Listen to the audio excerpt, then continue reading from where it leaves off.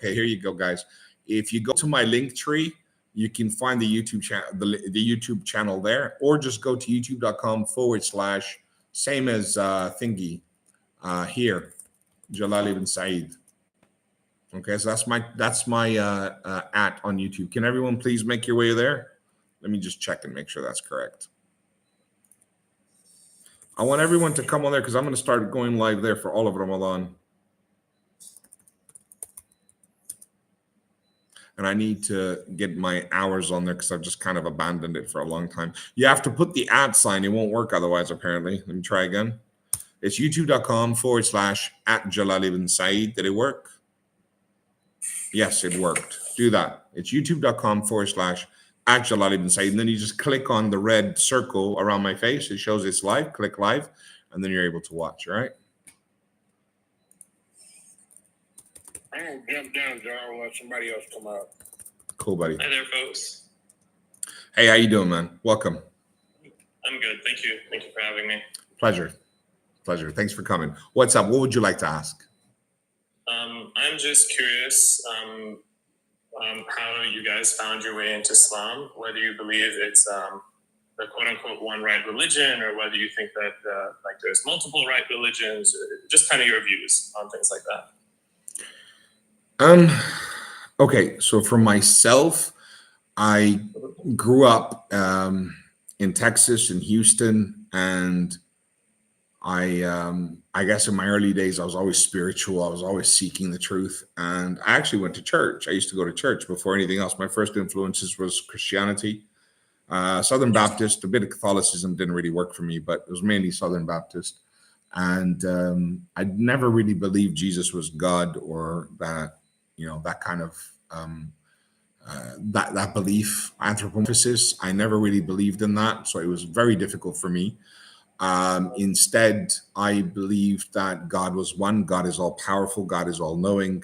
And I guess my biggest issue was debating, discussing, asking questions a lot. I annoyed a lot of people, and eventually it got to the point where I started researching. I got older and older, so I started researching text.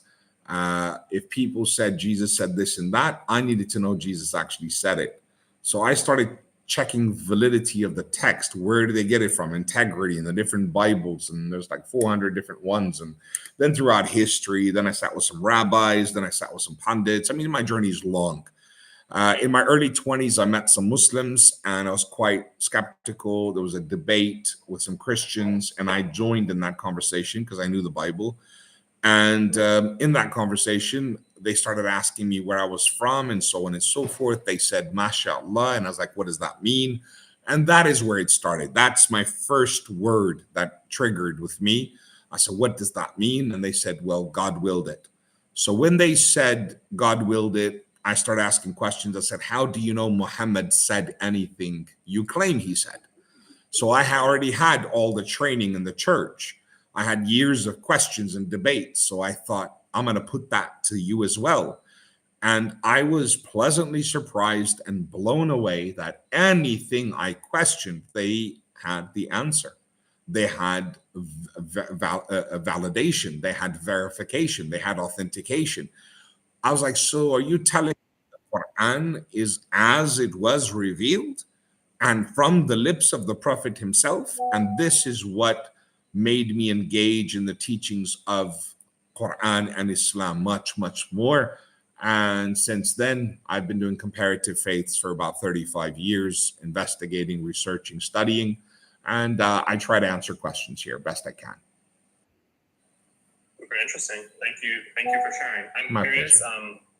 I'm agnostic. I'm curious, in your period of when you were questioning, did you ever consider the God question, or maybe that was a given for you, and that's not something which you felt the need to kind of address in your own path? Interesting. So I want to relate, of course. So I'm going to try. Can I just quickly ask everyone, jump on YouTube? I see 2-3 people that have joined. I want to see everyone open up the YouTube live, please. It'll give me the viewership hours. I want to start using that channel, but I need your help doing it. So it's youtube.com/@Jalal ibn Saeed. It's the same as here. Or you can just do / I'm regretting. Both links go to the same place. You can also go to my profile. The bio link is there. You can go through there. You can click on YouTube in there, and that'll take you there also. Well, please get on the YouTube channel. I want to see all of you guys. There's 120 of you. I want to see 120 people on the YouTube live. Just open it up, leave it open on the side, because it'll help the channel get the viewership hours it needs before I properly use it for going live and podcast. So help me out, inshallah. Get on the YouTube channel. I'll be grateful to all the Muslims. Please do that right now. All right. Coming back to your question, the God question. I love the God question.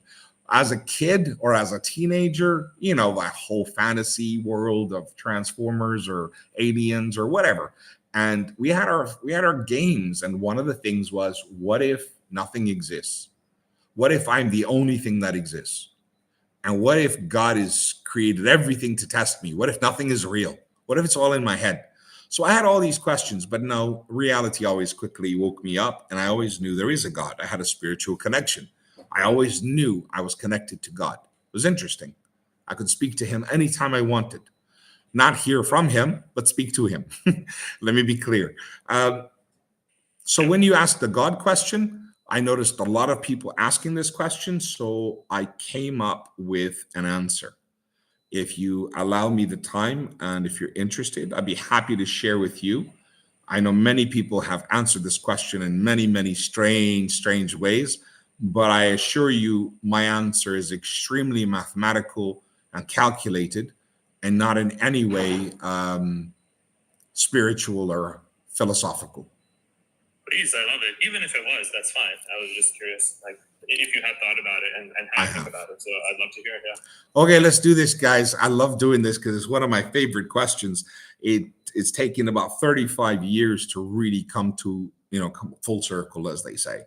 It's taken a long time to get here. And I think that the one thing that always bothered me was, is there a God? Well, there's no real answer. There is proof. No, there isn't proof. Well, people have proof, but we don't have proof. It never really sat well with me that human beings were so incapable of coming up with a decent answer to this simple question. Can you prove God exists? And so I always thought in the back of my mind, I'm not smart enough. It's got to be me. I don't have the right answer. I'm just not smart enough. And then it was as simple as that one day. It was just so easy. It just clicked because I never doubted and I wondered why. So I thought, well, why don't I doubt? Let me go into it. So, sorry, what was your name? Sly? Sorry. Yeah. So Sly, I guess can I just ask, as an agnostic, you believe there is a deity or you don't believe at all? I don't know. I'm erring on the side that it's more likely that I don't believe in a deity, but I don't know. And I'm excellent. I appreciate the honesty. Sure. So let's do this. Let's do this completely logically. Okay. We're going to speak logic only. So anything I say, don't feel like it's going in any philosophical way at all. So logically, mathematically, you would say, or anyone would say, there is no God. So if there is no God, what is the only explanation for the fact that there's billions of people that believe in a God? The only logical explanation that anyone has ever presented on earth, that why billions and billions of people through history have worshiped God one way or another, and God does not exist. The only way that's possible is because, drum roll, man invented God. So is that pretty much the same with you, Sly? You would say that that's what it is? Yep. Yeah. So there's no other explanation, is there? That's the only possible explanation, that man invented God. There's no, just to be clear, is there any other possibility? No, I don't know, but I've frequently heard the argument as exactly one or the other, right? Either God invented man or man invented God. And the reason that there's a God, then it would be reasonable to say, okay, the belief is that you believe that man or civilizations everywhere created gods, deities, like whatever it is. So I'm fine with that. Yeah. You are correct that it's the only two possible answers. That's why it's the only ones you've heard in the past, because there is no other answer. No one's ever presented another answer because common sense wise, nothing else works. So when we say man invented God or God invented man, so we have to go with the one that man invented God, and that's why God does not exist. So now logically, historically, we go back into religion. We go back 10,000 years, 7,000 years, 100,000 years, however far back you want to go. We go back thousands of years. The further back you go, the less knowledge, the less understanding, the less intellect, the less advancement of man. The further back you go, the less man knows. So there is a guy or a girl that came out of a hut, out of a cave, out of bed, whatever, took a big stretch and said, God, Dios, Khuda, Bhagwan, Allah, Elohim, Allah, whatever. So somebody in some language somewhere came up with God, and then from that person, it spread. And everyone has their own religion. So this is what is expected of people to believe as the truth if they are to say there is no real God, because man invented God, and that is the only way possible. So this creates a problem scientifically. You see, that means that that person, thousands of years ago, with far less intelligence and ability in those days. Guys, I'm going to continue, but there's only 13 of you on YouTube. What are the rest of you doing? It's not going to kill you. Open up your YouTube page, put it on the side, leave it open. Help me out, please. Get on YouTube, keep it open. I want to use this channel from now on, but I want you guys to come help me out. I don't need all 124 of you, but at least 100, inshallah. The Muslims, at least, right? Believe in Allah, trust your brother. Let's do it. All right, let's move on. I have maybe just one slight addendum to what you mentioned, but I also don't want to interrupt if you would prefer to. No, make the addendum. Go ahead, make the addendum.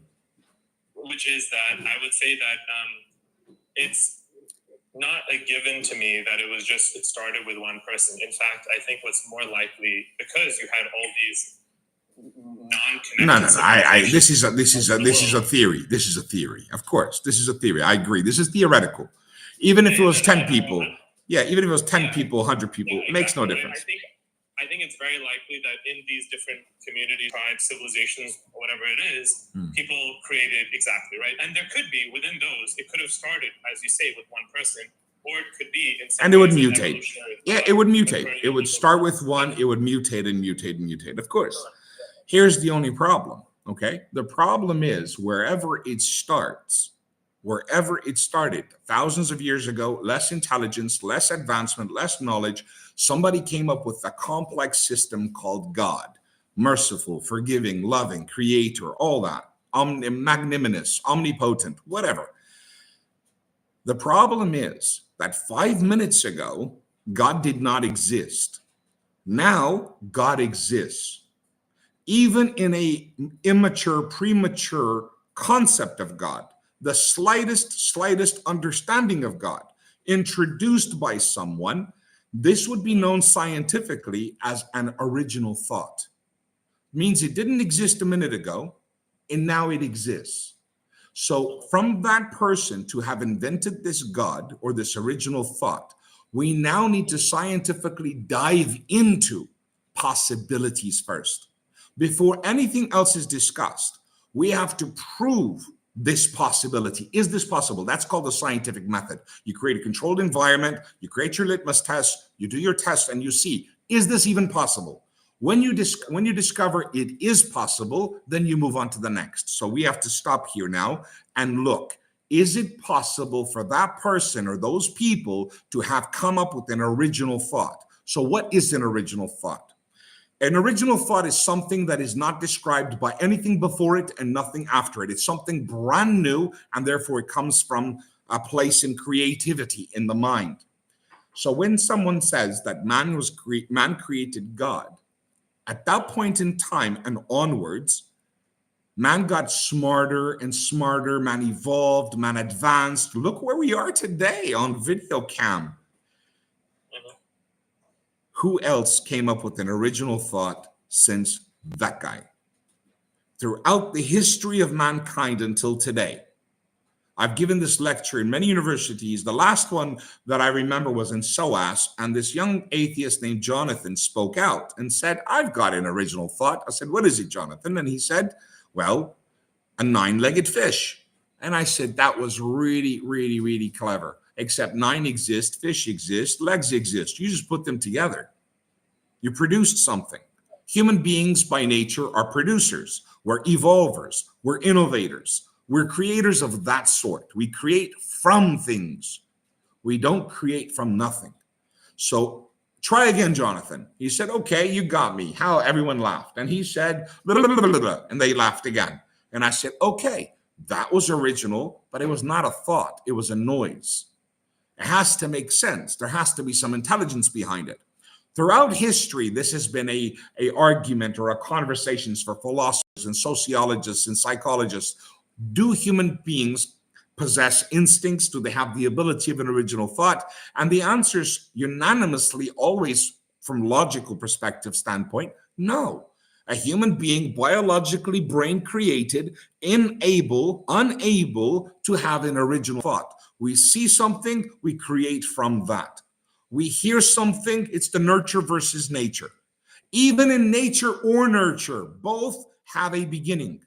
So an original thought has no beginning. So right now, scientifically, biologically, physiologically, psychologically, it is a matter of fact that never in history, since that first person who created the concept of God until today, no human being ever has had an original thought, which means no one is capable of one.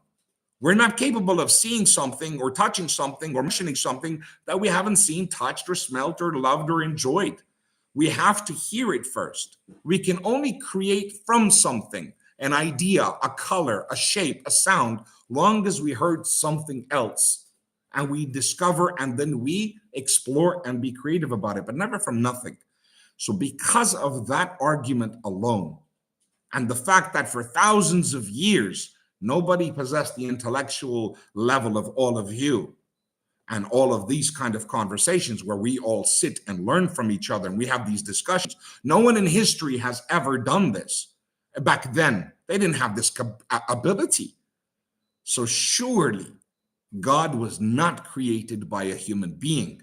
Rather, God was introduced. How, what, when, where? That's a different conversation. It is impossible for a human being to have invented God, because there's nothing like God before, there's nothing like God after. There's just mutations of the same God. So there is God, and then people worship the sun. There is God, and then people worship a toilet, a tree. I don't care. Human beings do whatever they want, but only after God was introduced to man.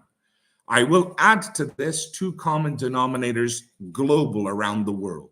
No matter what religion, what mythology, anywhere in the world, from the Greeks' mythology to the Hindus, to the Muslims, Christians, Jews, to the Native Americans, wherever, there's always only one creator.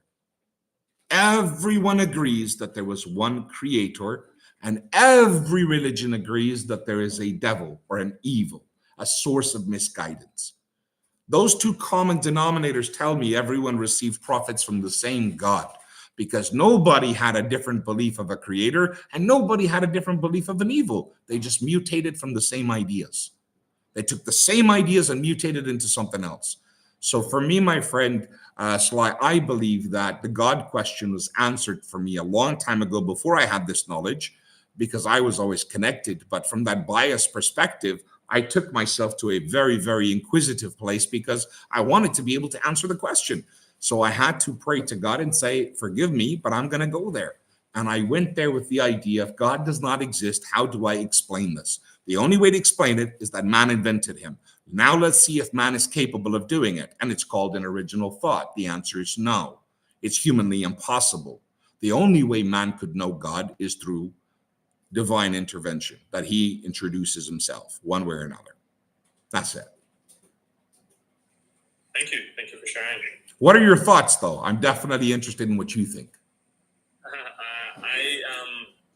I'm a little bit skeptical. I appreciate your the framing, and I appreciate your the approach which you're taking to addressing the question, because it isn't something which I've heard before, and it is interesting and something which I'd actually like. It's something you've heard or you have not? As well.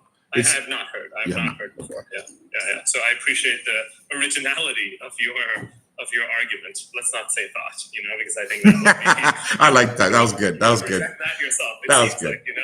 Yeah. So I appreciate that. I would what I'd say, what comes to mind for me is that to the extent you are saying that someone had an original thought about God, and from what I've heard, like, there could be a version of someone who thought up this version of God, which we're talking about, this all-knowing, all-loving, all-being, like No. I was saying even just God, even at the very premature level understanding of God.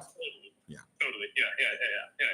I understand, and I would say that, like, to the extent that that's an original thought, I don't see how there haven't been original thoughts after that since then, right? The first person who thought up some idea which had never been thought of before them, in the same way that someone created the idea of God in their mind. So I don't know if I accept the notion that there's never been an original thought since then, or if there haven't, that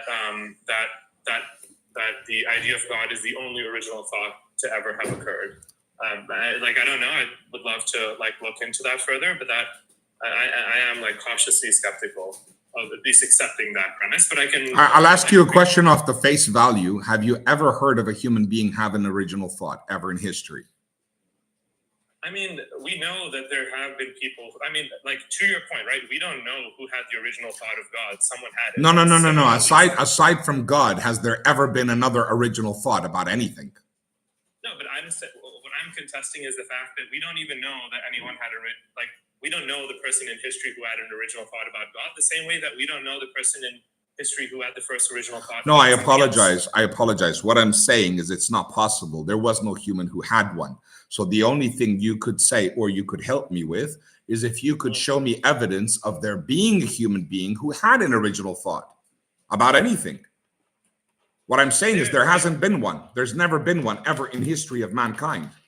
There's never been an original thought. Yeah, I think that and I recognize the constraints you're putting on it, which is that if we're using language to describe it, it's not an original thought. But also, if we can't use language to describe it, then it's just gibberish. It doesn't mean anything. So it feels like a bit of a catch-22 over there. No, not at all. Not at all. If I wanted to prove to you God exists by making gibberish sounds, you wouldn't accept it either. So why would you expect me to accept gibberish sounds from an atheist who'd say there is an original thought? Blah, blah, blah, blah. I definitely don't, and I wouldn't expect that, and I wouldn't accept it myself.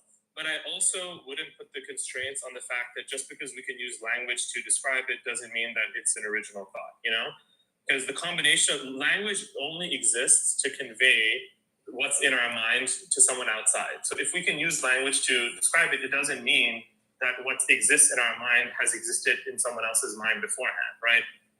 And very often language falls short, right? That's why most people... Well, the best way to test this out is yourself. Test it out yourself, and you will find never in your life ever have you ever had an original thought, and you never will. Because it's not possible. There's never been a human being who's had an original thought. I'll give you an example. There's a vegetable called terebe. I'm sure you've never heard of it. It exists in Afghanistan. I've never seen it anywhere else in the world. It looks like a cucumber, but much more fair in its skin color. It's much longer and it's flexible. And when I was a kid, we used to wear it around our necks, walking around, chewing onto it. And it tasted like a cucumber as well, but not really a cucumber. Now, while I describe it that way, I could talk about it till the cows come home. Whatever you imagine, you're not going to be able to understand it until you see it, touch it, and take a bite of it. You will never understand. I could explain the taste of it, the crunchiness of it, or the sogginess of it. It just wouldn't work. So the mind is not capable of imagining something that it has not seen, touched, tasted, or smelt one way or another. So God is a very complicated thing. So even before that, even the feeling without language, without words, even the feeling of it, the thoughts of it doesn't exist. A human being is not capable. Something, right? 100 years ago, humans which existed probably could not have imagined the world in which we live in now. But we ultimately got here, right? And so if you do not believe that there were original thoughts between 100 years ago and now, or between the dawn of mankind and now to get us where we are, what do you attribute to human progress, civilization, creativity, things like that, if not some sense of originality, right? How did these things come about if there was no originality in thinking ever? Did McDonald's invent the burger? No. What did McDonald's do? They were creative with something that already existed and turned it into a very fast food packaging process. Chicken, same thing. Anyways, pizza, same thing. So people see something. Those things, right? Yeah. Like someone invented the first burger and the first based pizza, upon right? based upon the idea that a caveman saw a rock rolling down the side of the hill, and so he thought of a wheel. The point is, we see things God has given us in nature. Everything is based upon what we see. I'll give you the other psychological, the Freud approach. Everything is a phallic and a breast in the whole world. Everything is based upon that. Buildings, the way we erect them, the shape of things, and so on and so forth. It's a woman's body and a man's body, whether we believe it or not subconsciously. How come we don't have other type of engineering? How come everything we do in engineering is based on what we see and what we understand? So no, none of it is an original thought. Impossible. Again, I promise you, if there is a human being ever to have an original thought, and we know the garbage that Freud wrote, believe me, we would have written down some of those original thoughts as well. No one in history has ever written one down because there never was one. We're not capable of it. We only evolve from what we've already learned. And that's the evolution. What is it? I've been in IT for 35 years. And my first internet connection was a big rubber mallet. And I took a big handset and I squeezed it on there. And I had to dial a number. And it made some kind of weird sound like a fax machine. And then it connected on a 1.2 baud rate. And it was only a few keystrokes at a time. That's when I started IT. And I was typing, writing documents to people and so on and so forth. It took 24 hours to upload a document, a small one, with just some text in it. So my point is, look how fast we came in 35 years. Look how fast we've evolved. None of it's an original thought, not one bit. Everything is very creative from what we've already seen, from what we've already known. So because somebody came up with the zero, our technology went through the sky.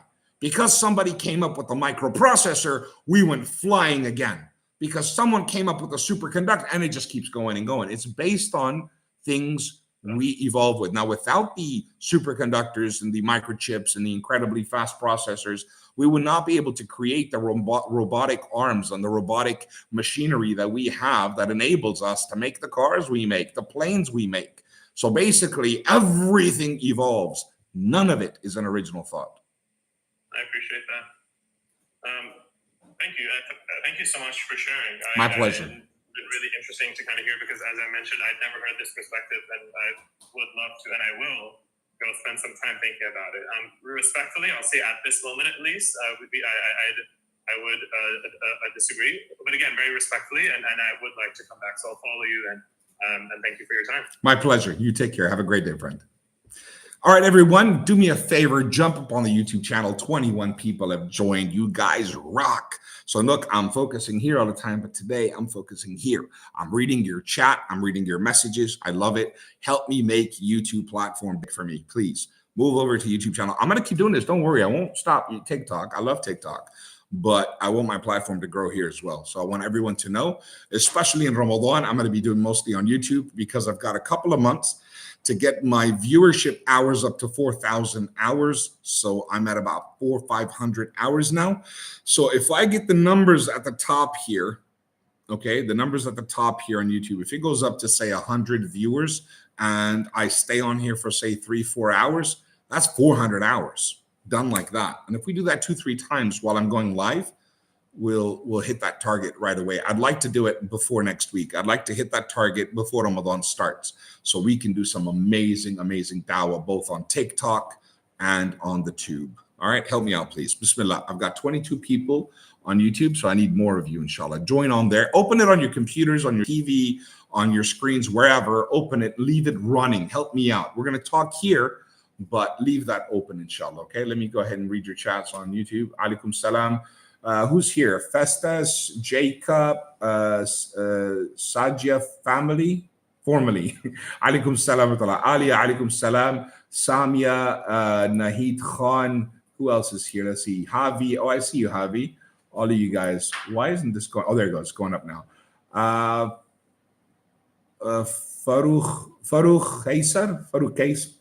Farouk Khayar, sorry. Alaikum salam wa rahmatullahi wa barakatuh. All of you, welcome. All right, I'm back to TikTok now. Let me go ahead and type the link for you guys. go to my YouTube channel, please, and leave it open on TV. You can turn the volume down if you want. I don't really care. Just keep it open. Help me out. That's the YouTube link, okay? Go there now, inshallah. It's at Jalal ibn Sa'id. So youtube.com/at Jalal ibn Sa'id, and then just click on the live button. And leave it open on TV, on your tablet, on another device. Do it on 2-3 accounts if you can. Ask your friends to do it as well, inshallah. Bismillah. Thank you, guys. And make sure when you subscribe, you have to subscribe, right? Subscribe to the YouTube channel and click on notifications. So when I go live, you get ding ding. All right? So make sure you do that. You subscribe and you open up the notifications so you get ding ding whenever I go live, inshallah. For those of you who don't know, I've also got a WhatsApp channel, so you can reach me directly on WhatsApp. I have my phone number on there and everything. So you can reach me, use the link in my bio, inshallah.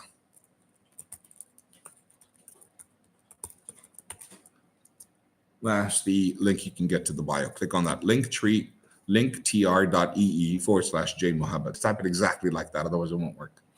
All right, now I'm back. Who wants to ask the next question? Up on the mic. Let's go.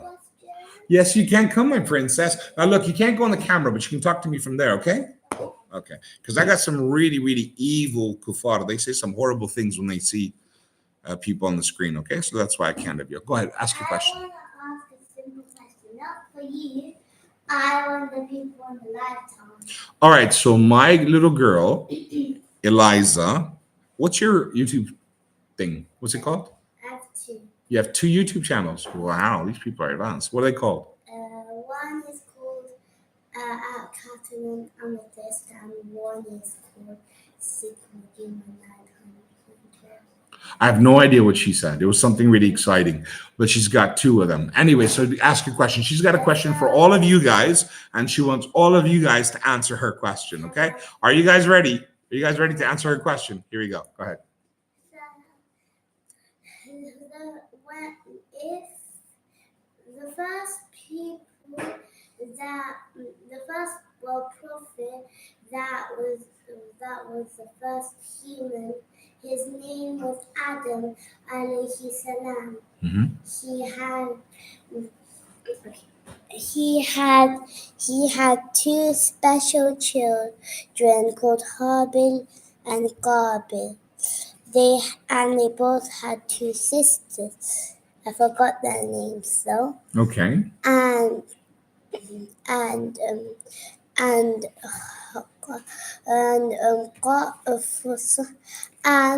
we skip a little bit for that bit. We skip that bit because that's the bit that you guys are gonna answer. So Habil and Qabil decided to do a sacrifice to see who will get what the answer was. Yeah. And okay. Allah subhanahu wa ta'ala chose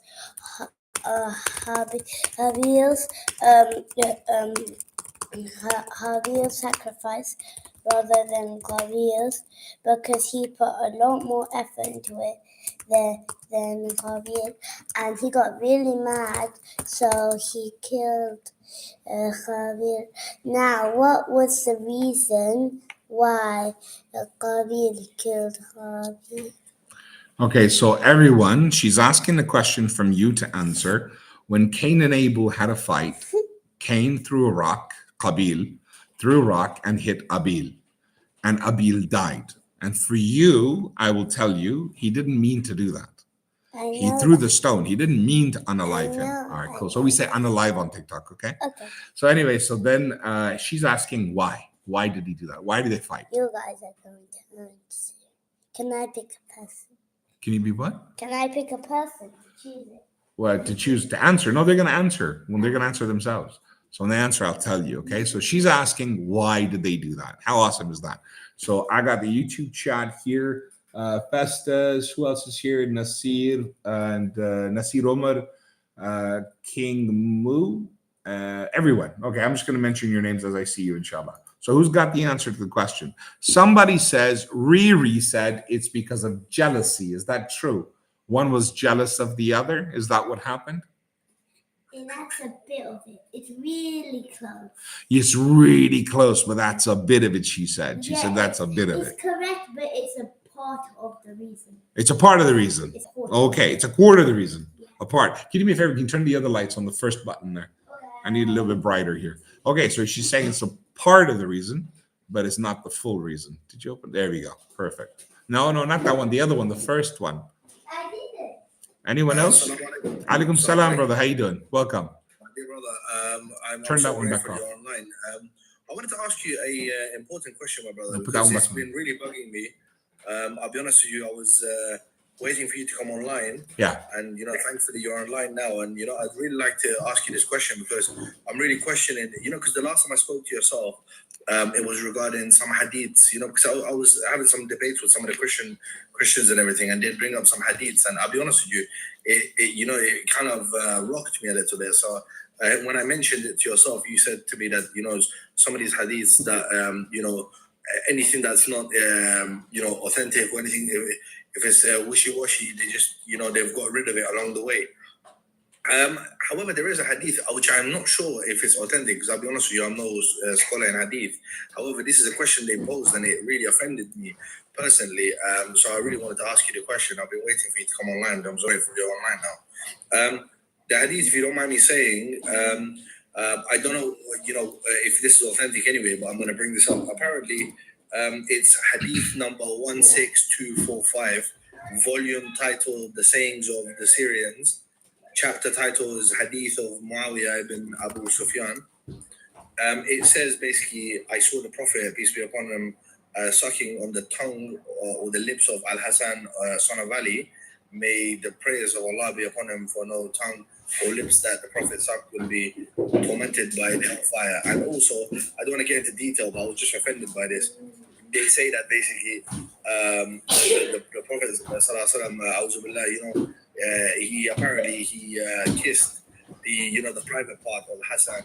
This is really disturbed me. I'll be honest with you, brother. I really didn't bring this up, but I just wanted to know from my own understanding and how to respond to this.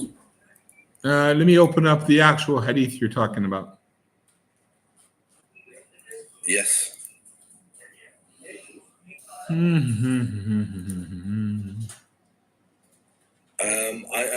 not. I mean, I think it's referenced Majma al-Zawaid, Ali ibn Abu Bakr al-Haytami. I'll give you the short answer. These are both false hadith. They come from Shia sources. Ayub, 1 second. I hit the nail on the head so fast. I want to actually. The answer, go ahead. I was gonna say the same, but I'd rather actually have the actual source for you. So I've opened all the Shia sources, and these are all Shia sources. I cannot find a single Sunni source. Ayub, take over. Go ahead. Answer.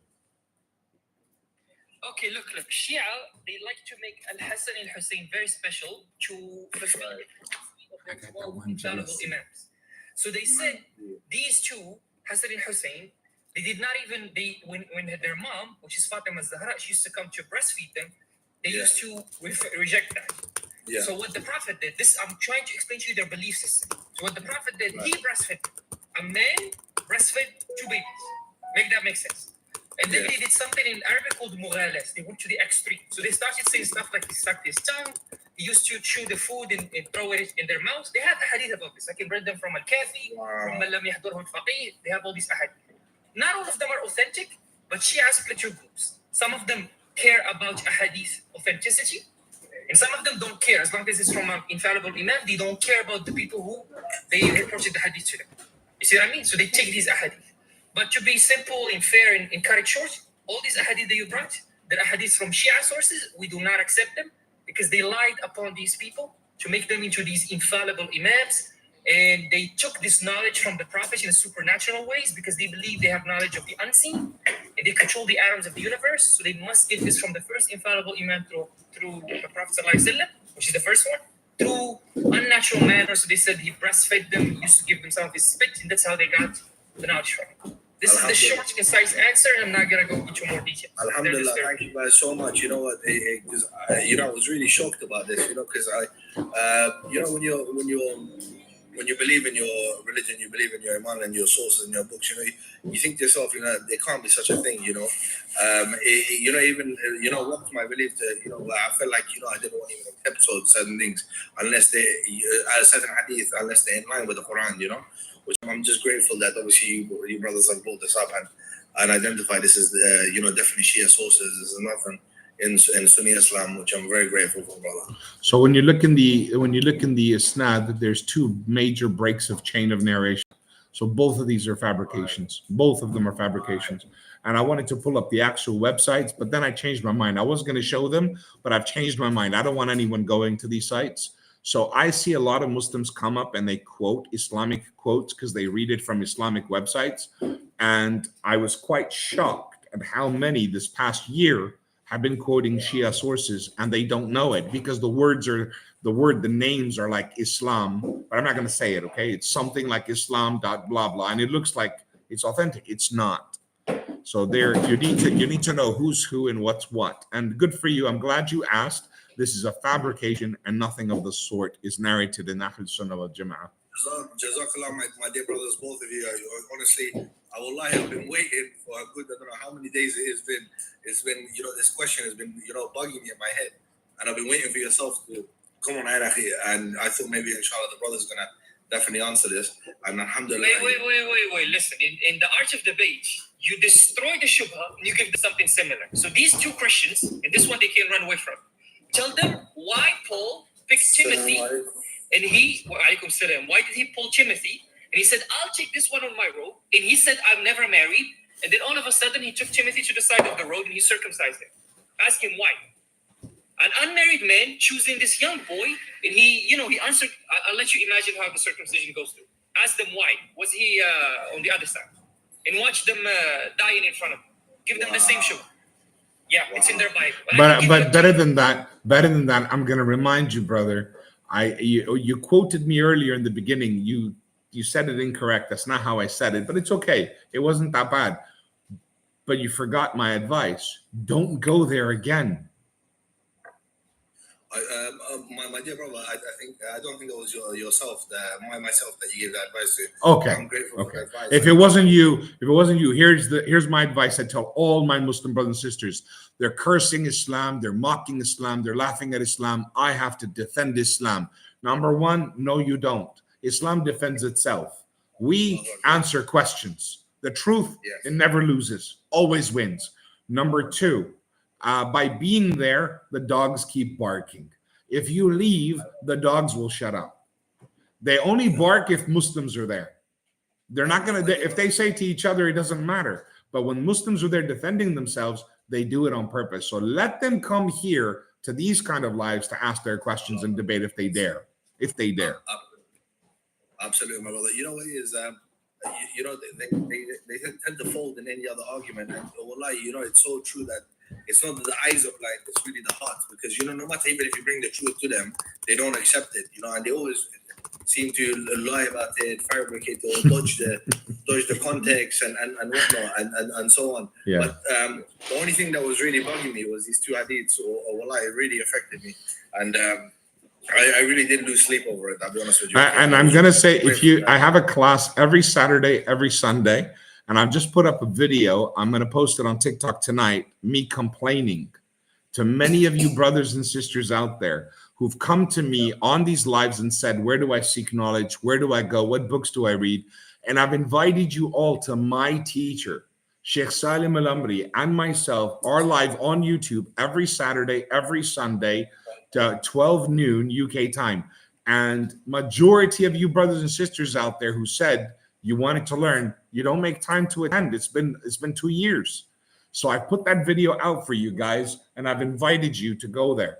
Now, listen, this Saturday, next Saturday, every Sunday, Sheikh Salim's going to be there. If we are learning, not just Sheikh Salim, other scholars, if we are busy in these kind of halaqat, in places of real knowledge of Quran and Sunnah, then we won't have time for the shayateen that whisper to us the misguiding, lying hadiths and the Rafida. 1 second, December, do you have another device next to you? Yeah, I can access my phone. Okay, please Google 2 Kings 434, 434, 2 Kings 434, and read this out loud for everybody. This is the word of God for the Christians. Don't go debate them. I'm just giving you what they believe. Then he went up and lay on the child, putting his mouth on his mouth and his eyes on his eyes and his hands on his hands. This verse describes the prophet Elisha raising the son of a woman from Shunaim from the dead. Yeah, this is very Okay. explicitly Disturbing, right? homosexual behavior. Yes.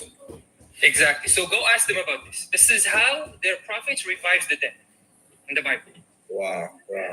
I mean, yeah, my dear brother, if you guys don't mind, I'd really be grateful, if it's possible anyway, if you guys can kindly put up a video on this hadith, because it will help a lot of brothers. Ayub, if you can make that from your Ayub, make that refutation of those hadiths, I will post it, inshallah. Akhi, me in World Da'wah, we're working on a refutation of the top 100 shubhas. In the first one we're starting with, Aisha. That the one everybody likes to bring. And it's going to be academic, like historically, from their Bible. What is the age of consent? From Quran, from Ahadith. From, like, literally, it's going to be every shubha detailed. Yeah, I mean, Akhi, to be fair with you, this was Jewish customs back in the day. If I'm not mistaken, the Jewish customs were to marry, girls at the age of 7, and there was Numbers 31 verse 18, I believe. Where they actually talk about consummating prepubescent girls and whatnot, and also many other places. I mean, like, for example, you can go and rape a woman for 50 shekels and give that to her father and she's yours. It goes on and on and on. The embarrassments. But the thing is, they try to bring these fabricated hadiths, try to make the Muslims doubting their belief, because they've got absolutely nothing to defend. They're just apologetic, really and truly speaking. Right, so we're going to take a quick minute and introduce little Eliza. She's waiting for answers and she wants to be impressed by everyone whose Islam is there. But quickly, YouTube, guys, please join my YouTube channel. I've dropped the link. It's at Jalal ibn Saeed. Just open it on your phones, your TV, your laptop, wherever, and leave it running. Help me hit my 4,000 hours. So this is my daughter, Eliza, and she wants to say salams to everyone. She wants to ask questions and get answers. She wants to have an Islamic quiz. Is that it? She wants to ask questions. And what did you do today with your scientific experiments? What kind of things have you done lately? You put something in the freezer the other day. What was that about? Basically, you put gummies in a tub and you put like fizzy with it. Yeah. And then you freeze it for a couple of hours and it turns double its size. Oh, that's amazing. So Eliza's going to ask Islamic questions. Her question was, why did Qabil fight Abil? And the answer was, one person said, Riri said. So Riri said about jealousy. Yeah. That's like a little bit, like a quarter of it. It's the correct answer, but it's not the full correct answer. So what is the full correct answer? Tell us. So first, the full correct answer. Wait, I want to see if they can do it. So by asking another question, I'm going to help you answer that question. Okay, go on. Why did Habil and Qabil have the sacrifice for Allah subhanahu wa ta'ala? That will help them. So that'll help you the reason. What was it that Allah wanted from them? Why were they tested to give a sacrifice?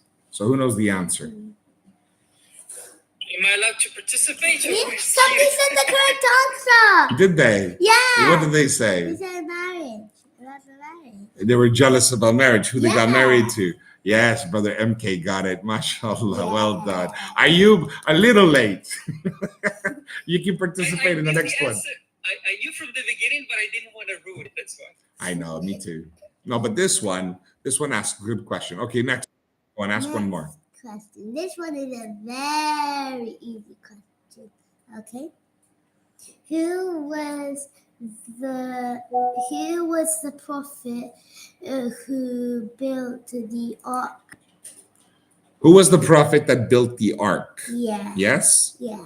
What was in the ark?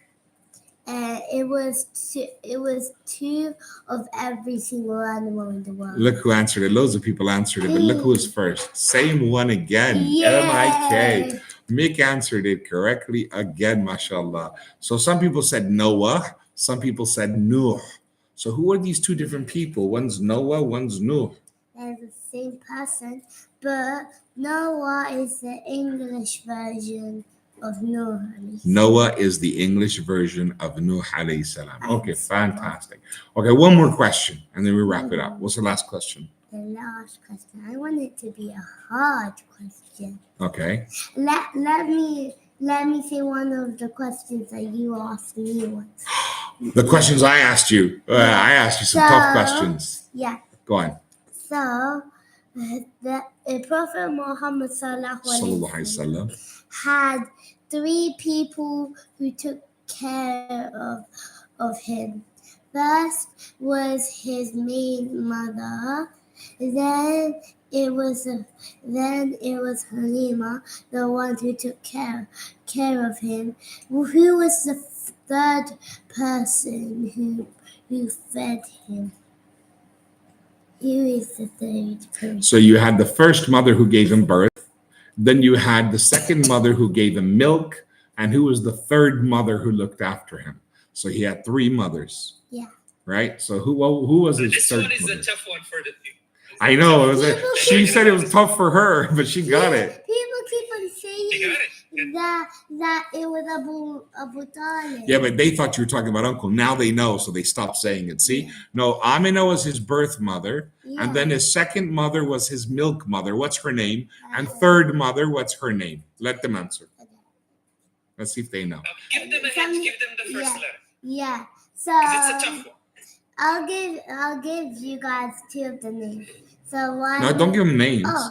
Let them guess it. Give them the first letter. He did. I already said. There they said it. Look, somebody said it. Okay. So Amina. Amina. And then- Somebody Mick said Halima. Halima. One more remaining. So Halima was the milk mother. Okay, it starts with an F. Okay? I know the answer, but I don't want to ruin it. Here, hold on. Watch this, yeah? Uh-huh.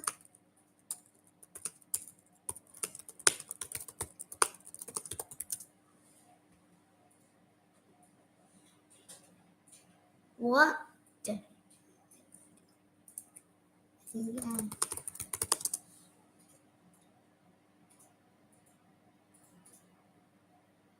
Okay, I'm gonna give this. No, it's not Fatima. No, it's not It Fatima. begins Fatima's with his B. daughter. It begins as B. Yeah, B or Ba.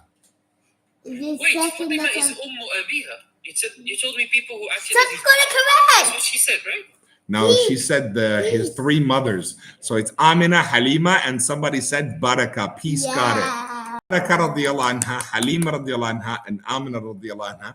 Well, not radiallahu, astaghfirullah. These are his 3 I mothers. misunderstood the question. I thought you said people who were called his mom. You know, Yeah. Are you using the mic?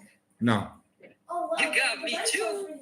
Does it sound good there? Yeah, the phone mic I told you is really good. Sorry, say again? I thought she was asking about people who acted as his mom. No, it's three mothers him. So his own mother Amina, his milk mother Halima, and then the mother who looked after him, Baraka. Yeah, I know about Barak. Somebody asked you. There's actually another one that breastfed him and Hamza. That's why they're brothers by Rida'ah. Oh. I think her name is Jubaira or something like this, if I remember correctly. But she didn't take care of him. She just used to breastfeed him. When Amina returned him when Sa'diya returned him to Amina for a little bit. Did you know that? No, I So- did not know that. Yeah, there is a 4th one. So one time, I think Sa'd came to the Prophet and he said, "Why won't you marry the daughter of Hamza?" He said, "Because I think her name was Jubayra. Thuwayba. Me and him, so he's my foster brother. No, so I can marry his daughter." Thuwayba. Her name was Thuwayba. Thuwayba, yes. Thuwayba. That's Thuwayba. also a Yeah. woman that's breastfed the Prophet. Yeah. So Thuwayba. Oh, so there's 4. There's 4. You tell me Yes. that's There's, me. oh, I did. Well, this one only breastfed him for a little while. Yes. But a 4. It was So like a week before Sa'diya came back into. that's right. That's right. So it was Amina, and it went straight to Thuwayba, and then Halima, and then Baraka. Barakah looked after him always. She didn't breastfeed him. She didn't have children at the time. Now it's time for them to ask questions. Okay, so let's do this quickly. I just want to check my YouTube channel, guys. I got a question for her. This is a very easy question. Before Okay? you ask, can everyone please get on YouTube? Open your tablets, your TV, your computer, whatever. Go youtube.com/Jalal ibn Saeed. Subscribe and join the live there. And right now we're at 21 people. I want to get to 100 people on YouTube and leave it on. You can turn the sound off, but just leave it on somewhere. That'll give us the viewership hours. Marry me, Allah bless you, Marianne. Thank you so much. Okay, so Ayub's going to ask you questions now. Yeah. Okay, I'm going to let you think about it. What is the name of the prophet? That his people used to cheat the scale. The what? What? I'm gonna Ask again? His people, they used to cheat the scale. They used to cheat the scale. Oh, which What's prophet? the name of that prophet? What's the name of the prophet? Yes. The people were known for people who used to cheat the scale and they would cheat their customers. What was the name of that prophet? Open it on a bunch of different countries. Who? Come on, think of the prophets. Which prophet was known as the one in weighing and measuring, that kind of thing? Why do I feel like no, it's not Ayub. Ayub alayhi salam. She's first guess is Ayub alayhi salam. Is that correct? Hmm? Is that correct? Try again. Okay. Try again. Think.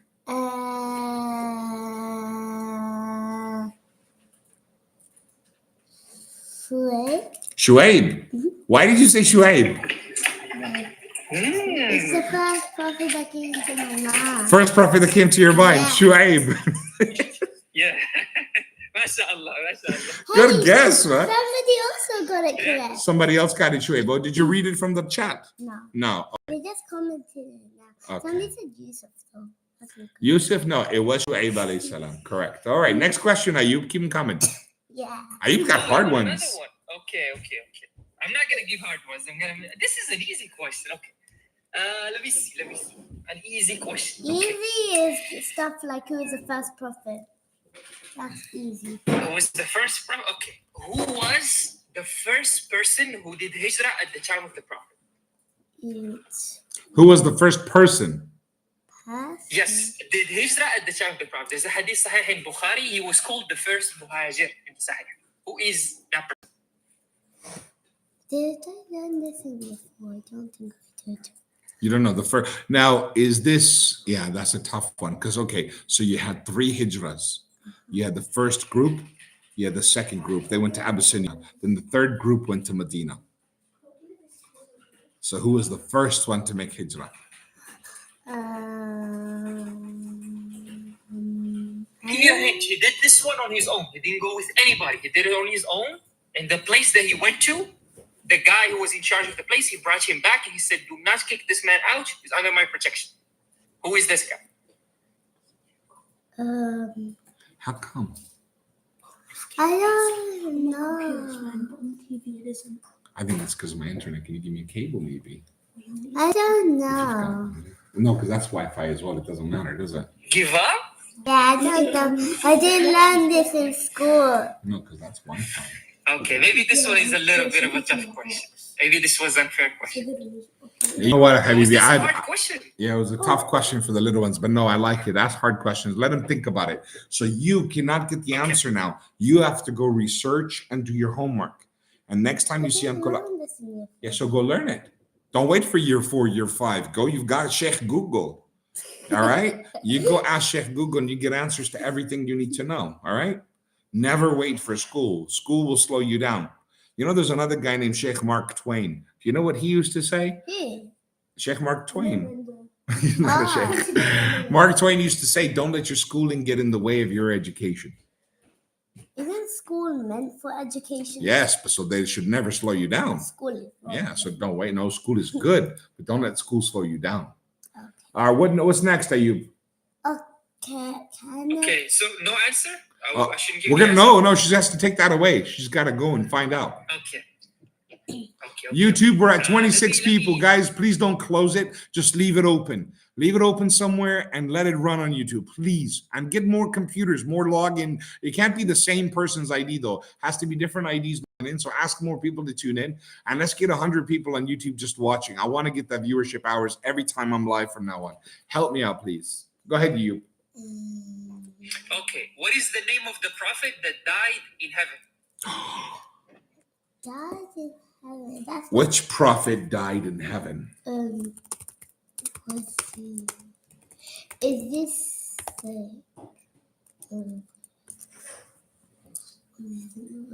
Okay, let's should we do the song? Because in the song you had the prophet. You remember which one died in heaven? Do you remember the song? Do you guys know the prophet song? And in the song you can link certain stories so you remember them. I taught my kids this song that I forgot what group sang it. You guys ready? Should we sing it? Yeah. Should we sing the song? Yeah. Yeah? You ready? Yeah. Okay, here you go. Adam, Idris, Nuhud, Saleh, Ibrahim, Lut, Ismail, Ishaq, Yaqub, Yusuf, Ayyub, Shu'aib, Musa, Ardul Kifli, Dawood, Suleiman, Ilyas, Ilyasa, Yunus, Zakaria, Yahya, Isa, wa akhiru khatimul anbiya, Muhammad al-Mustafa. Wow. And you told me to sing it. You forgot the song. No, I remember the song. I Okay, don't so remember the what's the prophet. name of the prophet that died in heaven? Adam. Oh, Idris. Yeah. Ayub, was it Idris? Someone else said Idris Yes, also. it is Idris. Idris, yes. Yeah. Adam, Idris. Hello. Hello. I even tickled her when I said Adam Idris. MashaAllah, MashaAllah. She's a smart little girl. She is smart. MashaAllah. All right, next question. Let's go. Let's keep going. Everyone, you're all welcome to jump in. Wait, why can't another person? Okay, if they have a question, we can answer it. Yeah. Who Yeah. has a question for me? December, go ahead. What would you like to say, December? Salam alaikum, brother. Yes, sir. Just wanted to ask you guys a quick question. This might be a little bit off topic, but I still want your opinion, guys. I'd be really grateful for your opinion. You see this question where who's the first man on earth? Is it definitely Adam? And how far does the Quranic calendar and biblical calendar go back to the first person? Are they referring to like Adam to be at the time of the first human beings, Homo sapiens, or are they referring to him coming, in line with what the Bible says? I believe it's about 5,000 years ago. When he says the question, repeat after. Could you guys hold on one second? On YouTube, can you guys not hear the questions? Are you sure? Yep. Why? Because it's on TikTok. It blocks it. No, in general, it's on TikTok. Yeah, but the sound travels to the mic here on the laptop. Why can't you hear? The mic isn't picking up. The mic isn't picking up. Can you ask the question again, brother? Yes. With regards to the first man on earth, is the Quran in line with the obviously science and history where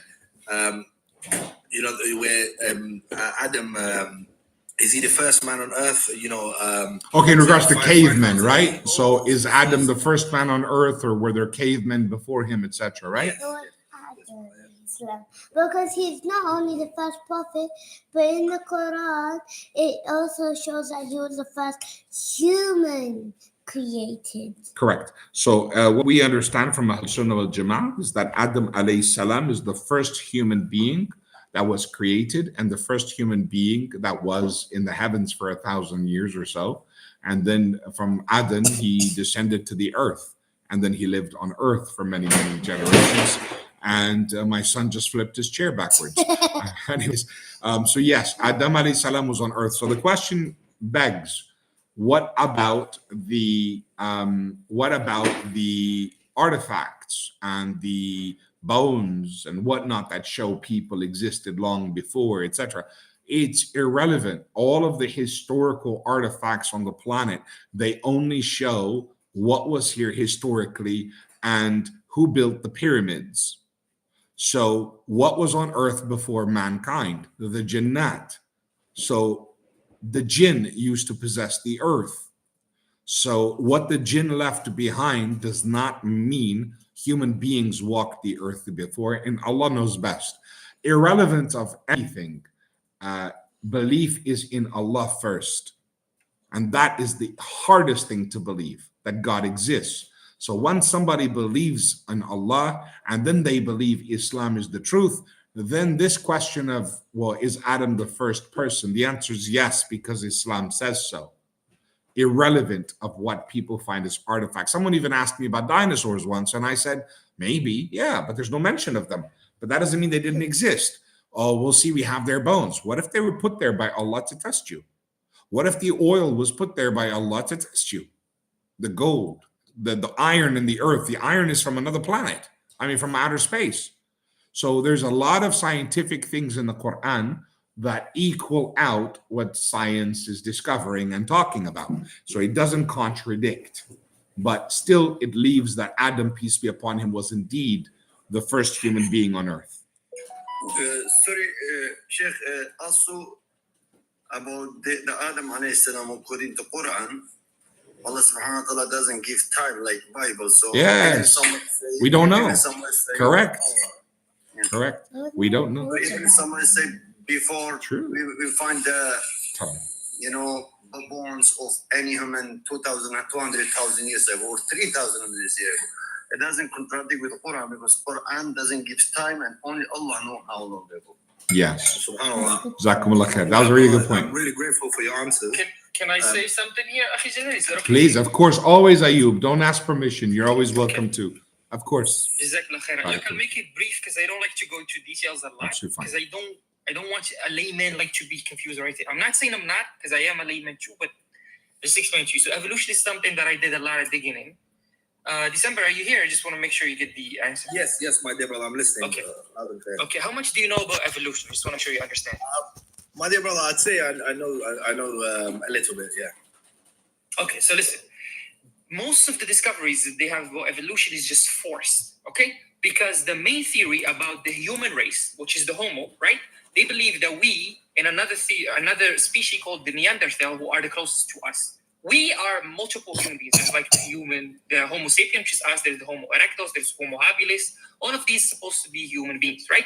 What they do is sometimes they don't find the whole thing. They find a few bones, like from a thigh, and they, from their imagination, they imagine how the rest of the body is going to look like, and they try to force it into this tree.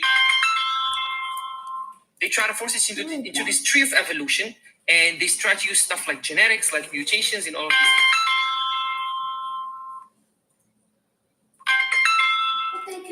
So I actually have to take this phone call. I'm sorry. That's all right. No problem. Come back.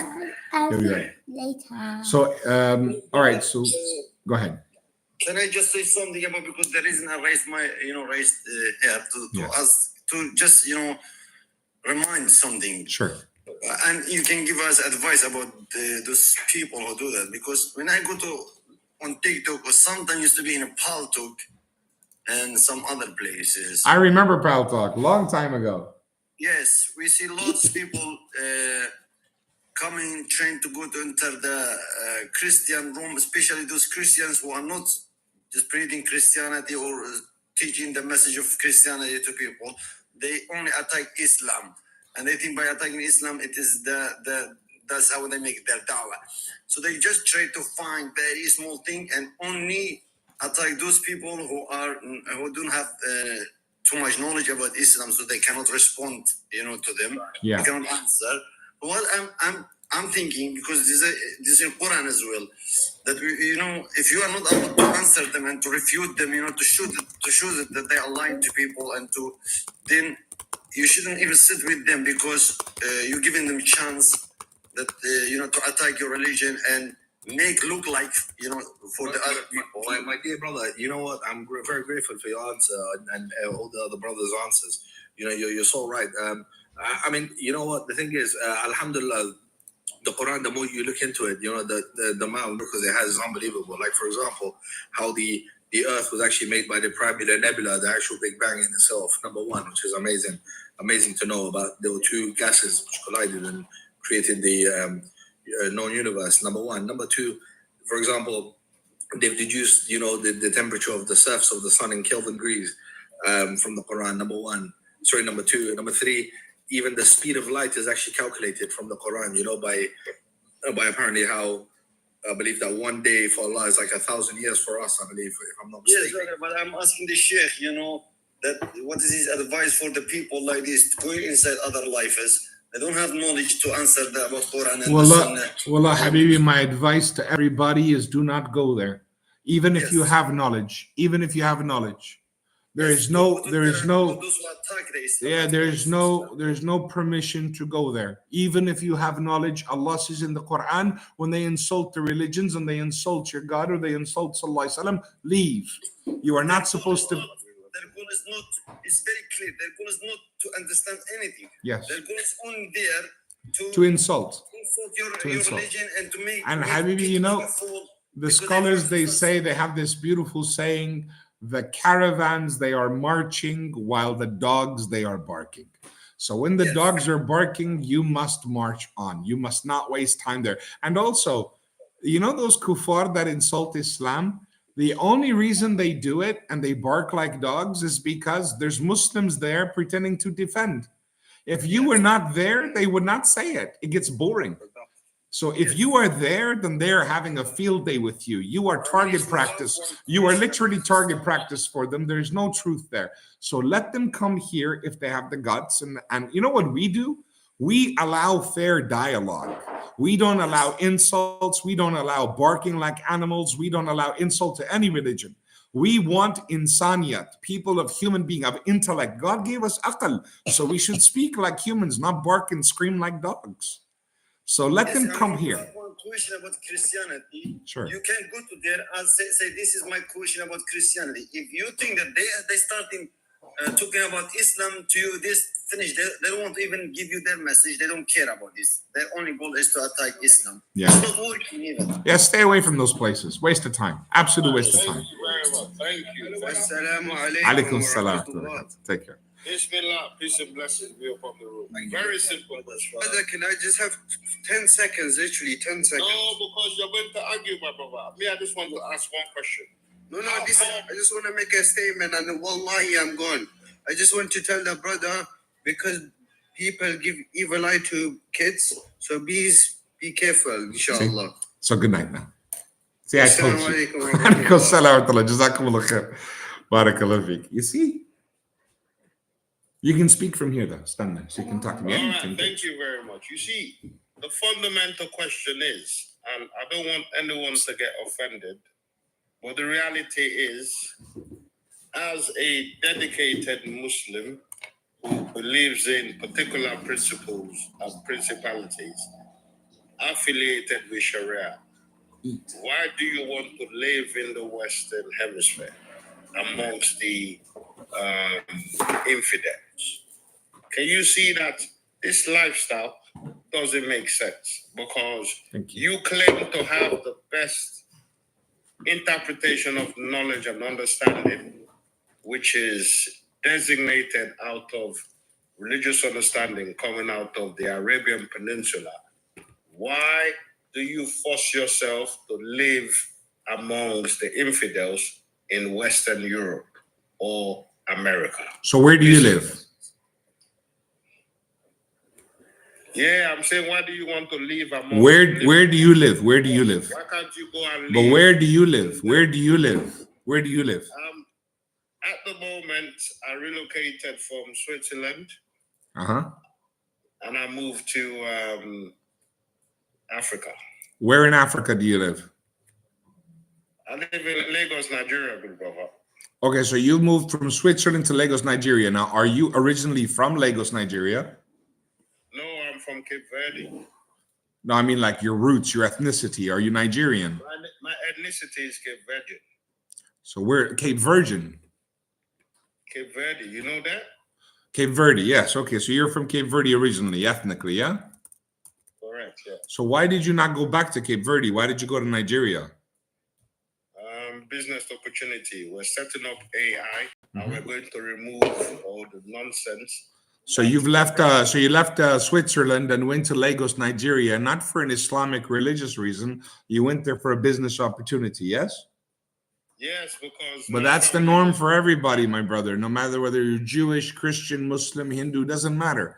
Everybody's where they can go to feed their family. It's all about a business opportunity. Nobody goes anywhere for any other reason. And the few people that make dawah, they go and they travel, make dawah, and then they go back home. So nobody moves to other countries because of any other reason. Why would you go? Okay, I understand your premise. It makes sense. No, it's not my premise. It's not my premise. It's the truth. It's why people live where they live. Okay. I understand what you're saying, but as a religious person whose ways and tradition and customs from a religious enclave is not compatible with the West. That's a lie. That's not true. That's not true. That's a lie. No, but at the end of the day, the challenge you're having in Europe with regards to Islam is that the indigenous population majority Christian, and they do not feel around an ideology which is counter their viewpoints. That's not true either. That's not true. For me, as an observer, that's the reality. That's not the reality. I don't know what you've been observing TV. You've been observing too many news channels. You need to observe people. You need to travel the country. I travel everywhere, all over the country. I travel all over Europe. I travel the Americas. I promise you, people are not a problem. People love it when I engage with them. They love to get to know me. They love it when I make time for them. They love it when I smile and speak to them. You have that gift. You have that gift. Can I ask him just Wait. which prophet the knowledge The lovable brother, because you people are going to come. You see, sometimes when you're a lovable person. Okay, so I gotta ask you a question. All right, I'll ask you a question. In order for me to answer, no, it's okay. It's okay. No, it's okay. In order for me to address your previous point, I'll be honest. I'll be sincere. Okay, I wasn't being sincere a minute ago. I was teasing. You're the only one, though. You're the only one. I know. Let me explain. The problem is, number one, I never asked to be here. Majority of the Muslims never asked to be here. It was not intention. Number one, a lot of them are born here because their parents ran away from war, or grandparents. When the Ottomans were defeated by the West, well, I shouldn't say the West, the Kuffar. When the Ottomans were defeated by the Kuffar, they plotted and planned, and they had every intention of the hadith of the Prophet ﷺ when he said, the enemies will sit around a table and invite each other to your pound of flesh. Why, O Messenger of God, will we be so few? No, you will be masses, but weak, like the funk on the riverbed. That happened when the empire fell. World War I and World War II was all about that. Them sitting at a table, inviting each other, that was World War I and World War II. Had nothing to do with just Germany or Jews or whatnot. It was everything about who will take Tunisia, who will take Algeria, who will take Afghanistan, who will take the Gulf, who will take Arabia, who will take Libya, who will take Nigeria, who will take Somalia, who will take the Horn of Africa.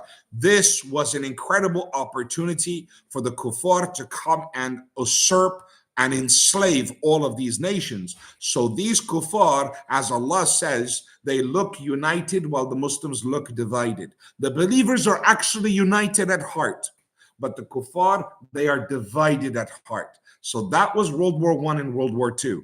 It had nothing to do with anything else. They were fighting who gets more power, more wealth.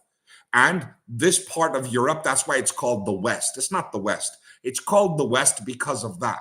America, Europe, France, these certain countries, they are the ones who colonized all those lands. So while we think we're independent, we're not. Our leaders are puppets. Every single one of those countries are all under puppeteed strings because they are the landlords. They defeated the Muslim empire. So why are Muslims so stupid, sticking their head in the sand and pretending, oh, but we're free. We have a country. Where? Which country? Where? Every single government, all of this is politics, and the strings are all being pulled. So wake up. When people say to me, oh, look at Palestine, you Muslims don't help each other. Yes, we do. The Egyptians are crying every day, wishing to help them. The Jordanians are crying every day, wanting to help them. The Lebanese, everybody. But the governments are holding the gates. Why? They're puppets. So you have to look at what's actually happening. Wake up to the landlords. Realize who the landlords are. then it doesn't matter. Then it's okay. So for all Muslims, what's the solution? I tell you the solution, as the brother said, smile. Take the sunnah and conquer the hearts. It is a war, as they say, for hearts and minds. Go and conquer. All right, my brother. I've Yeah. got something for you. Because you see, you're a very lovable guy. You're very easy to... So are you. So are you. So are you. I don't know about that, because when I look at... If you seek knowledge, my brother, if you seek knowledge properly, you learn the books, and then you learn to smile, and then you learn the technique of talking from the heart to hit the heart. Even if you help one person, you've made a massive difference. And there's 2 billion Muslims in the world. If everybody did this with just one non-Muslim, in 5 years, everyone would just believe. Or at least, at the very least, be okay with Muslims. You don't have, somebody says, do we all have to convert? No, you don't. Don't be a Muslim. Be a Christian. Be a Jew. Be whatever. But get to know me. When you know what Islam is and what Muslims are, then that's when you destroy the media's lies and the government's politics. We win the hearts and minds of people. Just the other night, I'm driving on the highway and I see a car broken down. I always try to stop, but people get, sometimes they like it, sometimes they don't. But this guy was a Jewish man, big beard with the hat on the back of his head, and he's waving at people like this, waving. So I pulled over. And it's an old rinky-dink car on the side of a very dangerous highway. I pulled over. I went and said, shalom, shalom. He came up to me and he was shaking, old in his 70s, mid-70s, shaking all by himself. And I said, how can I help you? Your car broke. No. I'm going to a wedding. And I realized he's some kind of rabbi going to a wedding. He lost his way. 45 minutes in the wrong direction, poor guy. Going to a wedding, Yeah, so as I helped him out, as I said to him, look, come sit in my car. Dude, you got to drop. Sorry. So I told him to come. Sorry. We're trying to gain knowledge here, please. So I took him with me. I said, look, Rabbi Yaqub, his name was Jacob. I said, Rabbi Yaqub, follow me. I will drive. I will follow. I will take you there. So we had to go 3 highways away, exit, go to another highway, find another exit, you turn back, bring them back to this place. And then I said, from here, can you go? So we pulled over and his face said it all, old and scared and cold. He said to me, thank you for letting me sit in your car and getting some warmth, because he was so scared of the cold. It was raining, very old. And I said, you know what? You can't do this. Just follow me. I called him on the phone and I stayed on speakerphone so he wouldn't be nervous. And all the way to the hotel, I spoke to his wife. I got the address. I took him all the way back. And when I took him to the hotel, the whole way he's like, you don't know what you've done. You don't know what you've done. God will help you. And I was like, well, you've obviously done something good, because you prayed to God scared on the side of the highway. He said, nobody would stop. Long time, no one would stop. I said, yes, but you prayed to God and God sent me. My name's Jalal and I'm a Muslim. That is what you're supposed to do. Every single Muslim, that's what you're supposed to do. He had tears in his eyes. He goes, I went an hour and a half out of my way. He was like, you don't know what you've done. You don't know what you've done. I was like, yeah, I do. My whole evening's gone. My kids are waiting at home. And now they're going to be in bed by the time I get there. I know what I've done, but it's for him. And ultimately, I believe you. I can see your integrity. But I'm not saying it for that. I'm saying everyone should. No problem. Everyone. I think, you see, human beings are very easy to communicate with. Sometimes when you engage certain characters, you can see the genuity in where they're coming from. But my only question to you is, in terms of radical Islam and the controversies causing across the globe, especially in places like developing countries like Africa, you know, you have the Boko Haram that do not want development.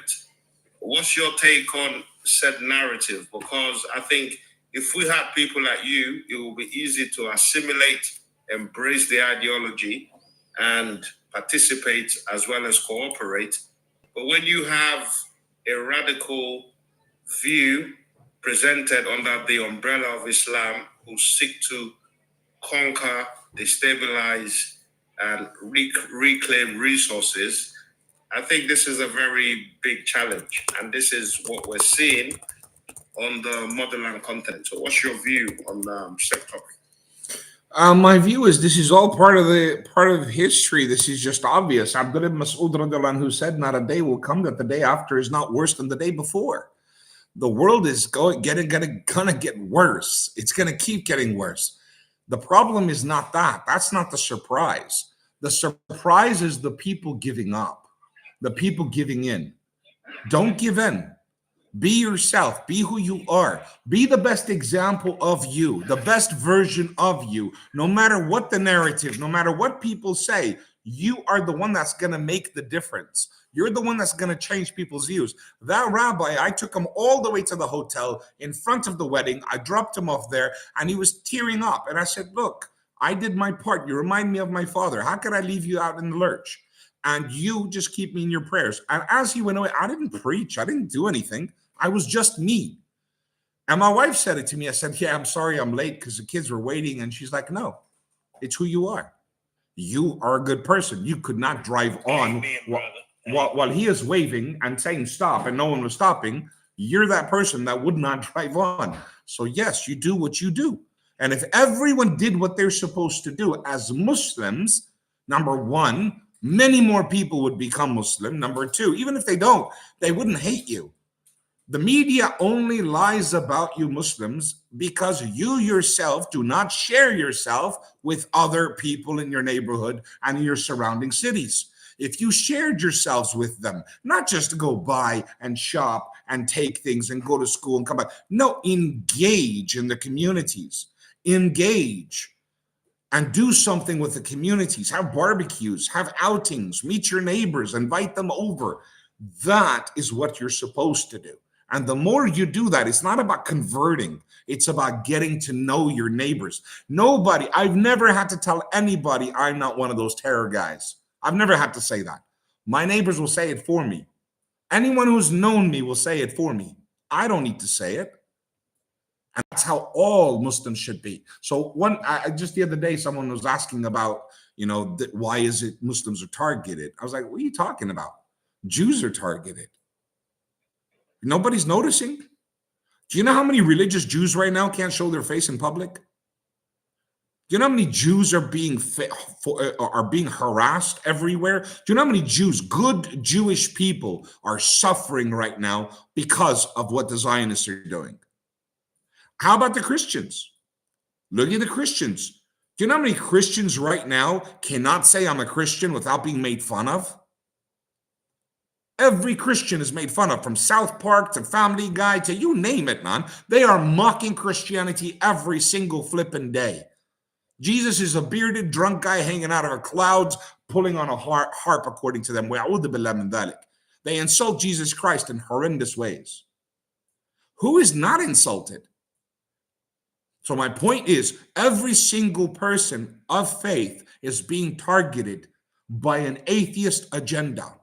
It's an atheist agenda, a communist agenda, a socialist, a capitalist agenda. What you've been lied to about a democracy and a freedom, it is to take you away from God, period. Religions are not problems. Religions are not the problem. Atheism has always been the problem. The fascism has always been the problem. White supremacy has always been the problem. European colonialism has always been the problem. That is the global problem. A guy in California, there's a guy in California named Steve, and there's a guy in Tokyo named Hashimoto. There's a guy in Hong Kong, and they all have the exact same haircut, listening to the exact same music beat, dressing in the similar clothes. Why is that? The reason why is because it's a global assimilation of atheism, to take people away from God, no matter what their religion.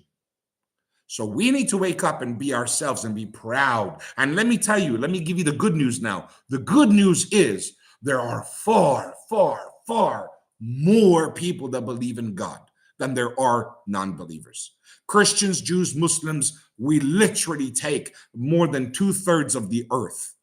We populate more than 2/3 of the earth, of that we believe in the one God of Moses, Jesus, and Muhammad, peace be upon them all. We believe there is God. We just need to wake up to our own religions. If the Christians followed Jesus' teachings, if the Jews followed Moses' teachings, Muslims followed Muhammad's teachings, we'd be side by side in Jerusalem like we were for 1,000 years. We had no problem for 1,000 years. I believe you 100%. And in as much as I can see that you have a gift, you've been ordained by the Most High to communicate in a certain manner. You haven't addressed my fundamental question, which is radical Islam and the ability to control set groups and particular nuance. You didn't ask that question. Sorry? That was not your question. Yeah, but based on your conversation... You didn't ask that question. Why are you saying I didn't address your main question? That's a brand new question. I want to make it clear. That's a brand new question. You didn't ask that. All right. So moving on, I think I've cleared you as someone who is authentic and who is realistic. But in terms of the challenge, which people like you want to propagate and present to the wider world, there is a challenge of extremism in terms of fundamentalist Islam, which is attacking local communities, indigenous communities, and trying to exert their dominance by way of covert. You sound like a colonist, my brother, or a brainwashed one. No. I'm just. No, you do. You sound like a colonist or a brainwashed one. There's a lot of apologetic Muslim. No, my brother, I'm not trying to attack you. Hear me out. Remember, you said you gave me credit. So this is advice for you. You sound like a colonist and apologetic, or you sound like someone who's... Allow me to finish, brother. Allow me to speak. Okay, so you sound like one of those people that are brainwashed by us to make them think that there is a fundamentalist problem. Allow me to expose the stupidity of that statement. Fundamental means bare minimum. I want you to just realize, number one, what level of idiots came up with that idea. Number two, the idiots that believe it and follow it. Fundamental means bare minimum. So when they say fundamentalist Islamic, what in the world are you talking about? Every baby that is a Muslim has just learned the basic fundamentals of Islam. Fundamental Christianity is belief in Jesus. Fundamental Judaism, they have their fundamental means the absolute beginning, the absolute basics, the bottom line. You cannot go below this. And they're trying to make you and people, without realizing, think the word fundamental is evil, so that you will never even go to the bare minimum of your own religion out of fear of being called a fundamentalist. All right. Okay. No problem. So that's number one. You sound like a colonist. That's how they speak. Number two, in regards to the ignorance, yeah, by all means, every country, the level of ignorance is massive, amazing. Are they different accounts? That's pretty cool. So the issue of people in different communities, this is not an issue to be discussed in the same platform as where we are discussing the onslaught of atheism against all religions, and currently the most popular one being attacked are Muslims. Up until the 70s, it was the Jews. The whole world were talking negative, and the Jews were hijacking planes and stuff like that. Then after the 60s, 70s finished, then they turned it on to the Muslims. And this was all a Zionist propaganda agenda. They've had this going on for ages. So to bring the community of the ignorant communities, the less knowledgeable, who've known nothing but war and famine and natural disasters for over 150 years, man-made at that, very, very well planned, you can't sit there and start pointing fingers judging. Those people need time. They need to be given space to breathe. They're not gonna be, because they are enslaved by these very nations that accuse them of those things. These are the nations that accuse them, are the nations that turned them into those poverty-stricken states in the first place. They're the ones that financially support this group against that group for that very reason, divide and conquer. And they're the ones that provide the weapons, in fact. So it's not a conversation. So you drop it, you don't talk about it, you don't ask. You first solve the bigger problems, and then you educate those communities. The only reason people in those communities do stupid things is because they're ignorant. They haven't had an education. They don't know better. In terms of being ignorant, so this is the challenge, right? So majority of the I gotta stop here, my brother. We'll come back to you in just a minute, okay? We carried on for quite a while. I want to give everyone a chance. I want to ask I want you to stay. I want you to stay. Webb, go ahead. Take your mic, please.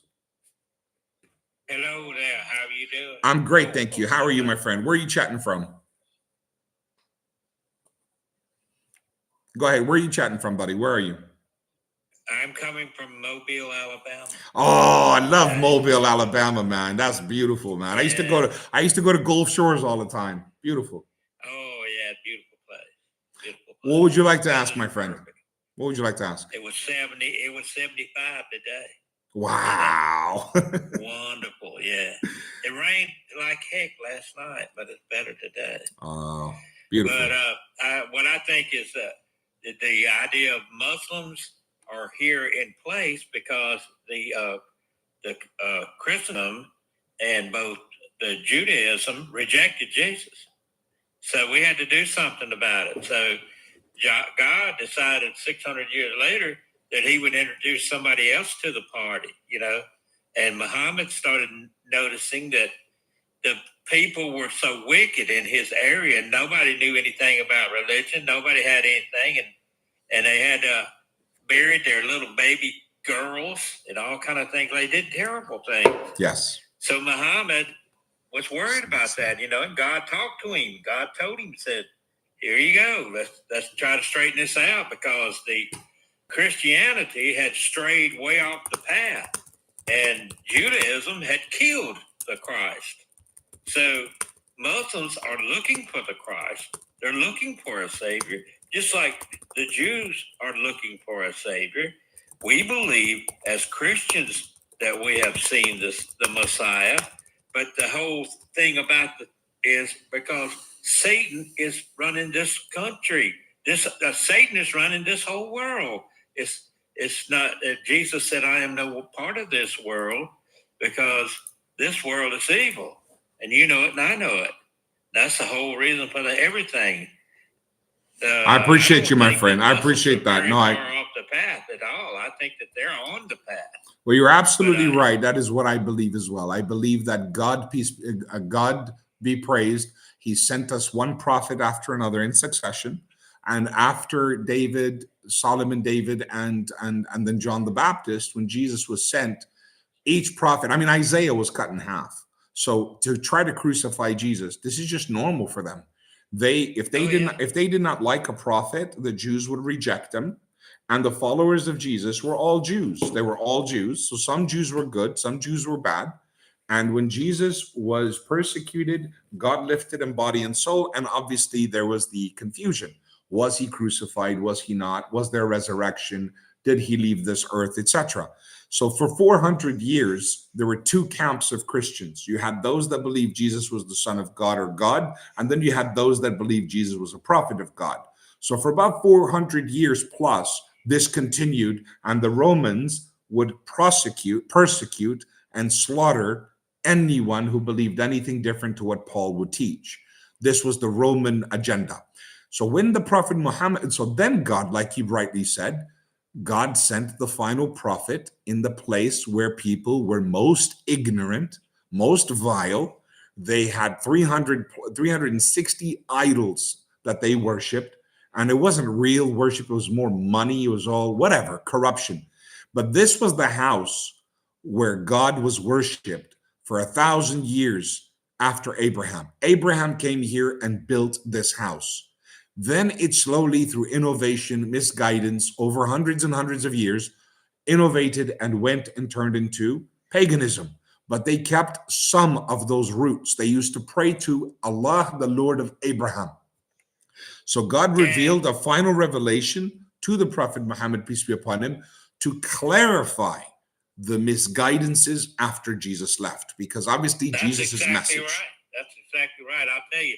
Now, Jesus went into that the holy place of the Jews that was in charge, and he knocked down the tables and threw the money out and did all that. That aggravated him. And then one Sunday, while he was in the synagogue, he cured a man that had been lame for 40 years. He born lame. He was in a cot. He was wanting to get saved. Jesus said, "Get up and take your cot away." So he got up, took his cot away, and they people in charge, they wanted to know how did that happen. Well, instead of praising Jesus for saving this man and getting him healed, they condemned him for doing it on the Sabbath day. They condemned him for that.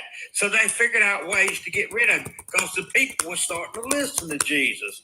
They had seen Jesus do miracles. He had cured the blind. He had even unalive. He'd even raised people from being unalive. He had done all that, and he never said anything about himself doing it. He did it for Allah. Amen. He did it for Jehovah, the God of heaven. That's what he did it for. And he kind of he sacrificed his own blood so that Muslims, Hebrews, Christians, and everybody in the world could have a little hope, a hope of a new world to come. That's what I believe. I believe in a new world coming, a new heaven and a new earth, brother. Have you ever read the Quran, my friend? I have never read the Quran, but I understand it is part of the Tetragrammaton, which is also the Holy Bible. And I have also read up on Muslims because I have a wonderful book in my library called Mankind's Search for God. It's at jw.org.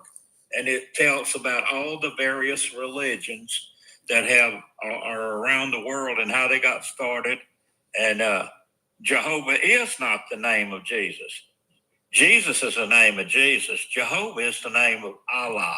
He is the creator, but Jesus, the living God. Amen. Amen. Amen. And Jesus is not really his name, it's a translation. I mean, that's English. It is, yeah, Jesus, correct. Speak English. I'm teasing. That's This is Jesus. Yes, it is. These names are wrong because they all start with J's. Yeah. You can hear all the whole thing. Yeah. And everything's bad because it starts with J's. But we are English people, so we use J's. Actually, Jehovah is Yahweh. No, actually, the thing with Jesus and Janus is January. Janus was the deity, the idol worshiping the idol for the Romans. They worshiped Janus, so Janus was one of their deities, and that's how January. That's a New Year's Day. December 25th was the birth of Ra, was another pagan belief of theirs, and they believed in a god being born on that day. So it all made sense what Paul was saying to them, and that is what they adopted. However, his name was Isa ibn Maryam, which is translated as Jesus. Correct. It's fine. It's English. I was just teasing about that. But I do invite you to read the Quran, my friend. In fact, out of all of the right now is a great time because there's a new easy to read translation called the Clear Quran. So if you just go to Quran.com or go to clearquran.com and download it or order a free copy, or drop me a message, drop me a private message. I've given you a follow. I'll be happy to send you one because you're a learned fella and you have the right to read it, to be well informed yourself of what God actually said to Muhammad, and at least be informed, at least know. Because everything you said was so. I want to know. I want to know all of it. I want to know everything. I can tell by the way you said what you've said. You're very learned. You're not taking guesswork. I like that. No guesswork. Well, I'm 72 years old. What? No. Yes, I'm a reader and a firm believer in the King James Version, but I'm also I am a witness of Jehovah. So I have been raised in that tradition all my life. I was born in it. My mother and father were both witnesses of Jehovah. So I have a good knowledge of the Bible and everything that has to do with everything in this world. But I enjoyed talking to you. I got to move on now. Likewise. Meaning agape. You be good. You too. And now you're my elder, so I'll show respect. Thank you so much for coming. You honor us. Have a great day. Alaikum salam wa rahmatullah. Welcome. I need to take a break. Everyone sit tight. Don't move. Be right back. Can I just quickly ask you guys, please get on YouTube. Look, I'll drop the link again. There's only like 20 people. There's like 150 people here, guys, or 170 people. Get on YouTube, open it on one of your other devices and leave it open. Why are you being so stingy or so lazy? Open a laptop, open a TV, open YouTube, and leave it open. And just help me get those hours. I'm trying to get those hours. You can turn the volume off. So while I'm live, support YouTube. I'm talking to the Muslims here. Come on. What's wrong with you? SubhanAllah. And we wonder why the Ummah won't unite. Look how hard it is to get you to do something. I asked politely. You all should have jumped on it. Why is it taking so many times for me to ask? It's not going to cost you anything to do it. And by the way, guys, I've dropped the link for you as well while I'm stepping away for just a minute. I got to grab a drink and put the kids away. Give me just a couple minutes. What's my YouTube? It's at Jalal ibn Sa'id. Look, I've just, oops, wrong chat. My bad. It's at Jalal ibn Sa'id. It's in my bio as well. If you go to my bio, it's there as well. Jalal ibn Sa'id. And also, do me a huge favor, go to this link and donate now for the Muslims. Make your donation, inshallah. I'll be right back. Sorry, what were you saying, brother? I can barely hear you. Ayub, take over, please. I'll be back. I take over. Okay. Assalamu alaikum, everyone. Hello. Wa alaikum assalam wa rahmatullah. Brother Ayub. Avi, give me the good news. Yes, alhamdulillah, the good news was given earlier by Brother Hadi, and he has accepted Islam. May Allah accept from him. Ameen. Hello, I have a question. Can I go ahead? Hello? Hello? Yes, your voice disappeared for a few minutes. Oh, okay. Can I talk now? Yes, I have a question in Quran chapter 5, verse 51. If you are there, I would like maybe you can put it on the screen for everyone to read. Oh, okay, never mind then. Quran 5:51. Is it just me or is his voice very far? Hello? Are you here, Akhi? His voice is far. My brother, Yeah, we can't hear you, man. It's distant. His voice is very distant. By the way, Waqas, I just want to say congratulations about Harvey. Yes, I said I have a question. Allahumma barik. I spoke to him earlier. He told me he did it. He said he's very excited. He wants to start Ramadan. Liz, oh, I see Liz. Liz, why are you hiding? Why are you hiding? Wallah, I saw 4 shahadas in 3 days. What are you waiting for, Liz? Come on, my dear sister. You are an amazing human being. Come on, Harvey, please speak to her, please. This is the first thing I want you to do as a Muslim. Speak to Liz. Well, Liz says she wanted to read the Quran for a second time to absorb it properly and then take her shahada with full conviction. So I'm honoring what she said, and I said, maybe that's the way she wants to do it. May Allah accept it from her, and may Allah grant her this shahada. Ameen. Well, I wish that for her, but nobody's guaranteed tomorrow. I still read the Quran over and over till this day. I read the Quran many times over. And every time I get deeper and deeper understanding of it, especially through the tafsir. Wallahi, Liz, I'm not giving you this advice to pressure you. I'm giving you this advice because you deserve it. You are an amazing human being. Please do not wait in vain. You deserve it. This is yours. You ought to claim it. Okay, Waqas, continue with these guys. I'll mute for a second. Jazakallah khair.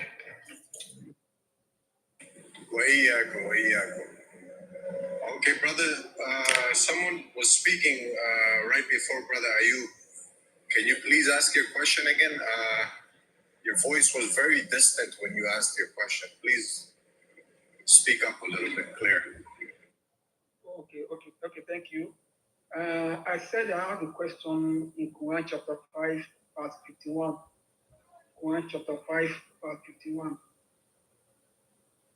If maybe you can bring it up. Let me write the Quran part in the comment section. Surah 5, verse 51.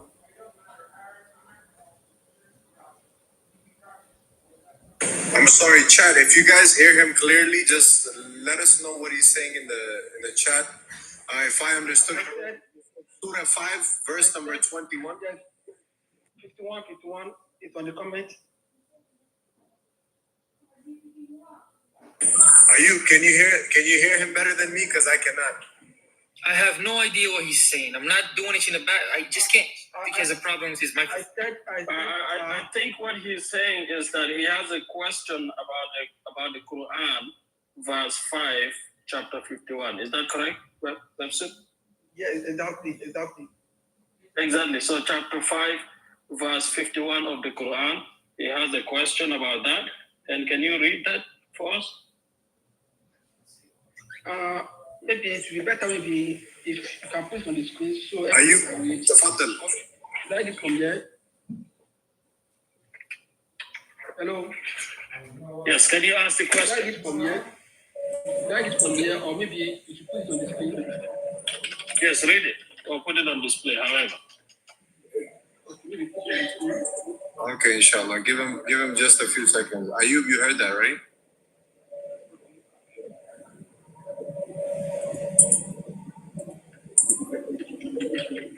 I think Ayub stepped away. Somebody, I can hear them typing. I don't know who it is.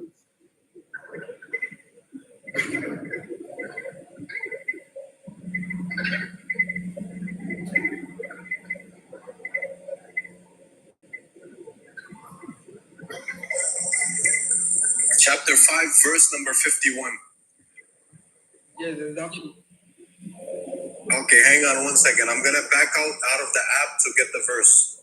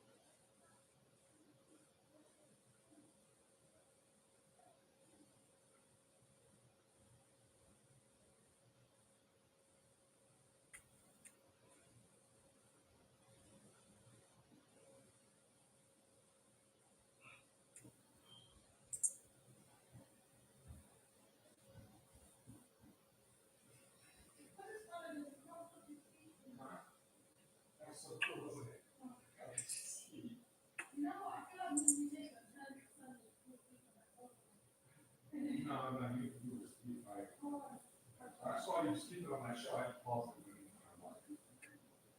I thought if you wake up, you can get it. If you don't wake up, I'm just going to go live. The next thing I know, 1:30 in the morning. Okay, brother. Can you read the verse to me so I can be clear which verse you're talking about? Because I already have it on my end. Is this the verse that is referring to Christians and Jews? According to the Bible, it said, "Oh, believe, do not take Christians, do not take Jews or Christians as friends, but they are friends among themselves. And whoever has friendship with them, he is one of them." So my question is, if Allah is the God, the Christian, the Jewish worship, and Allah is the God. According to Muslims, they tell you Christian and Muslim are Jewish, they worship the same God. And according to Islam, they tell it's Allah. And if truly Allah, Christian, Jewish are worshiping the same God, why is Allah telling the Muslims not to be friendship with Christian or Jewish, or even to take them as friends? That is my question. And then I think the Quranic, the Arabic version of it, it says, "A'udhu billahi minash shaitanir rajim. Bismillahir rahmanir rahim. Ya ayyuhallazina amanu la tattaqizul yahuda wan nasara. لا تتخذوا اليهود والنصارى أولياء بعضهم أولياء بعض ومن يتولهم منكم فإنه منهم إن الله لا يهدي قوم الظالمين." صدق الله العظيم. So his question is, Why would Allah ask Muslims not to take the Jews and the Christians as allies? Because since they are allies to one another. So,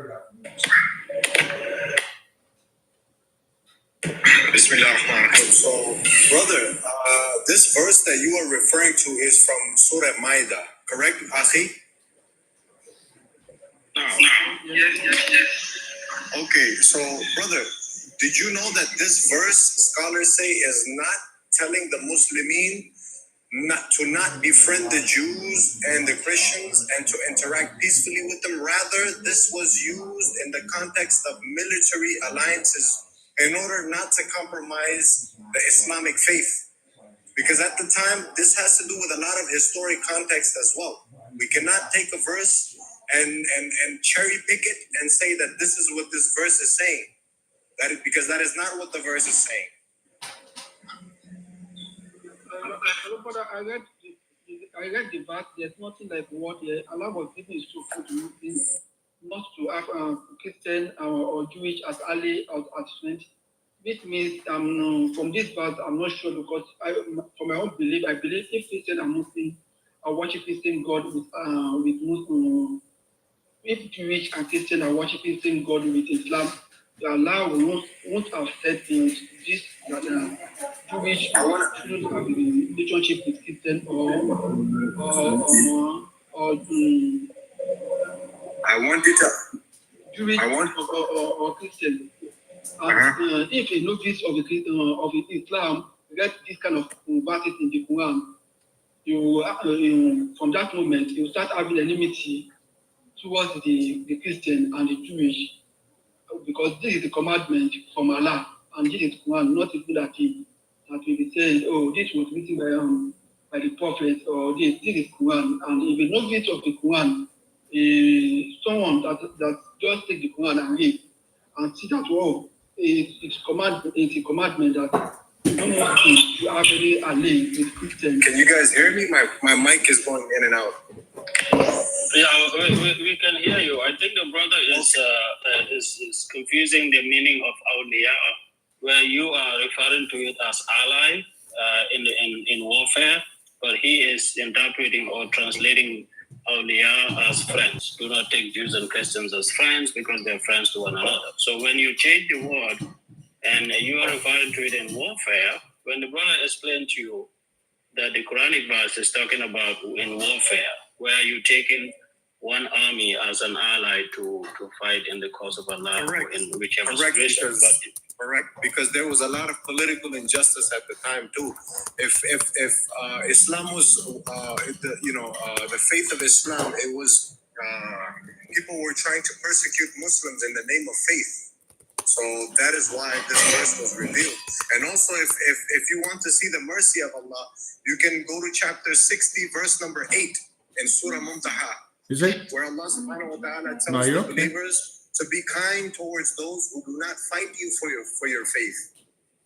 So there's also verses where Allah subhanahu wa ta'ala says, be kind to those that are not of the same faith, but they do not fight you for it. You know, in any religion, if somebody fights you for your faith, you retaliate. You know, so that's what this verse is about. From my perspective, from my own perspective, because I've read the Quran and I realized that the Quran has two laws. One has two laws.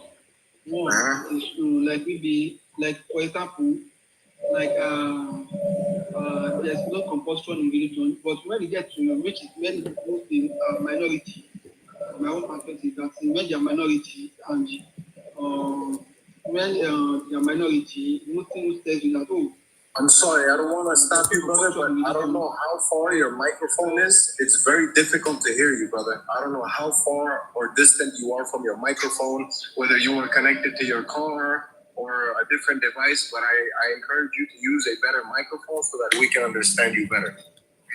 Okay.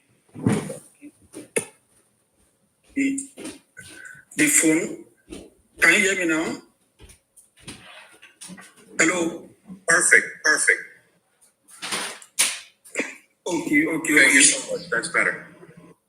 Okay. Thank you very much. Yes, I said from concerning the verse, it was stated, and that's not the only verse that Allah was instructed Muslim not to have any ally with Christian and Jewish. That's not the only verse. There are many verses like that.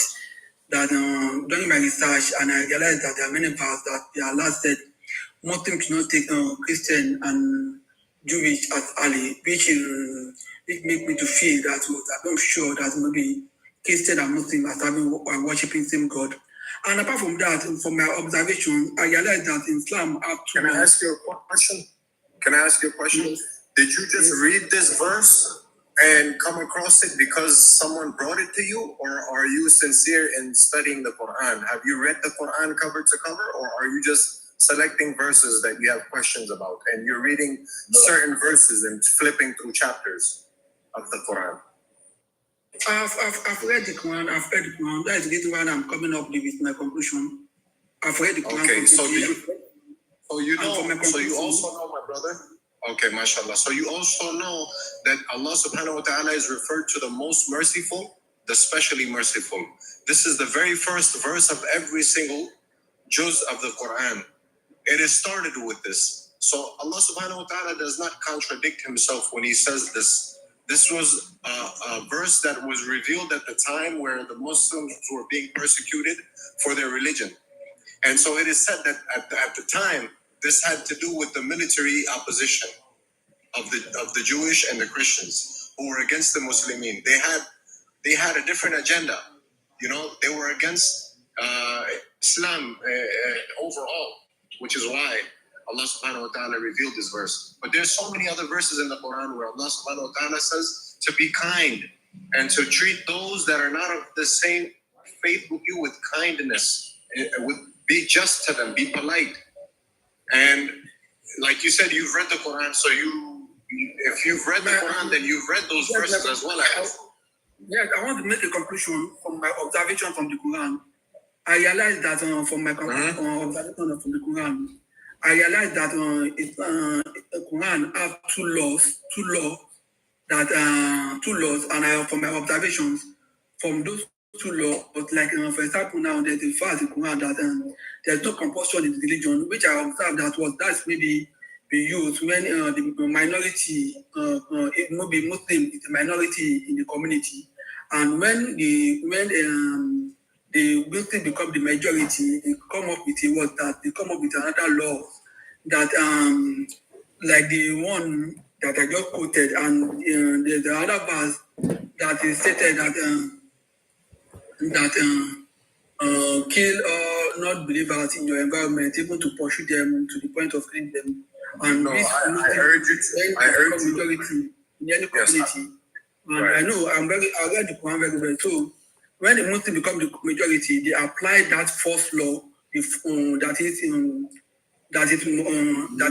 kill any unbeliever in the environment. Like, can you stop saying the K word, please? Stop saying the K word. Did you hear me? The law that there's no compulsory in religion. Which from my observation, Webb, can you stop saying the K word unless you're purposely trying to get me banned? Okay, stop saying the K word. Use the word unalive or something, okay? Samina, take care, sister. May Allah bless you and the family. Take care, inshallah. Keep the YouTube channel running in the background, Samina, okay? And just let it play so that we get the watch hours. I want to increase. I need to get 4,000 watch hours. That means if 100 of you tune in on YouTube and leave it running in the background, that will help a lot. I'm not going to close it. Even when I go off live, I'm leaving the YouTube channel because I want to get the watch hours so I can get ready for Ramadan.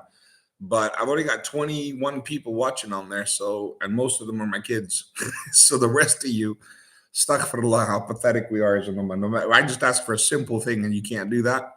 No wonder, right? So when the kuffar laugh at us, can't really blame them, can we? Can't do something as simple as, hey, let's get on YouTube and let's support the dawah. Allahu Akbar. Anyway, so brother, you carry on. You can speak. Unmute yourself. You're muted, but please stop saying the K word.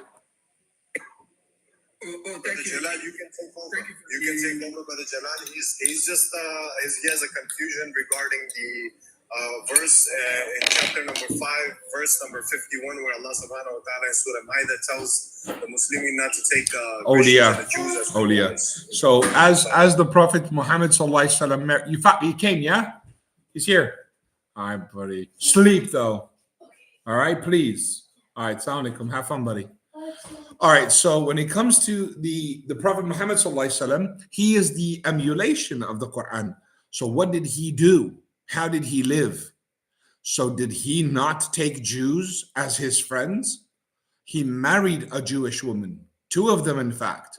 He married a Christian woman. Mari was a Christian. Juwayriya was a Jewess. Safiya was a Jewess. And he said, be kind to the Jews and the Christians, for they are my in-laws. So the Prophet Muhammad sallallahu alaihi wasallam did not ever tell us that we could not befriend them. The Jewish neighbor whose boy was sick and on his dying bed, the Prophet Muhammad sallallahu alaihi wasallam came to see him in condolences. His son was sick and dying. But upon looking at the boy, the Prophet Muhammad, peace be upon him, said to him, "O boy, I am the messenger of Allah. Embrace Islam before you die." The boy kind of looked over his shoulder at his father. His father responded to the boy. He said to him, "Ya walad." He said to the boy, he said, "Ya walad, obey Abul Qasim." So the Jewish man called him Abul Qasim, the father of Qasim. And the boy took his shahada and became Muslim and died a Muslim. And the Prophet said, Allahu Akbar, Allah saved his soul. So if he didn't have these great relationships with the Jews and Christians, he wouldn't have had so many incredible encounters. Khuzaymah, who was a Jewish, rich, wealthy businessman of Medina, he was unalived in the Battle of Uhud. He stood side by side defending the Messenger of Allah. He was the first martyr Jew of Islam, and he left all his wealth in the name of Muhammad, peace be upon him. And Muhammad sallallahu alaihi wasallam, until this day, he established a charity trust to help the poor using that rich Jewish man's wealth. My point is, this verse is not talking about friendship. This verse, Surah Ma'idah, is never let them be in charge. The Jewish government and the Christian government, they cannot be trusted. Study your own history. The Christians do not trust any of their governments. The Jews definitely do not get along with their governments. Go look at what's going on in Israel. Go look at the rest of the Western world and see how people view their governments. So you cannot trust them to lead you. Whereas when you look at the times when the Jews led with the Romans, they slaughtered people. When the Christians ruled with the Romans, they slaughtered anyone and everyone. When the Muslims ruled Jerusalem, Umar ibn al-Khattab sent a task force to go out and find Jews because there were none left. The Christians had slaughtered them all. He found 80 families in hiding and he brought them all the way back to Jerusalem. He said, you have a right to be here. And for 1,000 plus years, the Muslims who ruled Jerusalem, Masjid al-Aqsa area, Palestine, these Jews, Christians, and Muslims lived side by side. So this verse is not talking about friends. This verse is specifically talking about they should not be in charge over you because they will be treacherous. I have a question. Hello, brother. Do you speak Arabic? Hello, brother. The verse is very clear, but contrary to what you said, Did you understand what I said? If the verse was very clear, was I not clear? Brother, the verse is not clear because the verse is very clear. The verse is very clear.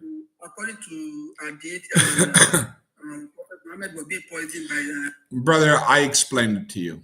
Don't explain it back to me. I can explain it to you, but I cannot learn it for you. My turn? Yes, my sister. Go ahead. Take the mic. Oh, so do you speak Arabic? Very little. Very little. Okay. So my question is, you know the ayah that says وَسَعَ كُرْسِيُّ السَّمَاوَاتِ وَالْأَرْضِ? Right, to kursi. Yes. So Allah like has a big chair, right? Does that mean he has a big ass? Well, when you meet him, you can ask him. This is the beauty. This is the beauty. This is the beauty of religion. The beauty of religion is when you meet your Lord, you will ask him. So, for example, your dad had yours a few times regularly, right? That's why you're so anal about religion altogether.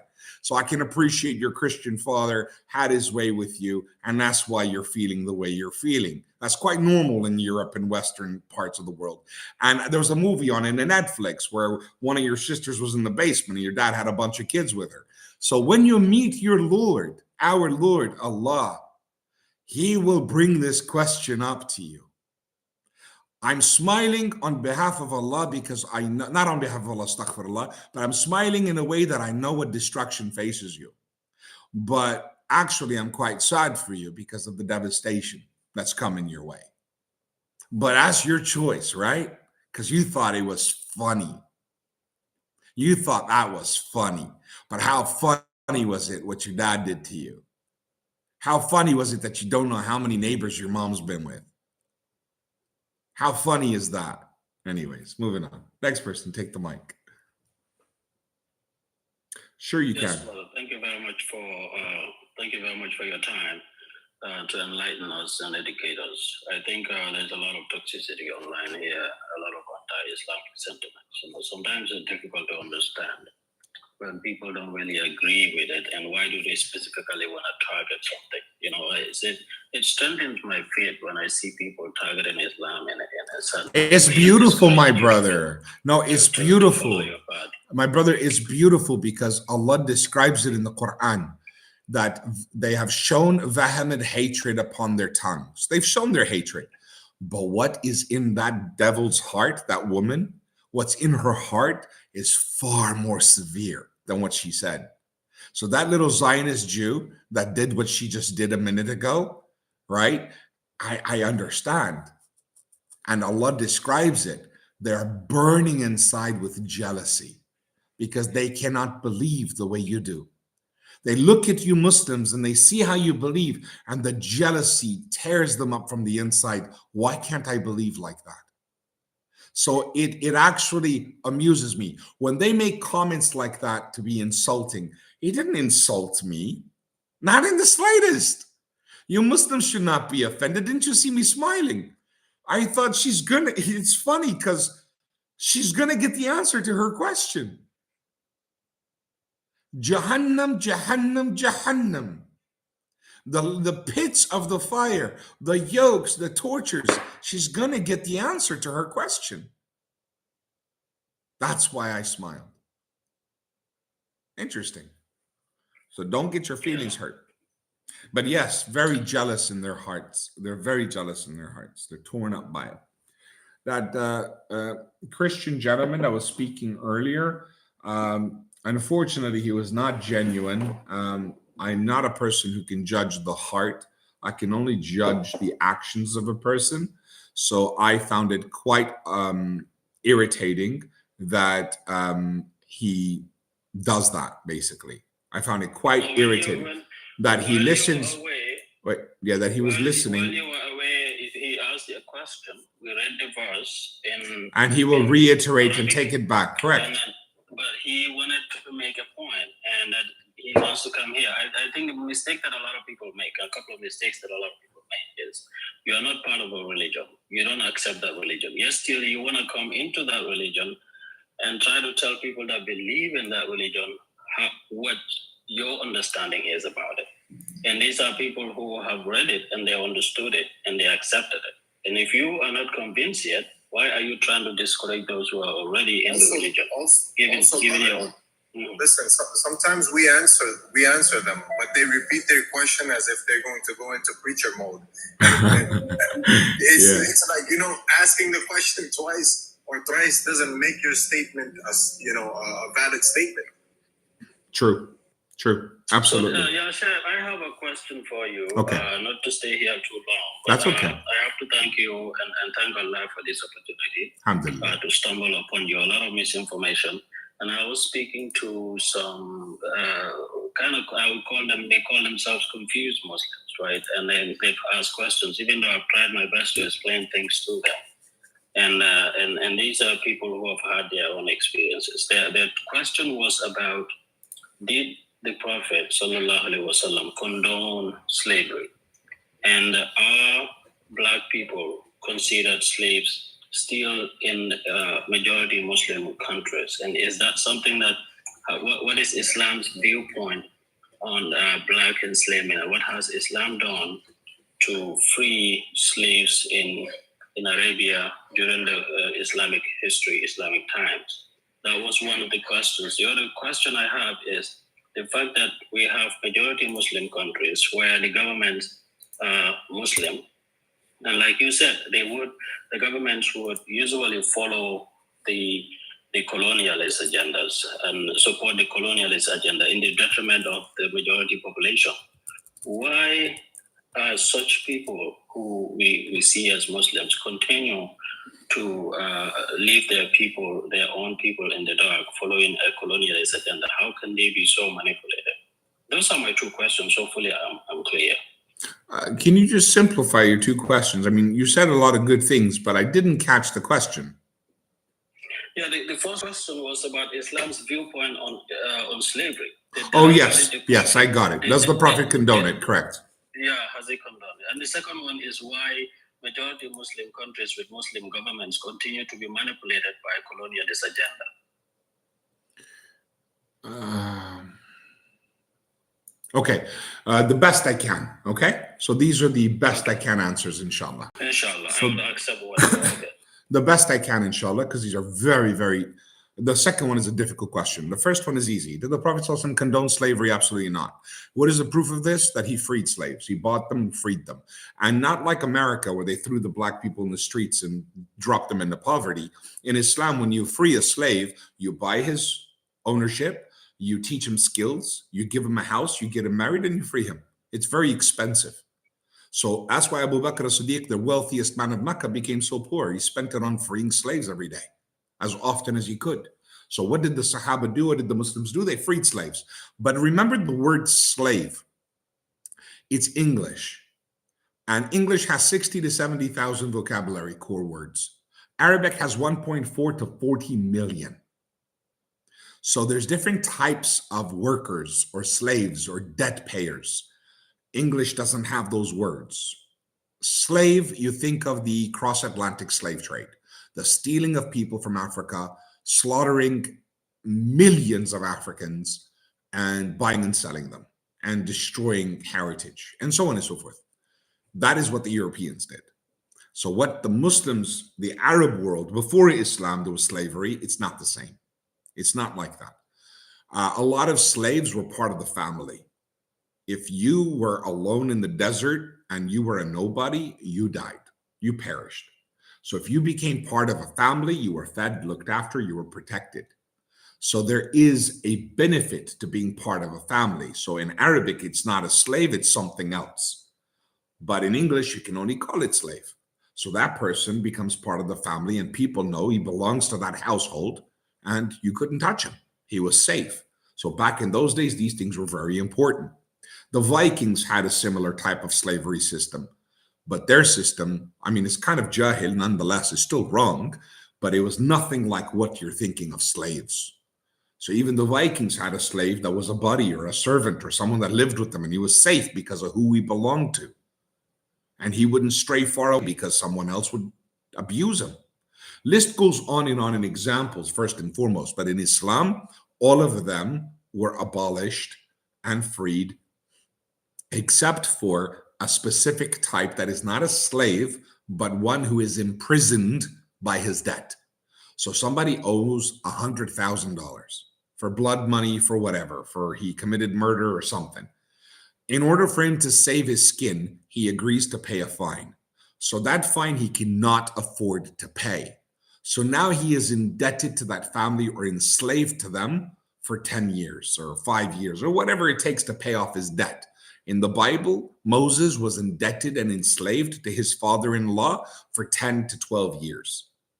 So this was a common thing prophets went through as well. It's not slavery, but the Bible calls it slave. It is fulfilling a debt. It's for lack of better words, because the English language is quite a young language, still doesn't have all the words in it. So in a nutshell, did the Prophet ﷺ condone the kind of slavery people think? No, absolutely not. He forbade it. Now, moving on to the second question, why do so many Muslim countries still allow the colonial ideologies to affect them? Because those lands were conquered 100 years ago, or just over, all those Muslim countries were conquered. The Muslim empire fell, and the Europeans placed their puppet governments in every single one of these nations.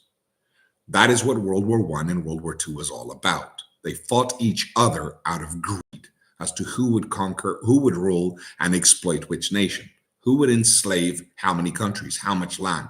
That's what World War I and II was about. That's why all our Muslim communities, from the government officials all the way down to the grassroots people, colonialism. How they dress, how they walk, how they talk. If you walk and talk and behave like a European, you're an educated, sophisticated person.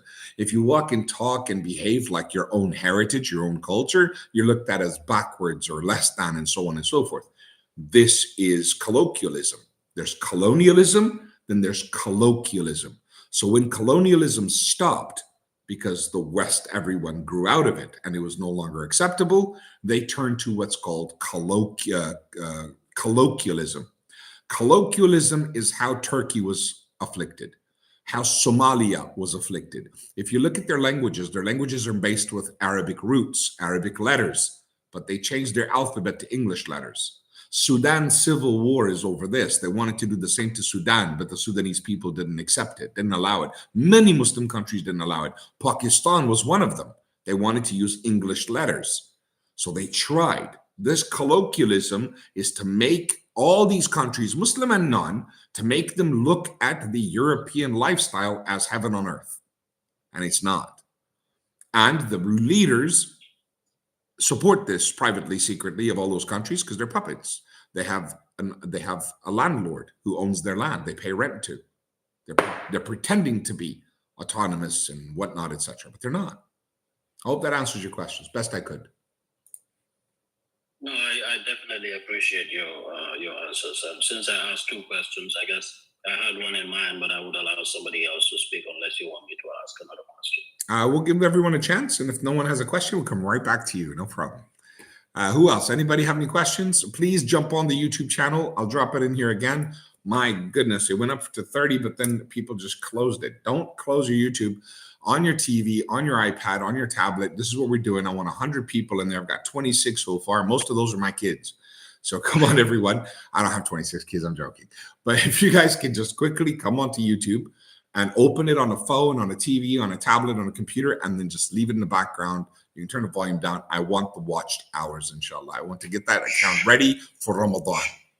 Sheikh Jalal, I have a question for you. Sure. And then I'll let that brother ask his question. More so, mine is a concern regarding the One Eid website. I will be seeking your help or instructions on how I can start a separate donation for Syria, because I'm in touch with a brother for the last 2-3 years who is actively dedicated to serving our Muslim brothers and sisters in the camps, where they also have tarps and tents, and it's really bad over there. So I am on video chat with him from time to time, and I speak to orphans. Drop me a WhatsApp message. Brothers and sisters. Yeah, drop me a WhatsApp message. We'll speak about that offline. I'll sort you out, inshallah. We'll sort something. Jazakallah khair. Thank you. Thank you. All right, brothers and sisters. If no one else has a question, we'll go right back to the brother who was asking really good questions. Go ahead. Yes, thank you very much, brother, and thank you for my other question is that I had from a Quranic verse which is translated into English, and this is mentioned in several, like Quran 33:52, 33:51, 33:53, 54 and 55, like what your right hands possess. They kept saying, except what your right hands possess. Yeah, that's right. And I think it said Aymanukum. I'm not reading it directly, but yeah, illa ma malakat yaminukum. So what your right hands possess. What is this specifically verse referring to?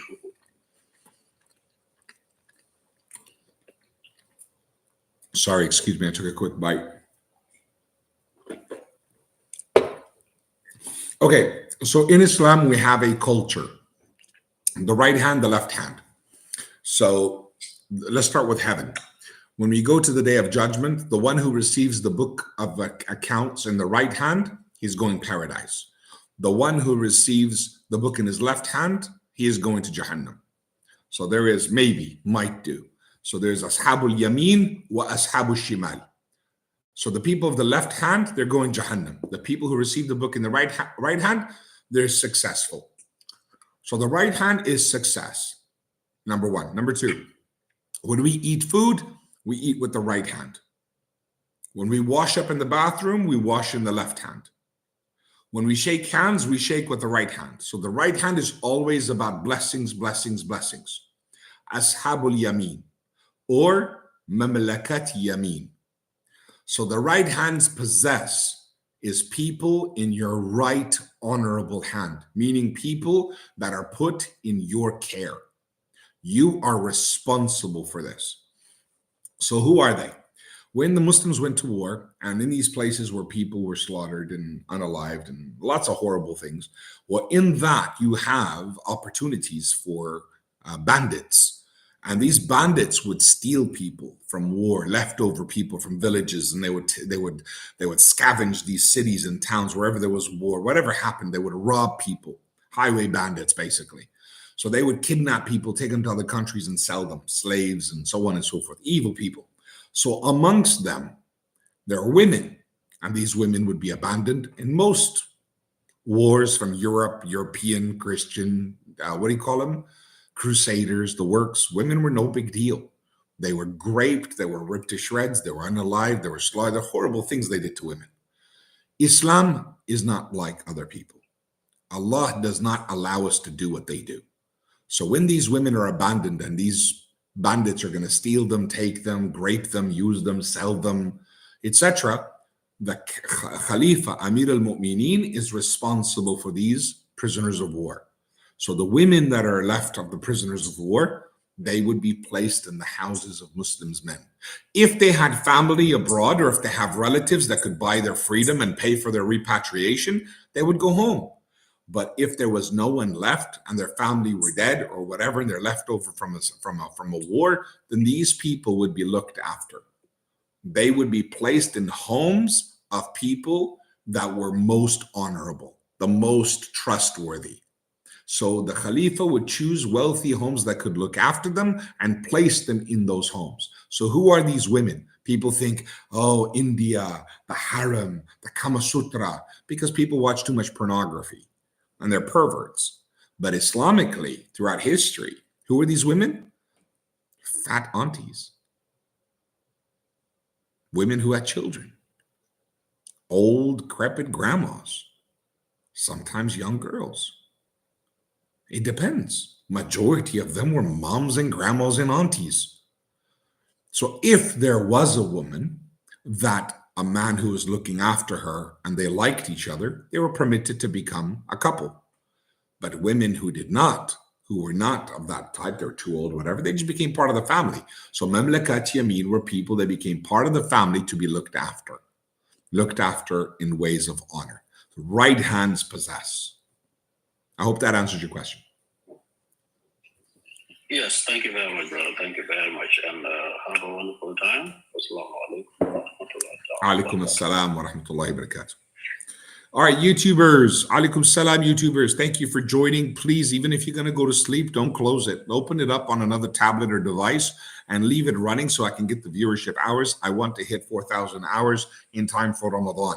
So I need to do that. Help me out, please, inshallah. Meanwhile, TikTok, we've got 140. It was 170 a minute ago.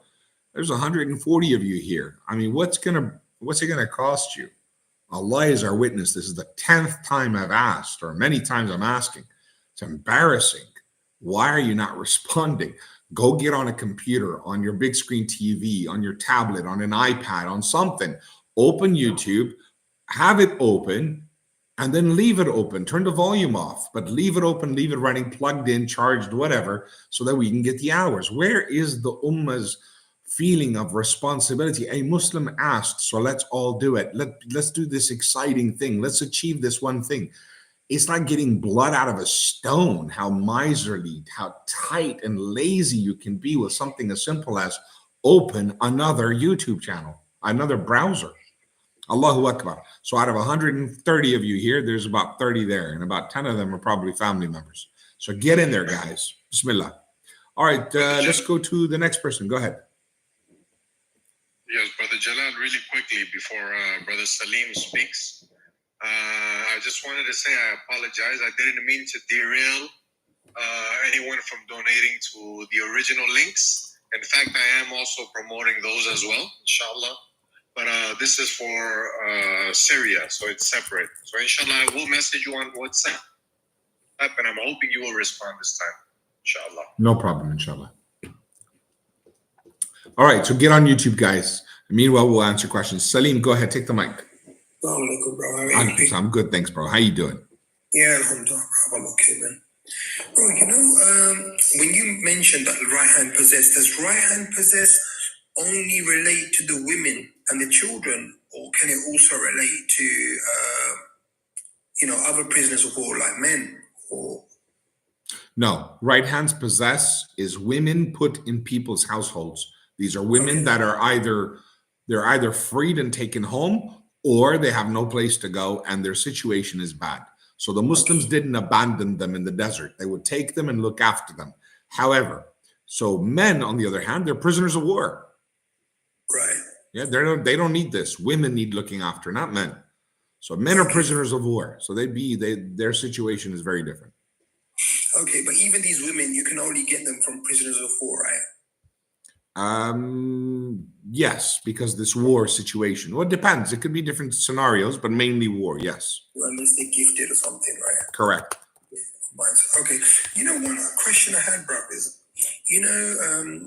these women, why were they told not to wear hijab, for example? Why was that prohibited for them? It wasn't. I don't know where this is coming from.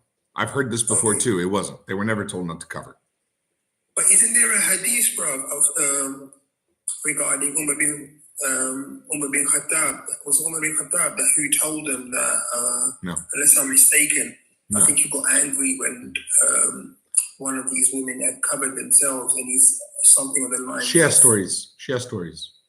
stories. Oh, really? Okay, yes. cool. Shia stories. Remember that always. Unless you find Dalil, get the Dalil, because there isn't any. There's no Dalil. It's just Shia stories.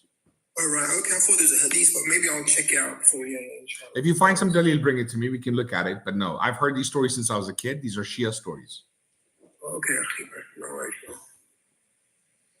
And Christians, Muslims, and Jews all used to cover and wear hijab. They dress the same in many places as well. So they're very similar for 1,300 years or so. Okay, all right, so I've got this legacy box, guys, I told you about. So we had a shahada just earlier tonight, and I've got 6 in total left now. So I've got 6 people became Muslim. I'd like to send this to him. I'd like to send one to that Christian guy. Did you guys remember him? He was he followed me, sending me his address. He's like 72 years old. My God, did he have the right ideology about Allah? Just he's never read the Quran. But anyways, this legacy gift box, every single Muslim household needs to order one now. You need this in time for Ramadan. Let me tell you why. It comes with 30 lectures. You want to watch one lecture each day of Ramadan. So the first one is about the first juz of the Quran. Before you go for Taraweeh, before iftar, sometime in the day, you want to listen to this lecture, 30 scholars on 30 different juz, and you hear this lecture that tells you the gist of what the Imam is going to recite tonight in Quran. So every night of Taraweeh, you read your Mus'haf in English translation so you know what is being said, and the Arabic.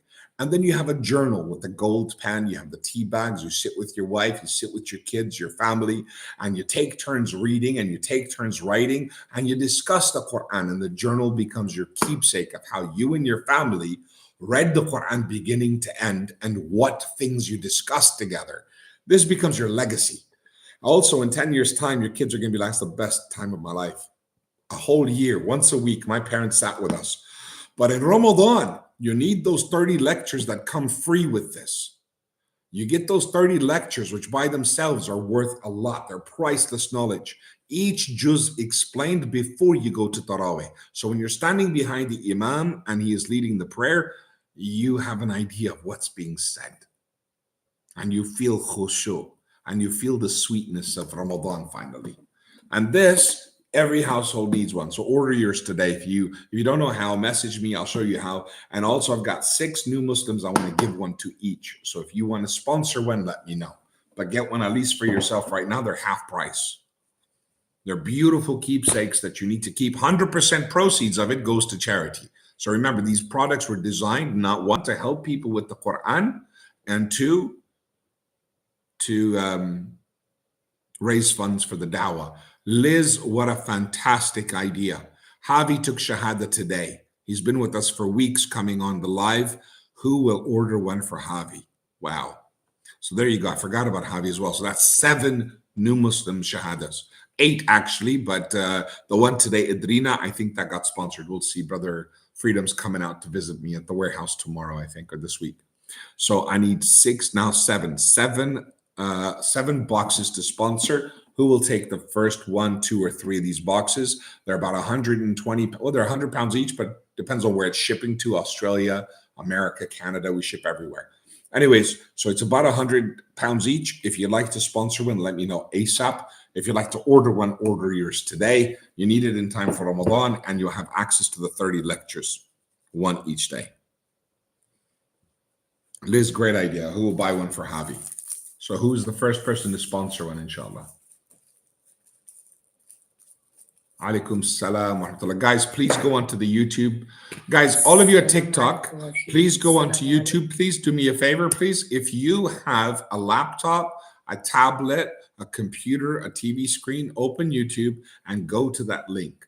Jalal ibn Sa'id. You can find me on YouTube. Search me up. In the browser, you could just type the address direct if you like. But find my YouTube channel. It's also on my profile. You can click it in the bio. But you got to do it on another device so you can leave it running in the background, because I want the thingy. I'll ship it. If shipped to Malaysia, it will be 120 pounds. Nazira's, I'll do that for you, no problem. It's probably going to be a little bit more expensive than that, but don't worry. I'll do it for 120, inshallah. I'll arrange something for you. If you can pay more, you're welcome to. It supports the dawah, but I'm happy to contribute because I want you to have one. So if there is a balance, don't worry about it. Do what you can, inshallah, but definitely order yours today. You want to get ready for Ramadan. I find it so sad that Muslims and others have read books like Harry Potter, but they have not read the Quran in a language you understand, cover to cover. Cover to cover in a language you understand. You don't know what your Lord has said to you. How embarrassing to go back to Allah, die and leave this world, knowing you've never actually read the whole Quran in a language you understand. Nazira's, okay, let me check it for you right now, 1 second. How's it going, brother? I'm good, thanks, bro. How you doing? Yeah, I'm good, man. Good. 1 second. Just gonna check. Nazira's, it'll be 125 pounds, 125. So not far, actually. That's not bad. He's 125. So it's a couple of extra pounds. That's all. So wait, I didn't get an answer. Did anyone say they wanted to sponsor for Javi or any of the reverts? I've got 7 in total. If we can get that, inshallah. I didn't see anyone. Did anyone sponsor? Did anyone say they'll sponsor? Go ahead, brother. What would you like to ask? Go ahead, brother. Take the mic. You definitely have the mic. I won't talk. Well, I'd like to say that I genuinely like your... You genuinely like what? I genuinely like the fact that you're teaching people about Islam. I love that you came here, and I love that you share that. You're not forcing on them. You're talking about Islam. Yes, correct. I appreciate you. I appreciate you. England, my brothers and sisters support our sister. She's asking for some help, please. But listening to people like you who genuinely are decent people. I appreciate you, my brother. Where are you based? The UK, mate. Awesome. I'm in the UK now as well, actually. Oh, really? Yeah, I'm just based north of London. Just north of London. Really? I live on the East Coast. Oh, wow. It's beautiful out there. Really nice out there. It actually is. Yeah, it's beautiful out there. I've been out there. Honestly, if you get the opportunity, please do it. I've been to the cliffs of Dover. Absolutely love the area. Norfolk. Norfolk, yeah, beautiful. Norfolk. Beautiful out there, mashallah. That's where I live. And you got the Norfolk Bolts, and it's just lovely. It's just lovely. If you get the opportunity, go play about a Norfolk Bolts. It's just nice. Mashallah, beautiful, man. Really appreciate it. I'm going to make some trips out there. Ramadan's coming fast. We got a lot to prepare.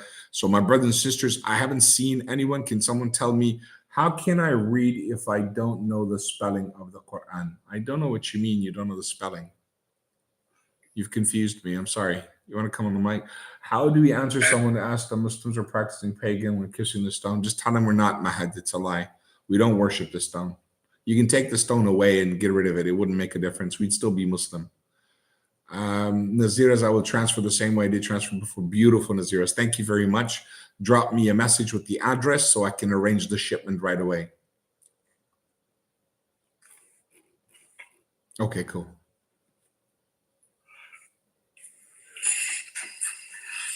Can I say that it sounds a little weird, I suppose. It sounds what? Do you know what were they guys called? Sorry, the what? Do you know? Oh God, I'm genuinely trying to think of it. That's all right. Take your time. Salaam alaikum. Alaikum salam wa rahmatullah. Salaam alaikum. I heard you, man. What would you like to say? Good morning. Good morning. Alaikum salam wa rahmatullah. Yes. What would you like to say?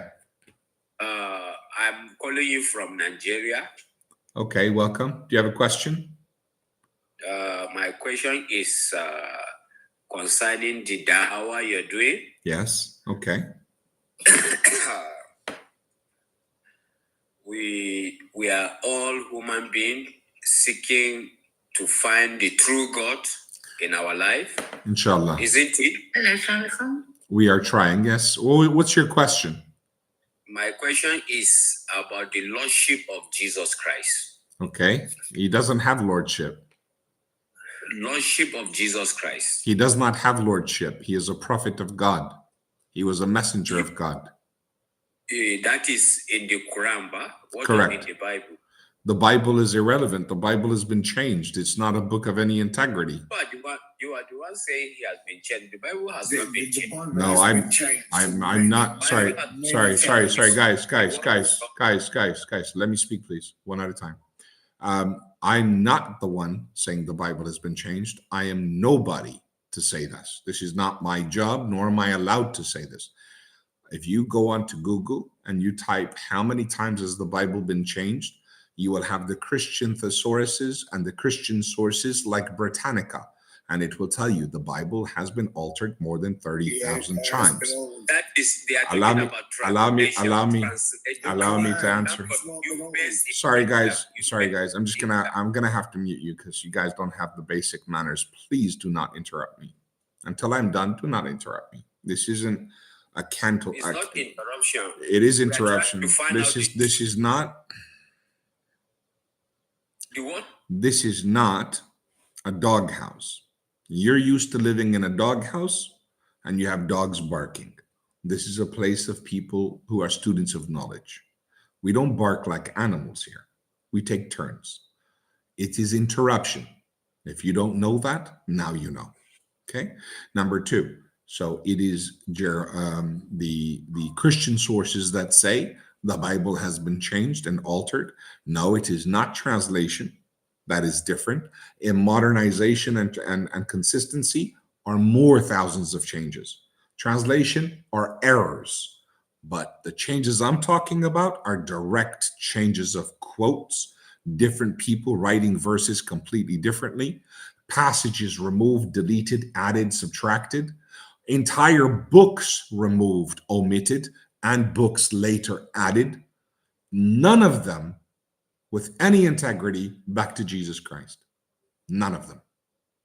110 to 400 years after Christ, there's no way to know. So you asked the question, son, and I've answered you, and you do with that information whatever you wish. There is no compulsion in religion, but regardless of no compulsion in religion, I do compel people not to be stupid. So please don't be ignorant and arrogantly argue stupidity. There has to be intelligence.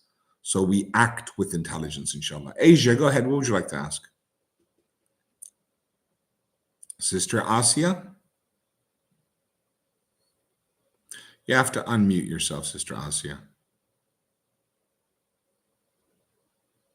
Let's try this.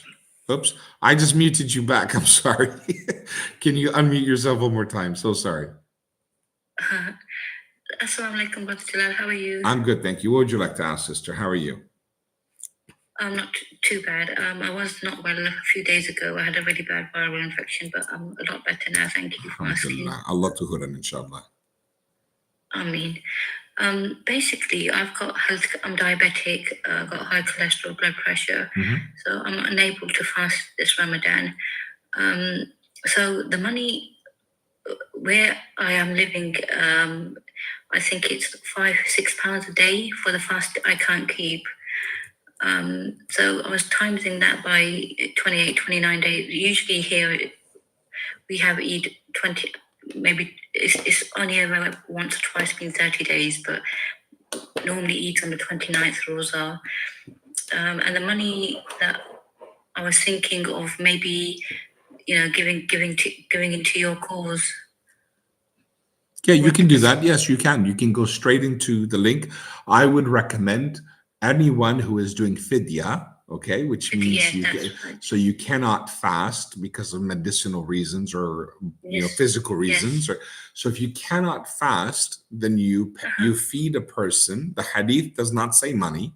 The hadith says feed a person as you feed yourself. When you value the wealth of the food you eat in a day, it is no less than what? £5, 10 pounds, 15 pounds, 25 pounds, 50 pounds. It depends on who you are and what kind of food you eat. So look at the food you eat and how much do you reckon you spend in a day from the cooking, the cleaning, the making, the groceries, the whatever. When you do that math, I'd say it averages out anywhere from 7 to 7 pounds, well, 5 to 15 pounds. Depends on who you are. You know how much you eat and what you eat. So to be sincere, I would say base it on the safe net because you're feeding poor people, and do that math and then just make that contribution into the link. Yeah. And just when you have that space to make a comment, like you can type a little comment, just write, this is for fidya. Okay, this is for fidya. Okay, I shall do that. I'll try and do that before the first Rosa, inshallah. Inshallah. Well, actually do it as soon as you can because we want to get it there, We want to get it to people to eat on those days, inshallah. Okay, all right then. It's www.oneeid.net. I'll just drop it in the chat for you guys. It's oneeid.net/give. Okay. And I'll screenshot that and then I'll. Well, you're in the UK, right? You're in the UK, aren't you? Yes. Okay, then you use this link instead on PayPal and then tick gift aid at the end, okay? So after you donate, they send you another email and they say, do you want to give gift aid? Click that in the second email. All right, cool. So use this one. It's called oneeid.net/TikTok. Use that link. All right, okay. Thank you so much, Brother Jalal. My pleasure. Barakallah fiki. Thank you. Jazakallah khair. One of the most important lessons to learn from that sister is the fact that she took the time, the energy, the effort to ask questions, to find out how to address this situation. So she took the time to ask questions, prepare her question, waited patiently for a chance to ask. And this is called when Allah says, if they were sincere, they would have made preparations. All right, guys, I'm transferring the sound over to my headphones. People on YouTube, please stay on YouTube, okay? So you may not be able to hear much here except when I speak out loud. But everyone on TikTok, please jump over onto YouTube. There is 140 people watching here, and there's only 25 or so watching on YouTube. That means 120 of you here are just being, I don't know, you're being difficult. SubhanAllah, very disappointing. So you can become Muslim without the beard, correct? Yeah, you can. I like that. So you can, yes, the beard doesn't make you a Muslim. I like that.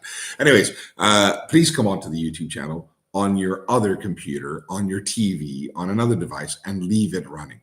So go to YouTube, click on search, and type my name. Look, I put it in the group for you, at Jalal ibn Sa'id. So there it is right there in the chat down at the bottom. Please go into YouTube. I've only got 28 people watching right now. I want that to go to 100. Can all of you please go into YouTube and leave it running? Subscribe, be connected, put the bell on so you're notified next time I go live, because I need to get the viewership hours up, ready in time for Ramadan. Okay, that's the goal. Let's see. You want to become now? Yeah, Michael, did you want to be Muslim then? Do you want to come up? Let me look at the text. What am I missing? Well, the beard is more manliness. It's all about being a man, and all the prophets of God had beards. I think God will send you to heaven if you don't have a beard. Yeah, true. The beard is an emulation. It's an imitation, flattery of the prophet, peace be upon them. Every verse has male in the Bible to get the full meaning. Why be copycats? Oh, here we go. Who's the copycat, Michael? Why does everyone got a beard? Well, I love being a copycat. So it's like this. I'm on this bus, and this guy with a bunch of tattoos checking me out, staring. And I go, what's up? You want to ask something? He goes, yeah. Why you look like that? I said, well, everyone has a role model, and mine are the prophets of God. Abraham, Moses, Jesus, Muhammad. These were great men, and they had beards, so I like to be like them. Why do you look like that?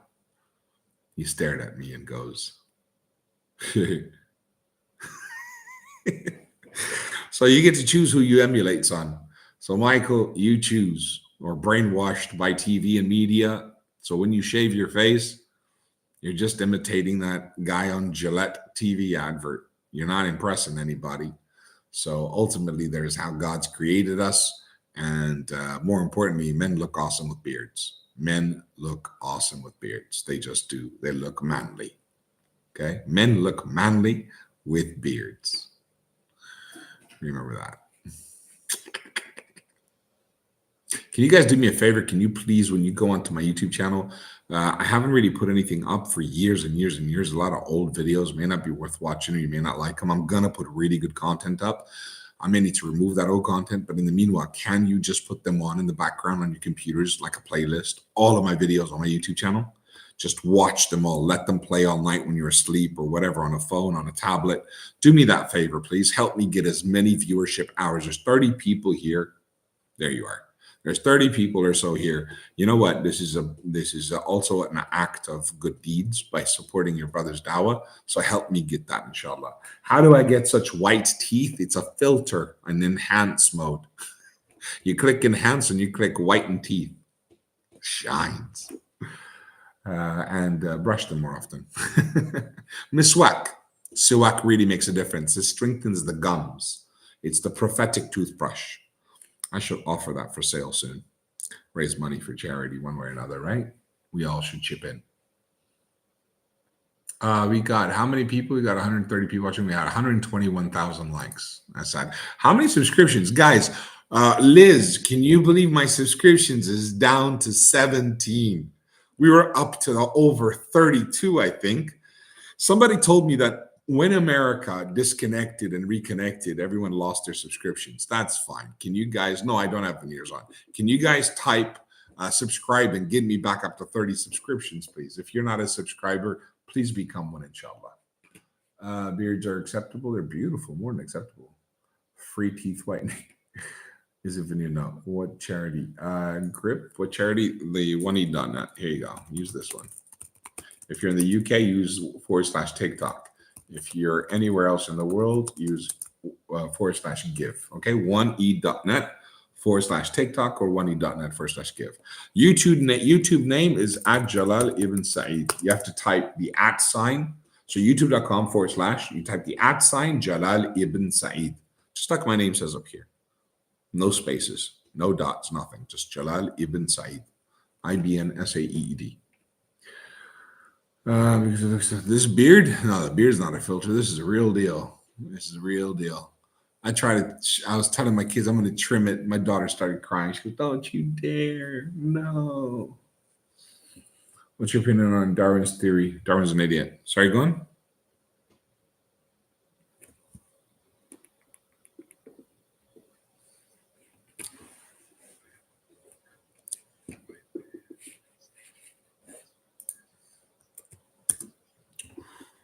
Oh, khair inshallah. Subhanallah.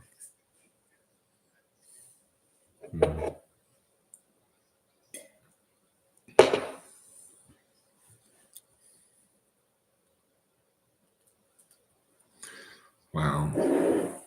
Afghan.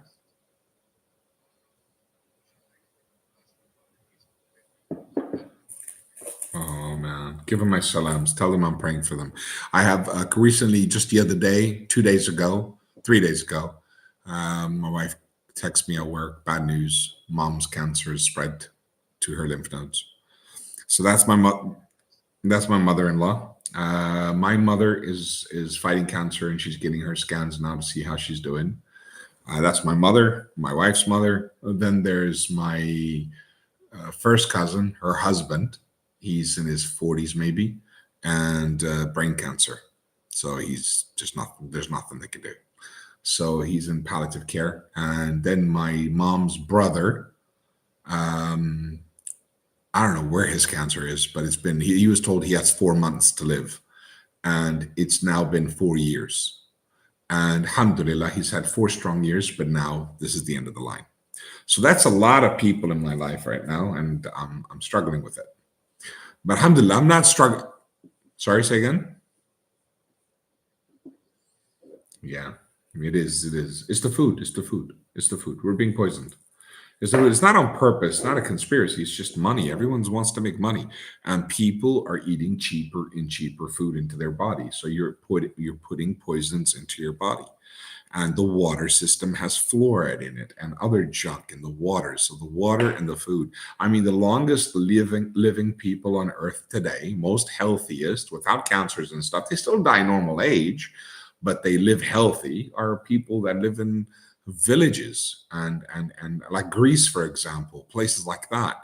People that don't live in cities, they drink natural water, springs, they eat from the trees and so on and so forth. People are healthier away from the mass production of things for consumption. And that's for cities, and they are businesses, and they make a killing. Chicken injected with poisons and steroids, meats fed all kinds of poisons, cows fed all kinds of their own body parts and junk. It's just horrendous. So yeah, it's no wonder, man. These things are getting prevalent. Your body doesn't know what to do with the crap that comes into it. Water, fluoride, loads of fluoride. And you buy water, you know, it says on their spring water, you got to read the ingredients. It's filtered. They just call it spring. The name is spring. It doesn't mean it comes from a spring. Everything's a scam. Everything's a scam. It doesn't mean it's good. What water is good to drink? Mineral water. So mineral water is only, there's 2 types. Again, mineral water means it's from the ground. Not really, because some minerals are injected into the water, so you have mineral water. Sneaky. It's always sneaky. So you've really got to do your homework. Nothing is as simple as that. I mean, you should value what you put into your body. You have so many things.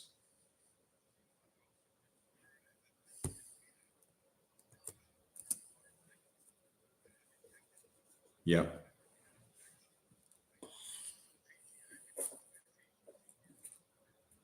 Then you've got, I like Zamzam. I've got loads of Zamzam. I drink Zamzam all the time, best I can. Anyway, so I tell you what you can do. Stop eating white rice, white bread, white sugar, white flour, white wraps. Number 1. Number 2, stop touching 50-50 crap. Number 3, brown bread. No, check the ingredients. It's white bread turned brown. Sneaky. So you've got to look for real wholemeal bread, things that are not real flour, brown rice, brown sugar, original brown stuff, the way it was supposed to be before they bleached it whitened it. And the reason why they bleach sugar and they bleach rice and they bleach flour and bread is because of white supremacy. It was marketing in the 20s, advertisements in the 20s in America, where they started doing this because everything needed to be angel food, angel cake, white bread, angel, pure, white, pure, and chocolate, devil's food, devil's cake, evil cake, dark, dark, dark. So this was a brainwashing from a long time ago. So just so you know why, now you look in the Eastern world, Pakistan, Afghanistan, African countries, Arabian countries, square white bread, white sugar. It's actually more expensive there because it's re-imported from the West. And it's like having something European. And that's why all these countries are suffering all kinds of diabetes and sicknesses that it never had before, because they're bringing it back. They're dumping it on us. They're dumping it on all these poor countries to eat their garbage and to make money. They turn that money right back around. So you got to work on this, guys, yourselves, no matter what country you're from. You've got to care about your kids and your family. You've got to turn it into a science and have a police, airport, TSA style checkpoint at the door. Wait, before that comes in my house, what the hell is in it?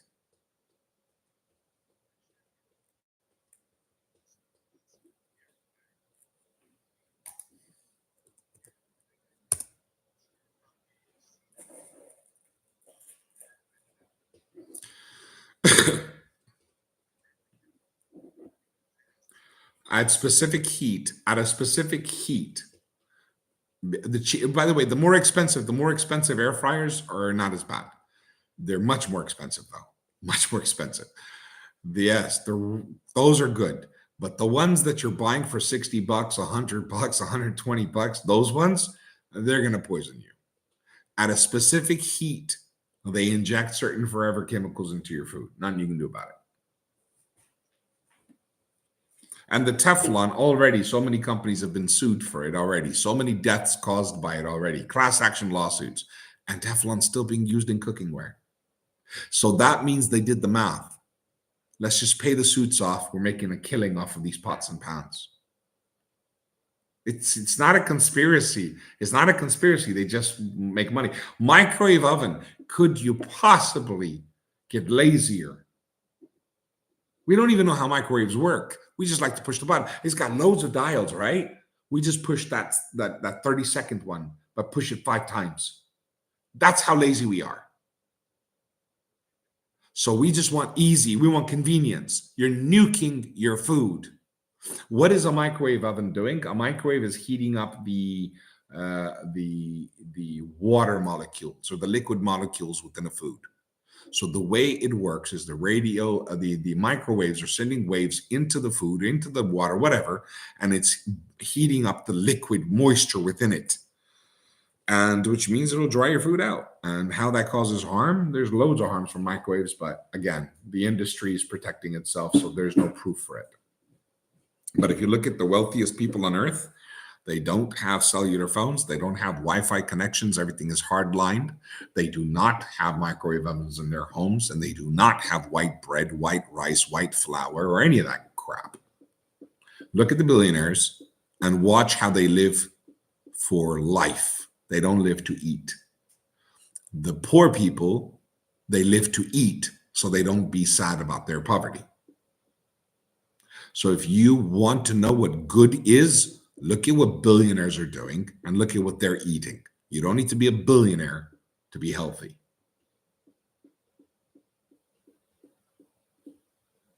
All right, question time. Go ahead, take the mic. Moderators control the room. I'm happy to answer questions. We're just going over to the mic right now.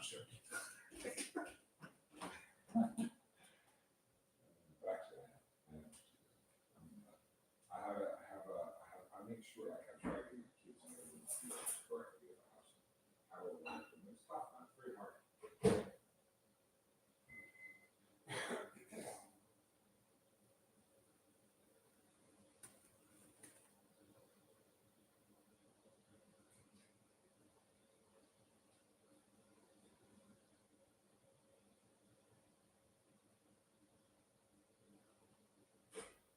Why? Why is that? What is this? Oh, you need to cook it from the fire. I got you.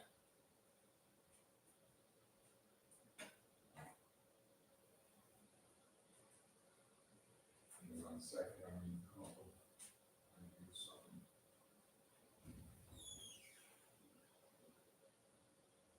I just want to get this out of the house.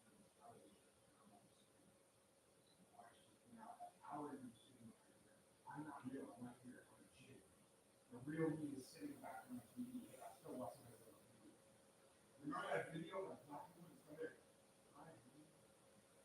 People smile. Remember that? It's like that, right? But I'm still there on the TV, bro. I'm freaking out. That's the thing. Sorry. It is okay. Ask the question.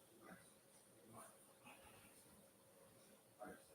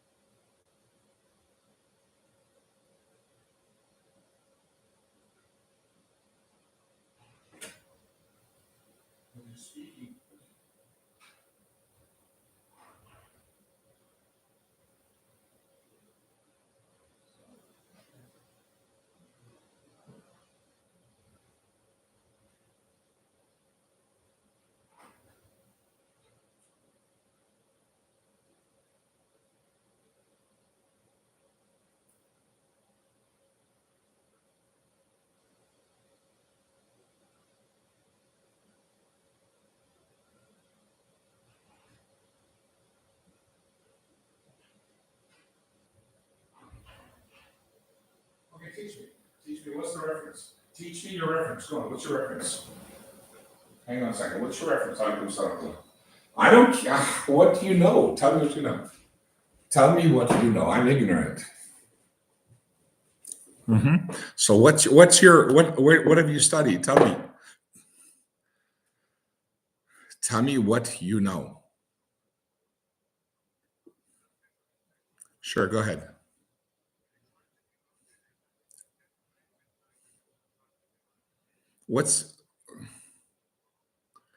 Oh, King, hang on. I've seen you before, man. You were definitely wrong, but you're also an idiot. There's a difference. No, you're an idiot. I can't help you if you're an idiot, my friend. Alaikum salam wa rahmatullah. So where are my moderators? I said kick him, drop him. I don't know why he's still here. I have to come back for it. Sorry, I'm doing something right now. Carry on, sorry. Go ahead, guys. Yes, bro. Go ahead. Alaikum salam.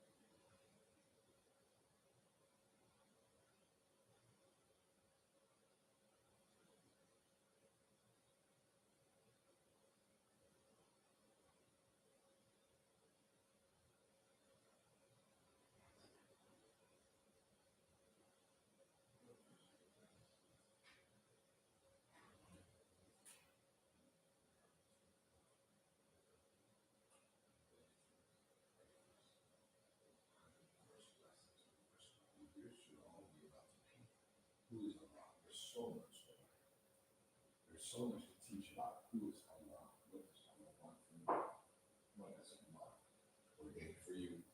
The Quran, reading it in English. The clear Quran is the best translation, by the way. Out of all the translations, get the clear Quran. Beautiful. This is the legacy box right here. It has 30 lectures online that you watch, one for each juz, especially for Ramadan. It has the clear Quran in it with the beautiful journal and a gold pen, oud-scented candle, and other little things. So it's a beautiful gift to give them. But every Muslim household needs one of these, so order yours now in time for Ramadan. Get it ASAP. It's legacycollections.co.uk. Legacy Collections, not legacy. It's legacycollections.co.uk. And the link is in my bio. All right, let's get some questions, guys. I'll be here for a few more minutes, inshallah. For all my Muslim brothers and sisters, I'm going to drop a link for you.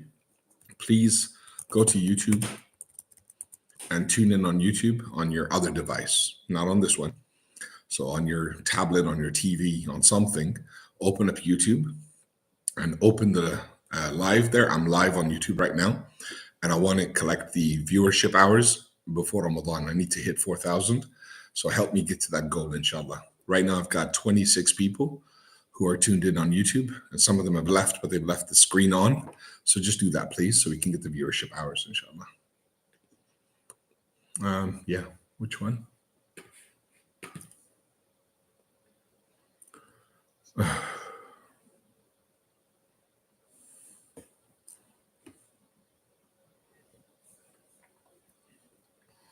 Okay, anybody else want to come up, ask any questions? Take the mic, inshallah. Go ahead, brother. Yeah.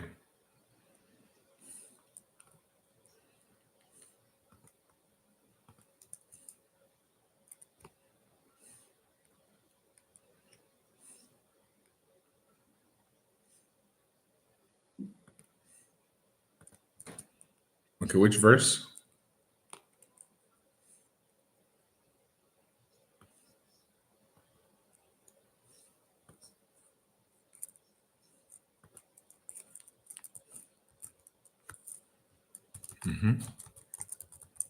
Okay, let me open it.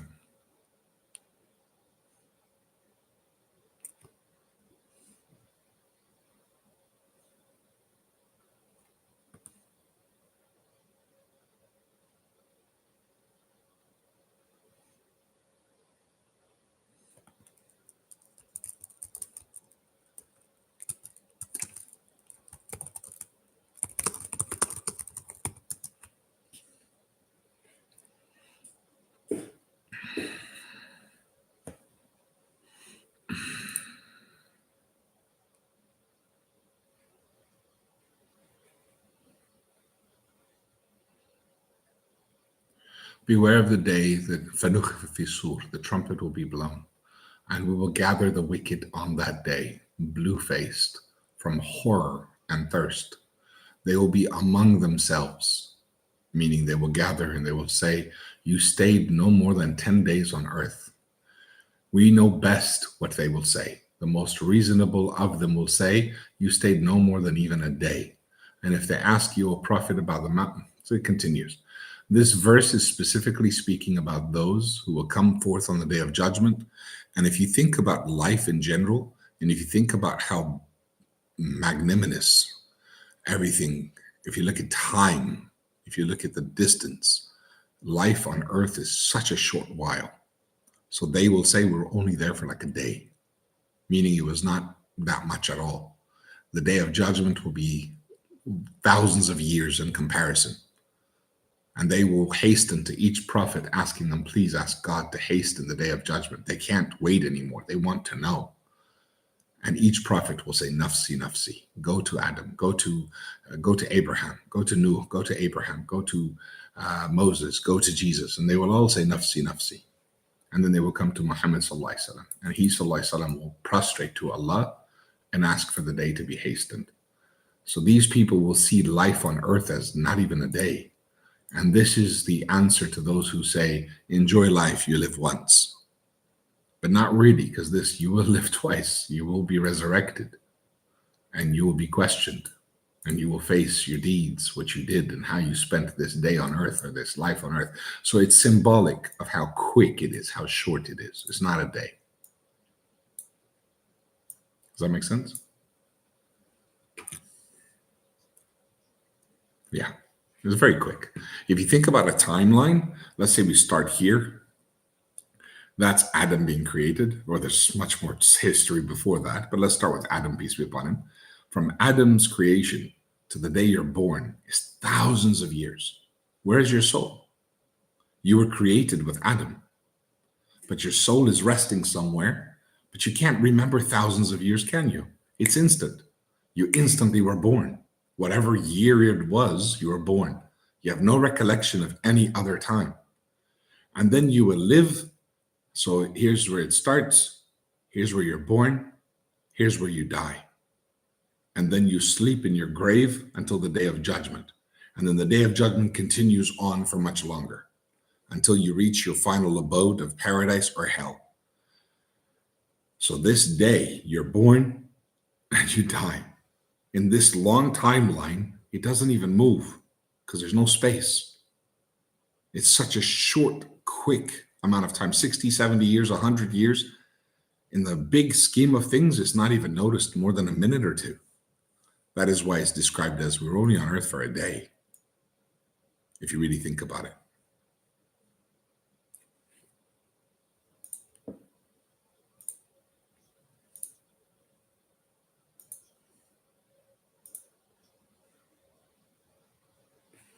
Yeah.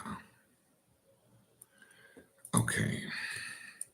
All right, there's the link, guys, youtube.com/@Jalal ibn Said. Please open that link and maybe even create a playlist and just play the videos on there and get the watch hours in. So for those Muslims who do that, it's an act of sadaqah because we want the da'wah to grow. And for me to be able to do this in Ramadan, I need those watch hours. Let's do that. Also on TikTok, you guys, if you click on my profile at the top, I'll type the link for you here. This is the same link you'll find in my bio. This is where all my links are. Right at the top, you'll find my WhatsApp link, so you can join my WhatsApp channel. And then I'll be announcing on WhatsApp throughout Ramadan. I'll be letting you all know when I'm next live or what's going on, what's the next lecture. We have one coming up on Monday. It's a Zoom meeting, by the way, a Zoom lecture. Pacific time is 4 p.m. Central, 6 p.m. Eastern is 7 p.m. and UK is midnight. So on Monday, tomorrow, at those times, I'll be lecturing on befriending Ramadan, getting ready for Ramadan.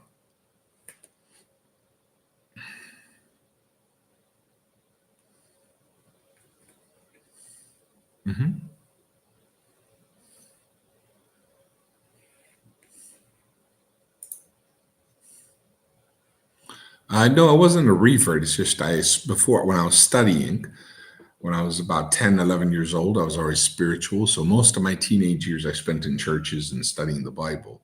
And then in my early 20s, I started studying Islam when I met Muslims. So it's just about my upbringing, where I was. But I never worshipped anything other than Allah. That's all right. No problem.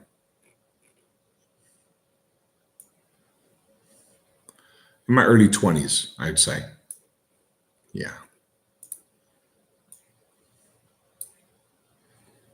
Okay, let me read some of these comments. Alaikum salam wa rahmatullah.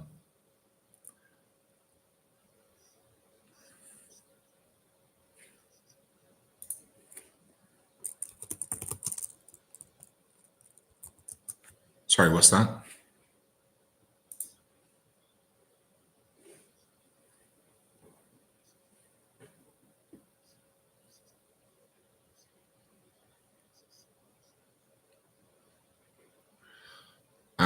Yeah, this is the people of old age used to give names to their person after the names of the prophets and pious persons who had gone before them.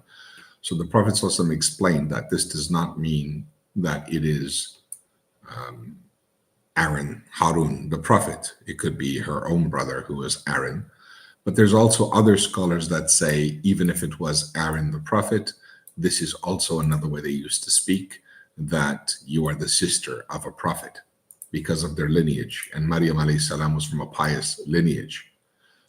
Also, the Prophet ﷺ said to Juwayriya, who was his wife, our mother, she was jealous and upset because not jealous, but upset, because some of the other wives were jealous, and they commented, "You are only a Jewess, and we are Quraysh, we are family of the Prophet." So when he saw her sad, he asked her what's wrong, and she told him what they said. He Sallallahu Alaihi Wasallam said to her, "And did you not answer them?" And she said, "What could I say?" He said, "You should have told them, you are only related to Muhammad, while I have a father.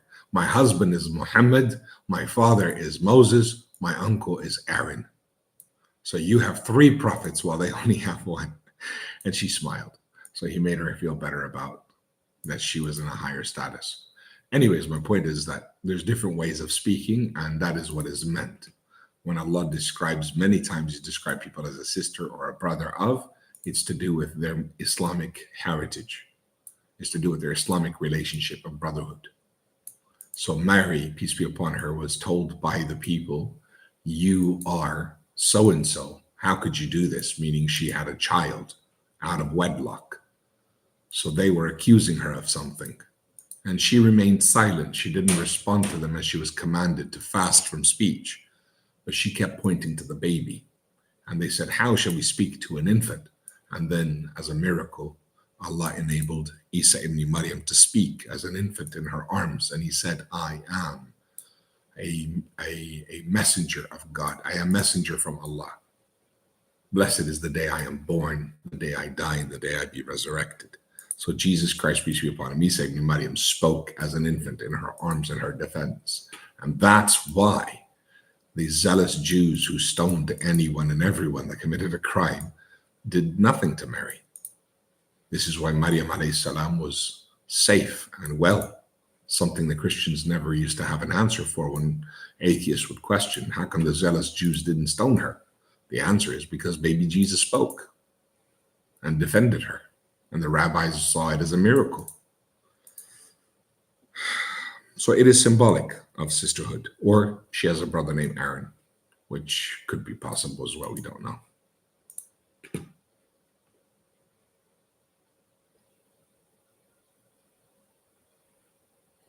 And you're right, that hadith, Muslim 2135, correct. They asked the Prophet ﷺ about this, and he said the same.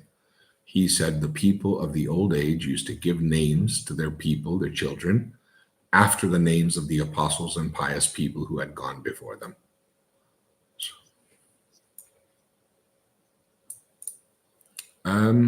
Yes, correct. Correct. This was the Mughira ibn Shu'aib radiallahu anhu. So he said that when he came to Najran, the Christians asked him this.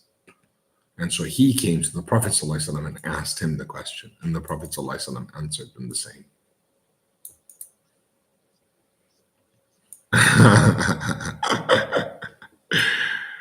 Yeah.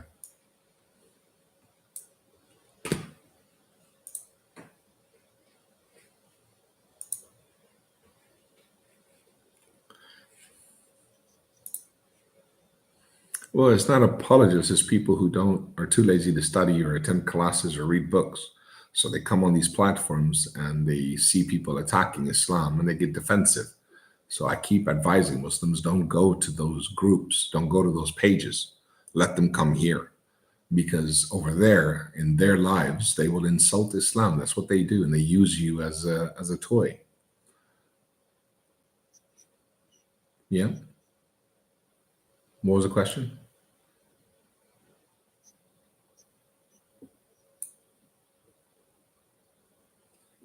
Alaikum salam. Go ahead.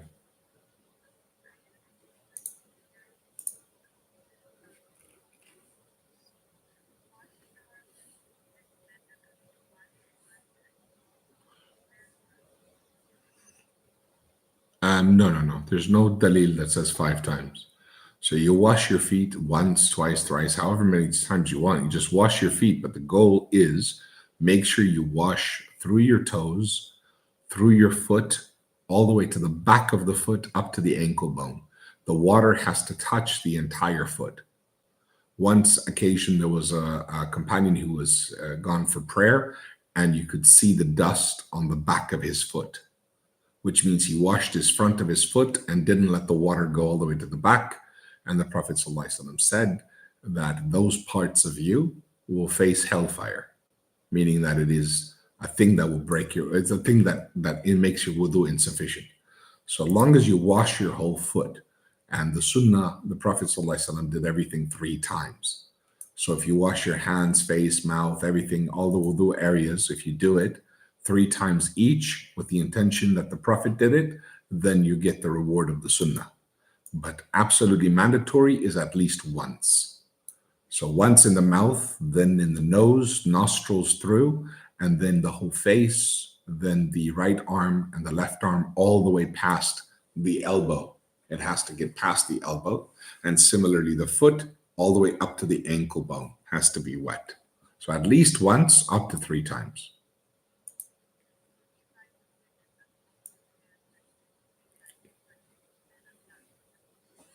Well, long as you don't break wudu again. So if you break your wudu, you have to wash it every time you have to make wudu. So yes, as long as if you do it at Fajr time and the whole day you don't fall asleep and you don't break your wudu, you don't go to the bathroom, then yeah, you have wudu. Also,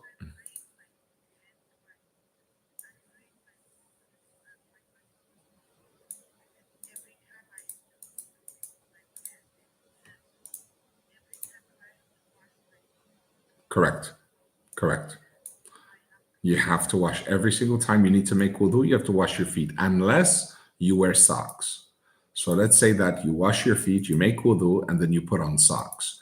Once you put on socks, then when you make wudu again, you just rub your wet fingertips, slightly wet, rub it over your socks. So this is called masa. Kind of like when you rub your hands over your head like that, you also rub it over your sock. And this is called masa. And you can do it once a day, meaning that the next day you have to wash your feet. So you can't keep your socks on your whole life. It's just for the one day. Barakallah fiqh. Also, if you're traveling, if you're a musafir, you can wear the socks again, and then you can wipe over your socks up to 3 days if you're a traveler. So you can wear socks up to 3 days. Not a good idea, but you can if it's severe. If your traveling is severe, you have no choice. But otherwise, you have to take your socks off, make wudu, wash your feet. Sure.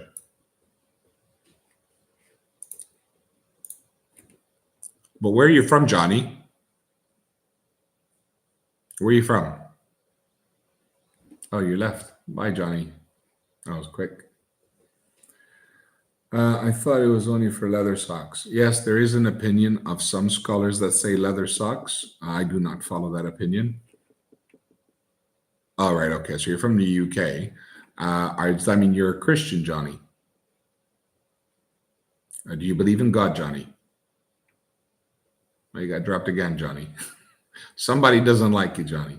You want to change your behavior and your attitude, Johnny, so people can actually like you. If somebody doesn't like you, it's kind of hard to talk to you, buddy. Anyone else who's here, if you're not a Muslim, it doesn't matter if you're not a Muslim. Everyone's welcome. I love people. I love talking to people. I also very much enjoy dropping rude people. I very much enjoy handing people's asses to themselves when they're rude. So don't be rude. Don't be insulting. Don't be offensive. We can get along. You can ask questions and we can address them. That's all we need to do, okay? But rude behavior, insulting, not going to be welcomed here. Anyone else got any questions? Come on up, take the mic. Samina, I thought you went to sleep.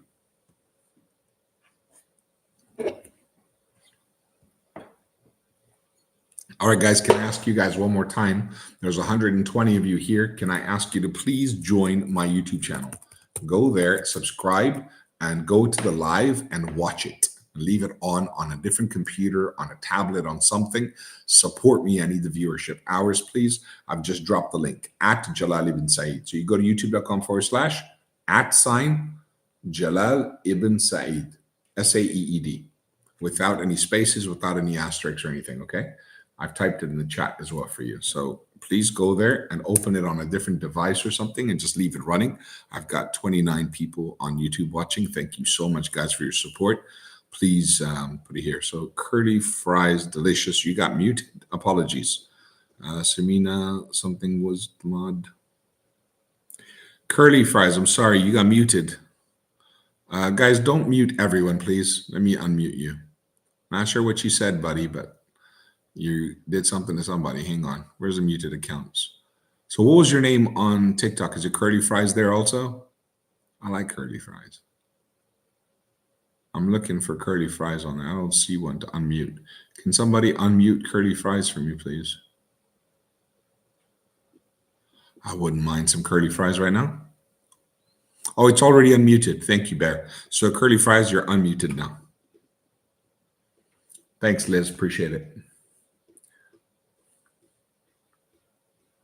Alaikum assalam wa rahmatullahi wa barakatuh. All right, guys, I'm just going to drop the link one more time. It's youtube.com/Jalal ibn Saeed. Please go there, subscribe, and then leave it open on the live. Open the live and leave it open on another computer, on a TV, on something. Let me get those numbers up. It's down to 26, so people are falling asleep. I'm going to keep announcing it. Anyone got any questions? Come on up here, please.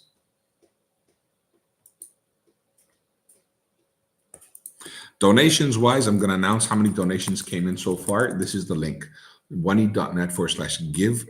Please go there right now and make a contribution. This is to the Muslims. This is a Sadaqah Jariyah, getting ready for Ramadan. I'll announce how much we've donated today. Let me see. I've just donated on behalf of everyone who couldn't donate. I donated something on your behalf because I know everyone wants the rewards, inshallah. Let's see. I've got, where's the date? There we go. Aaron, $5. Abu Muhammad, 10 pounds. Ruha, 10 pounds. Elizabeth gave $5. And Elena gave 20 pounds. That's 30, 40, 45 pounds still. So we raised 45. We're 55 short of the first 100 pounds. Can I ask one Muslim to give 100 pounds, please? Let's make that difference. It's been like 4 hours now, and we've only raised 45 pounds. That's sad. Muslims, we're supposed to be the most generous people when it comes to dawah and deen. The projects are amazing. If you want to know what they're about, please go to the website, have a look. From feeding orphans, supporting refugees, single moms, families, the Eid day, the Salah. There's like just the tarpaulin alone that we use for the Salah will get you 4 million prayers in 10 years because we use the same sheets over and over again until they're ripped and then we replace them. They usually last about 10 years, sometimes longer. So the ones, I have 1 or 2 sheets still from the very first Eid we did about 2007. And I just laugh sometimes when I think about them because somebody bought them for $120 each or something like that. And it's been 22 years. That's probably nearly 8 million prayers worth of rewards they've gotten. Twice a year, 100,000 people. So ruku, sujood. The rewards are hilarious. For 120 pounds, that kind of reward, just think about it. And it's 100% donation policy simply because all of us are professionals. We have IT jobs, careers of all kinds, and we're all volunteers, 100% volunteers. The only charity I know of that every member of the team is a volunteer. Can I donate my son's name? Yes, on behalf of your mom, your dad, your son, your children, on behalf of a friend. And this is a great way to give rewards as well and tell them, hey, listen, I gifted on your behalf doing this. I'm happy to send you a little certificate that you can give them and show them that's their Sadaqah Jariyah, especially if it's for your kids. Absolutely. oneeid.net/give. If you're in the UK, you can use the PayPal one, which is oneeid.net/TikTok. You can use either, but go there now, inshallah, so I can announce it. Goal is to hit at least 500 pounds today, which should have been easy by now. Is eating horse meat halal? Please respond. It can be. It's not the best thing to eat. It's disliked. But yes, if it must be done and you're in a specific situation, then yes, horse meat is permissible. Allah knows best. Yes, hi, welcome. All right.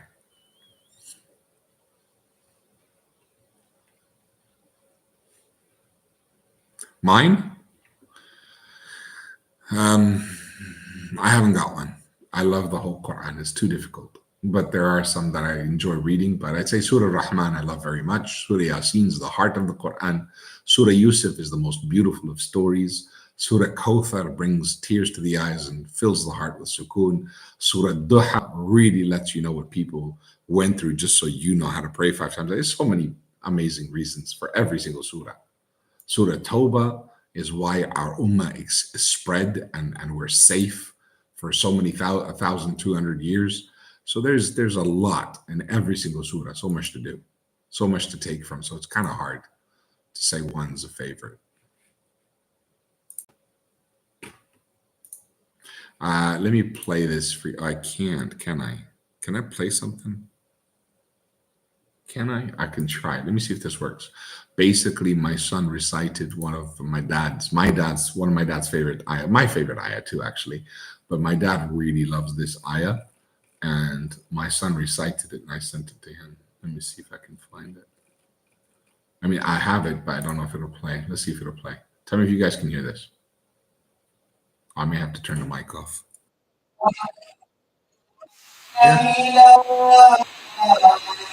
Yeah. You hear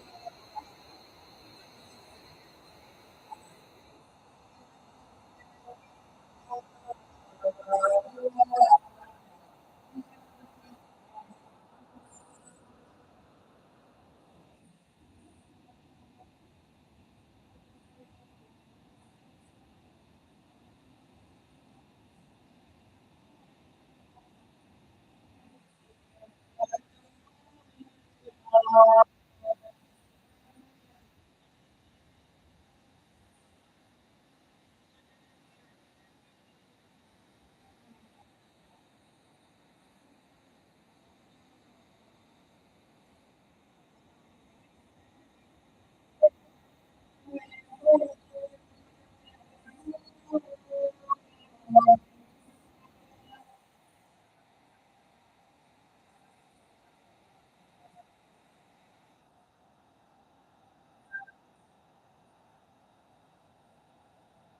MashaAllah, tabarakallah, so beautiful.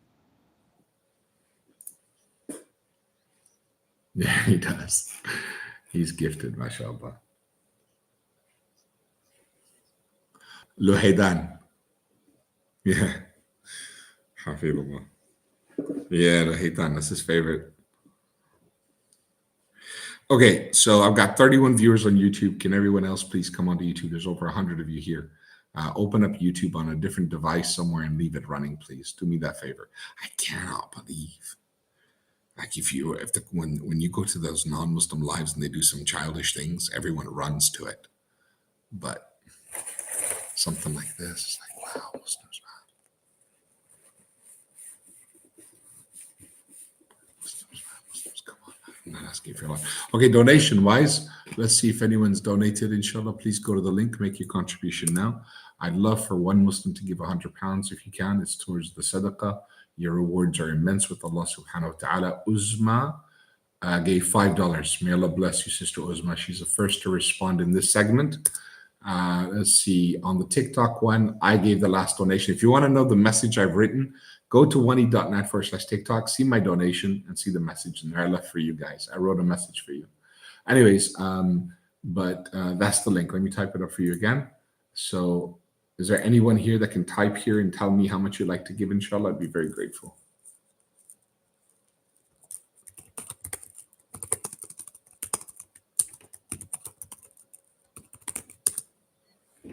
Those are the links I've just dropped for you. oney.net/TikTok or oney.net/give. Use either of those.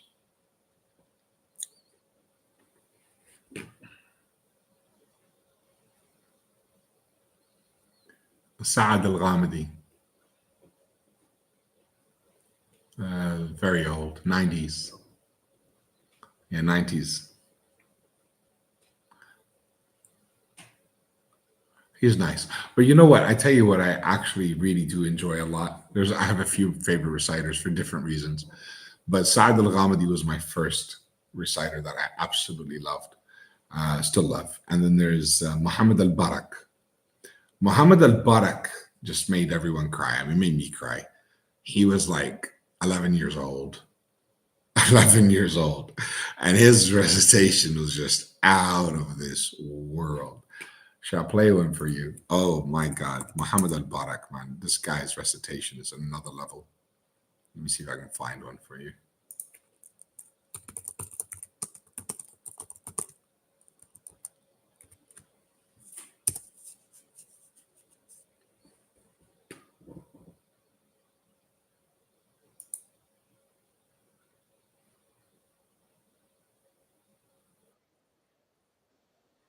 hope it's the original one. Can you hear it?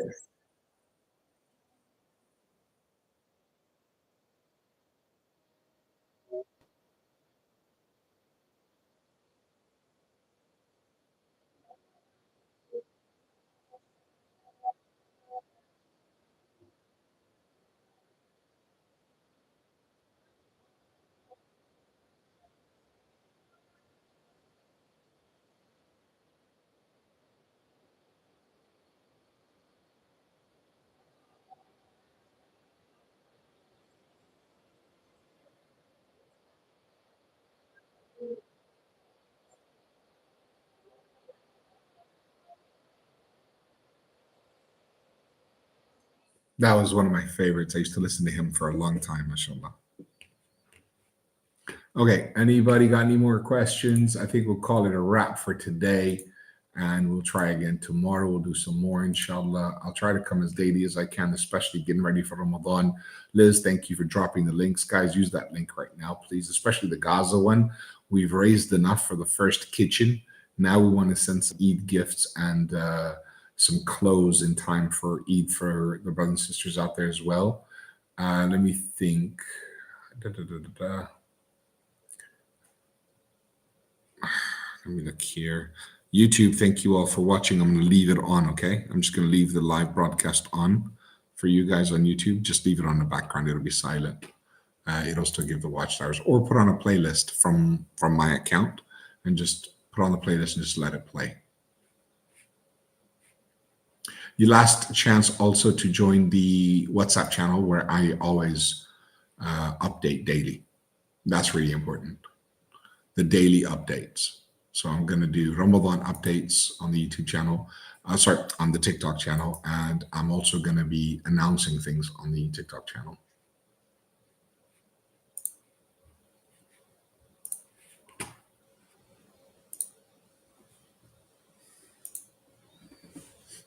Let me just see if that's still there. It is still there. That's weird. How do I remove it? I'll just drop it down.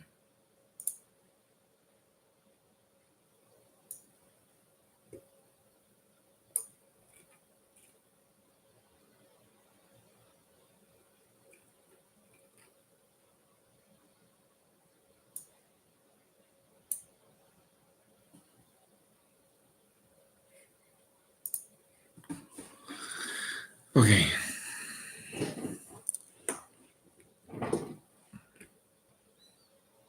Okay, this is my link tree. I don't know if you guys have checked it out, but I'm going to fix what?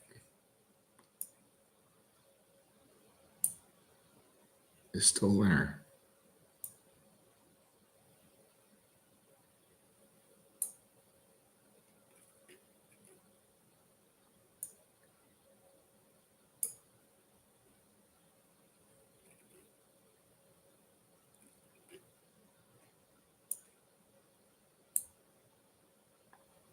Is there anybody here in Houston? Anyone here from Houston?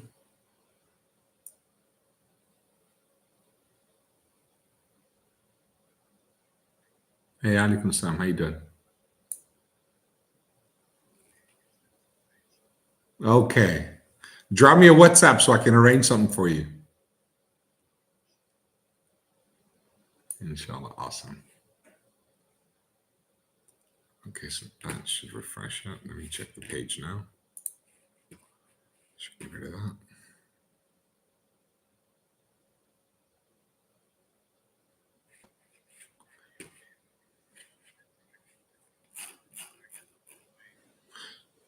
that.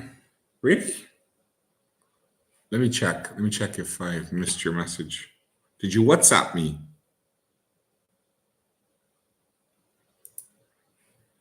Let me see. Where's the WhatsApp?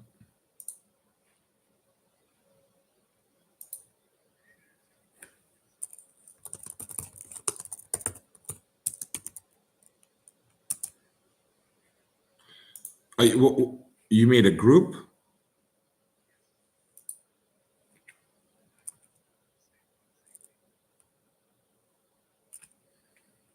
Okay, 1 second. What's the group name? undeniable truth. Okay, that's good. I organize to your office.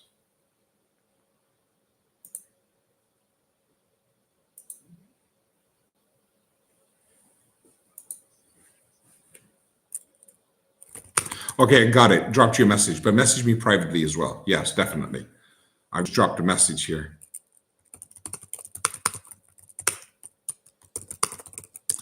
Okay, cool. You got it? Cool, found you. All right, let me add the second group here now. 1 second. Oh, wait, how do you save this? I can't believe I don't know how to save this. Where is the save button?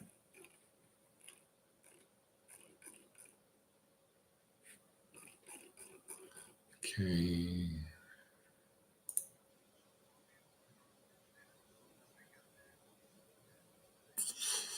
I look forward to that. Mashallah. Let me click this. Classic. What's that? Oh, there's so many things. You know what? I need to catch up on some homework. I keep reading these websites. I'm trying to launch Jamaat time, so I'm looking for app developers. If anyone's an app developer, get in touch. I'm looking for app developers. We're going to earn a lot of good deeds together. Wow. So I move it, but it doesn't save. How do I save this?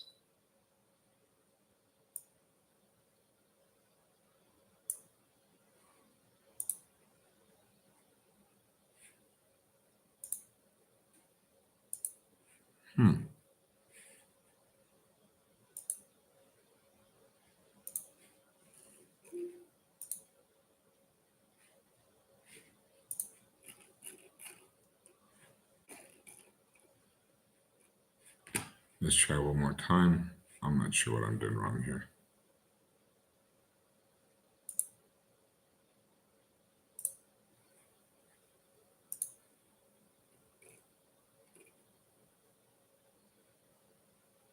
There you go, finally. That was weird. It just wouldn't disappear.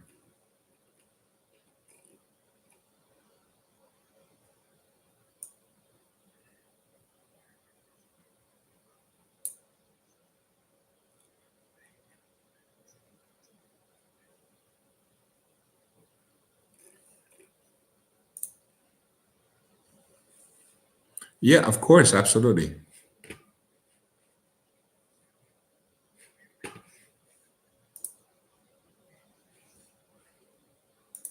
Yeah.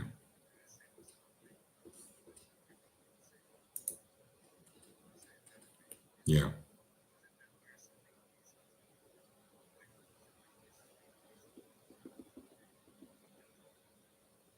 So peace and salutations in saying assalamu alaikum wa rahmatullah. You are saying salams to whoever's next to you. Usually people say it's the angels that are on your right and left, people that are on your right and left. But the point is you break salah by leaving it.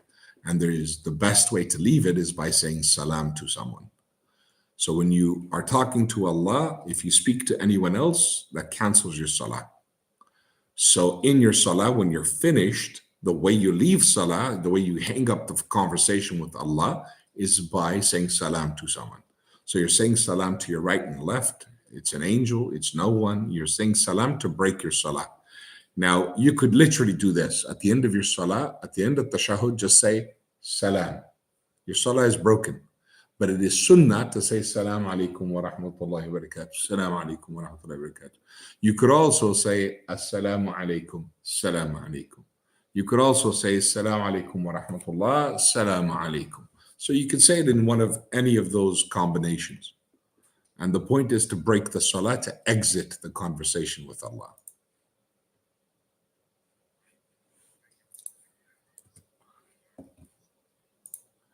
MashaAllah. Good question.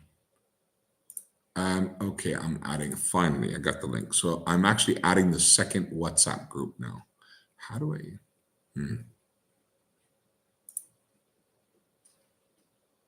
I've got so much to fix and learn. There we go. Okay, so the link has been added. Let me add a title to it. Ramadan. Oops, it already did it.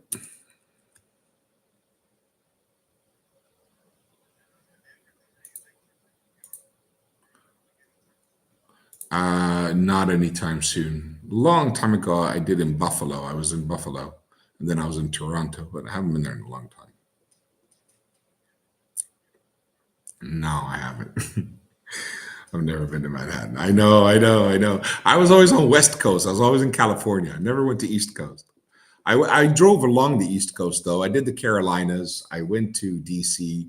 I went to Buffalo. I drove all that area, Kentucky, Tennessee. I love those areas. But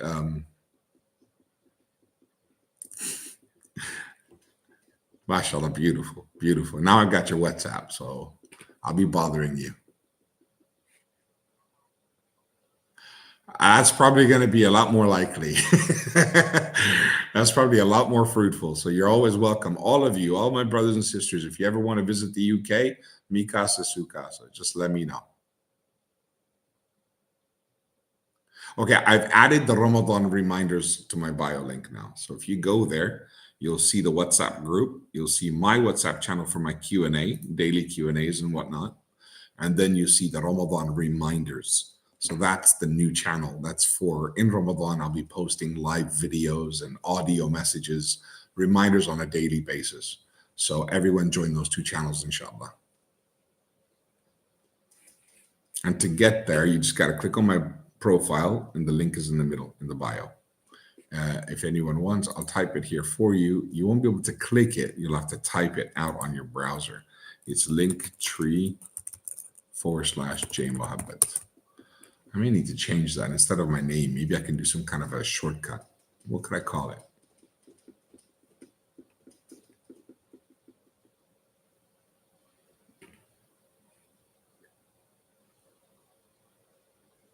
We had a shahada earlier. I need to remember to save this live.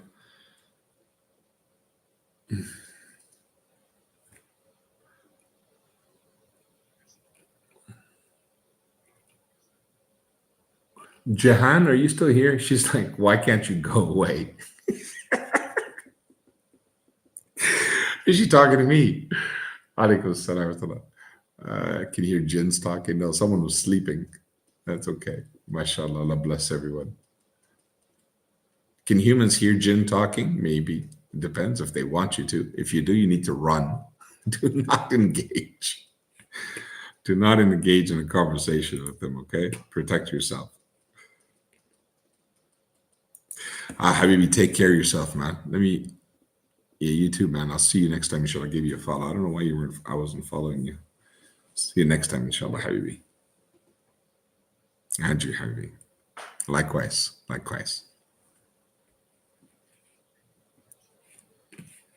Alaikum salam wa rahmatullahi wa barakatuh.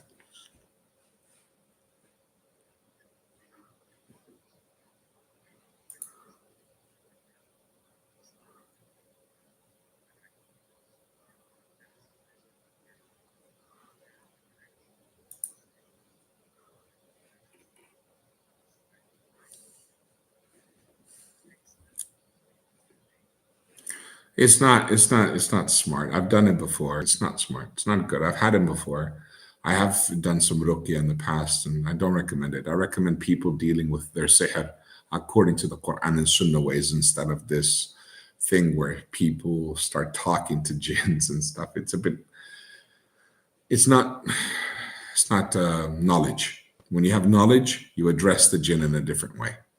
You don't talk to them.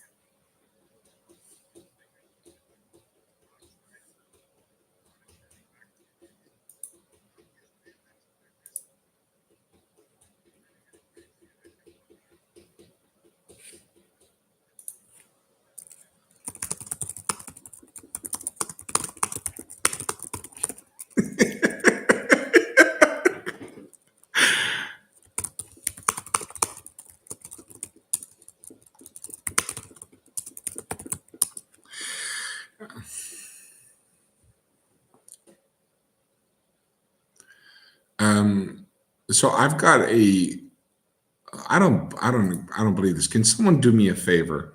If you are not following, if you have not joined my WhatsApp channel yet, can you please check to see if you can search it and find it? Because I can't find my channels when I search it in the public arena. If you know what I'm talking about, you know. A lot of people don't know about this. It's a new thing on WhatsApp. I think it's so cool.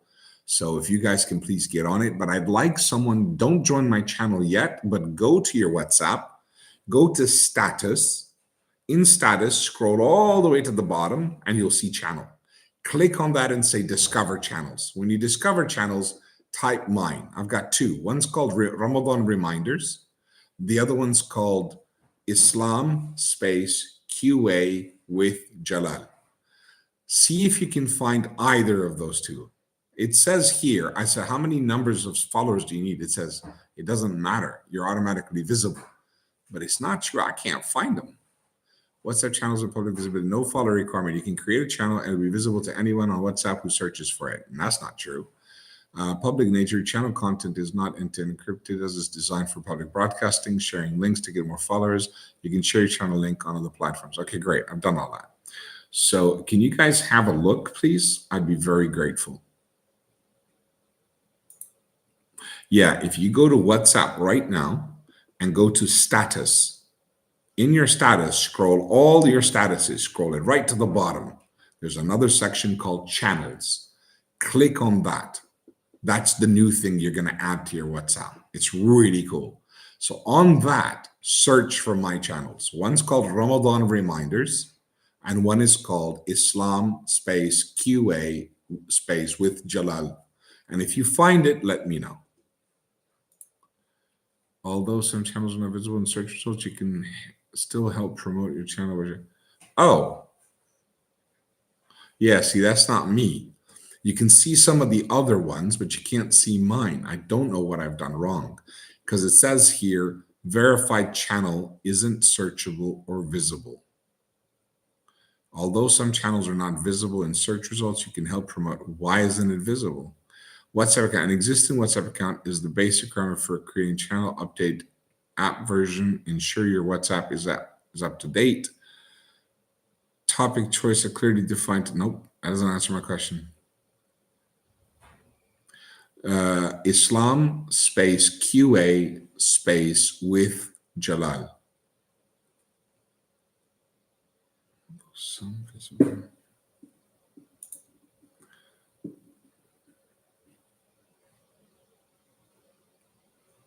Huh. Yeah, it's not there. I don't know why. I'm not sure why it's not there. I don't get it.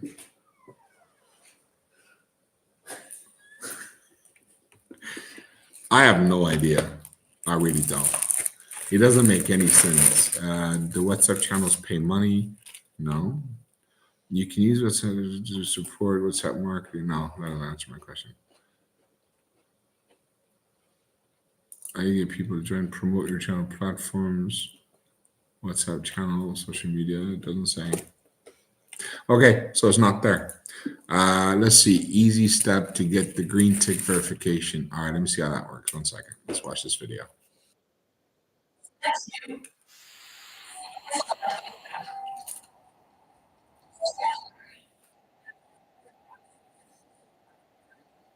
Oh, it's not a business. That's why I'm not a business. What? Okay, I'm going to wrap up, guys. I love you guys. It's been great. I think that the conversations were really good earlier. Now it's going to be a few hours of quiet time, and then in the morning it'll pick up again, but I got to go to work. So we'll do this tomorrow evening, inshallah. Salam Academy, that isn't you, is it? No, it's not me.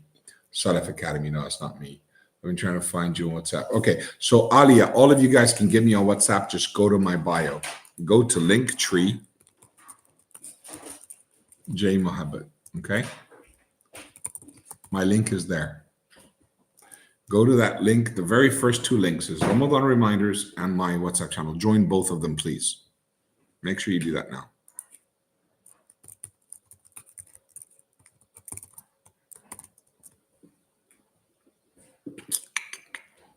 It goes blank? No, it works. I just clicked it. Let me try it. I'll just double check. Oh, if I click it, it's going to disconnect me. Yep, it works. That's the Ramadan one. And then the second one. Yep, they both work. Freckles, what are you clicking? When you click the WhatsApp one, it goes all white. Okay, then just copy the link and then paste it into another browser. Maybe that's something's wrong in your browser. Anyone else? Did it work for anybody else? Freckles is struggling. Let's see how you do it. How do I show you? I think there's a way I can share my screen. I'm not ready. No one, I have guess. Guys, if you haven't followed my TikTok channel, make sure you give it a follow. And thank you all for coming. I'm going to wrap up, inshallah. See you guys again tomorrow, maybe the next day. Alaikum salam wa rahmatullahi wa barakatuh. It's good to see you, mashallah. Gifts and coins, last chance to drop any donations to the charity. Let me see if any came through. I've got Uzma who gave $5. Before that was Elena who gave £20. So still waiting on you guys to make your donations. Those of you who said you would. I'd love to see at least 1 or 2 Muslims give £100 each so we can hit that target. Also, the Quran Legacy Box, if you haven't ordered it, get onto the website, get it now. 30 lectures will help you make sure that you know what's being recited in Taraweeh. 1 for each juz. So you watch it in the daytime before you go for Taraweeh, okay?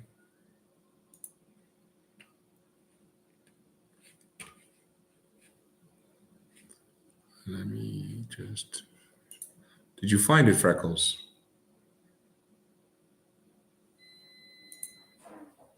Let me know if it worked for you. Did you find it? You say, okay, thank you, Ali. May Allah bless you. Jazakumullah khair. Ali went straight to the PayPal link and made the donation there.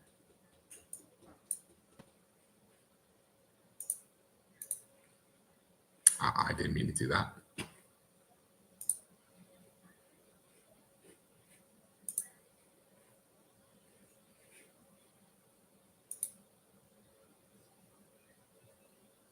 Yeah, Ali, alaikum salam. How you doing? Alhamdulillah, can't complain.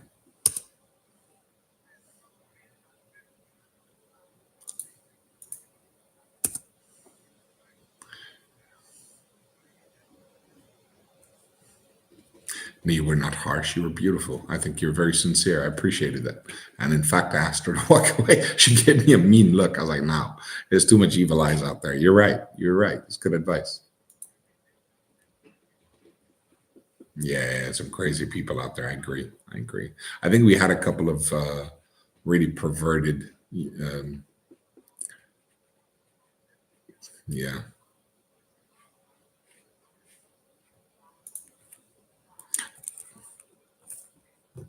Okay, now in regards to Gaza, you guys, all of you need to jump on that link, 1eid.net/Gaza. Don't forget. Share that with your friends and family because we do need to hit that target before Ramadan gets here. We need that aid to reach them in time, inshallah. I'm just going to check one more time.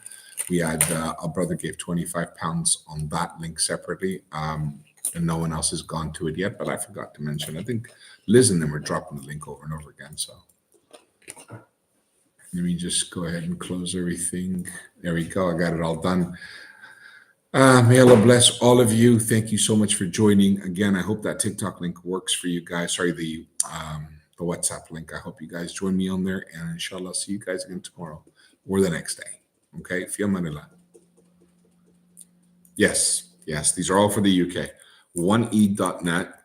Oops, sorry. 1eid.net/TikTok. That's for the UK. And then there's the Gaza one, /Gaza. And then to join my WhatsApp channels, go to my Linktree account. And to buy the products as well. If you want to buy the Quran Legacy Box, you can go to that link as well, inshallah. I'm going to leave YouTube open. So if anyone wants to jump on YouTube, you can. I'll leave that one open. So I'm going to let that run so I can get viewership hours. Watch the playlist. Doesn't matter. You don't have to watch it. Just leave it open in the background. Play some of the videos on the channel, on the YouTube channel. Subscribe if you haven't already. Have the bell for the notifications. Anyways, the point is to get the hours so then we can go live in Ramadan. I'll explain all the different things because I want to bring on guests and stuff like that. And to be able to do that, I need to get those watch hours in. With that being said, everyone, have a great night. Fi amanillah. And anything good we have said is from Allah subhanahu wa ta'ala.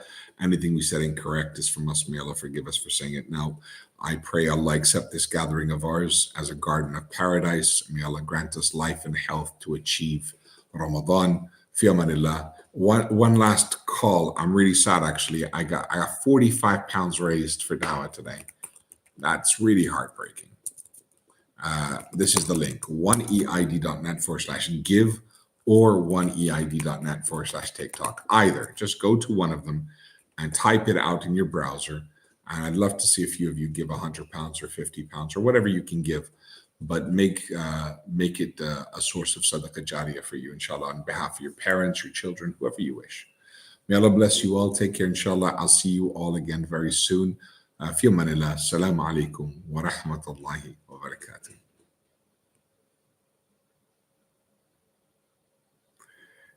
Okay, so I am off TikTok, but I am still on YouTube.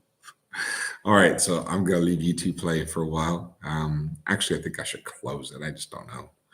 But it's watch hours, so I'll just leave it on. Let's see what happens, inshallah. Okay, guys? I'll leave it on. And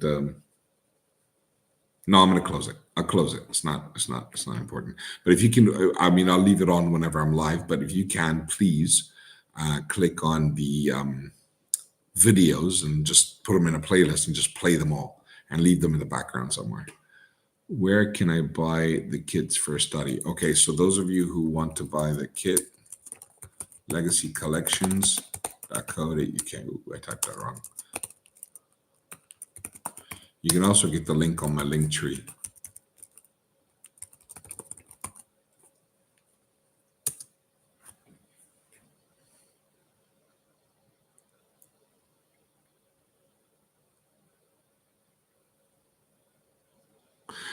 The 30 lectures, no. What happened here? Oh, the 30 lectures, Norma, that's the legacy box, correct. The DVD set, that's Sheikh Salim's DVD set, that's separate. I'll probably gift that to you. I'll send that with the box as a gift, okay? Fi amanillah, guys. I'm going to leave it on for a little while and then I'll close it, okay?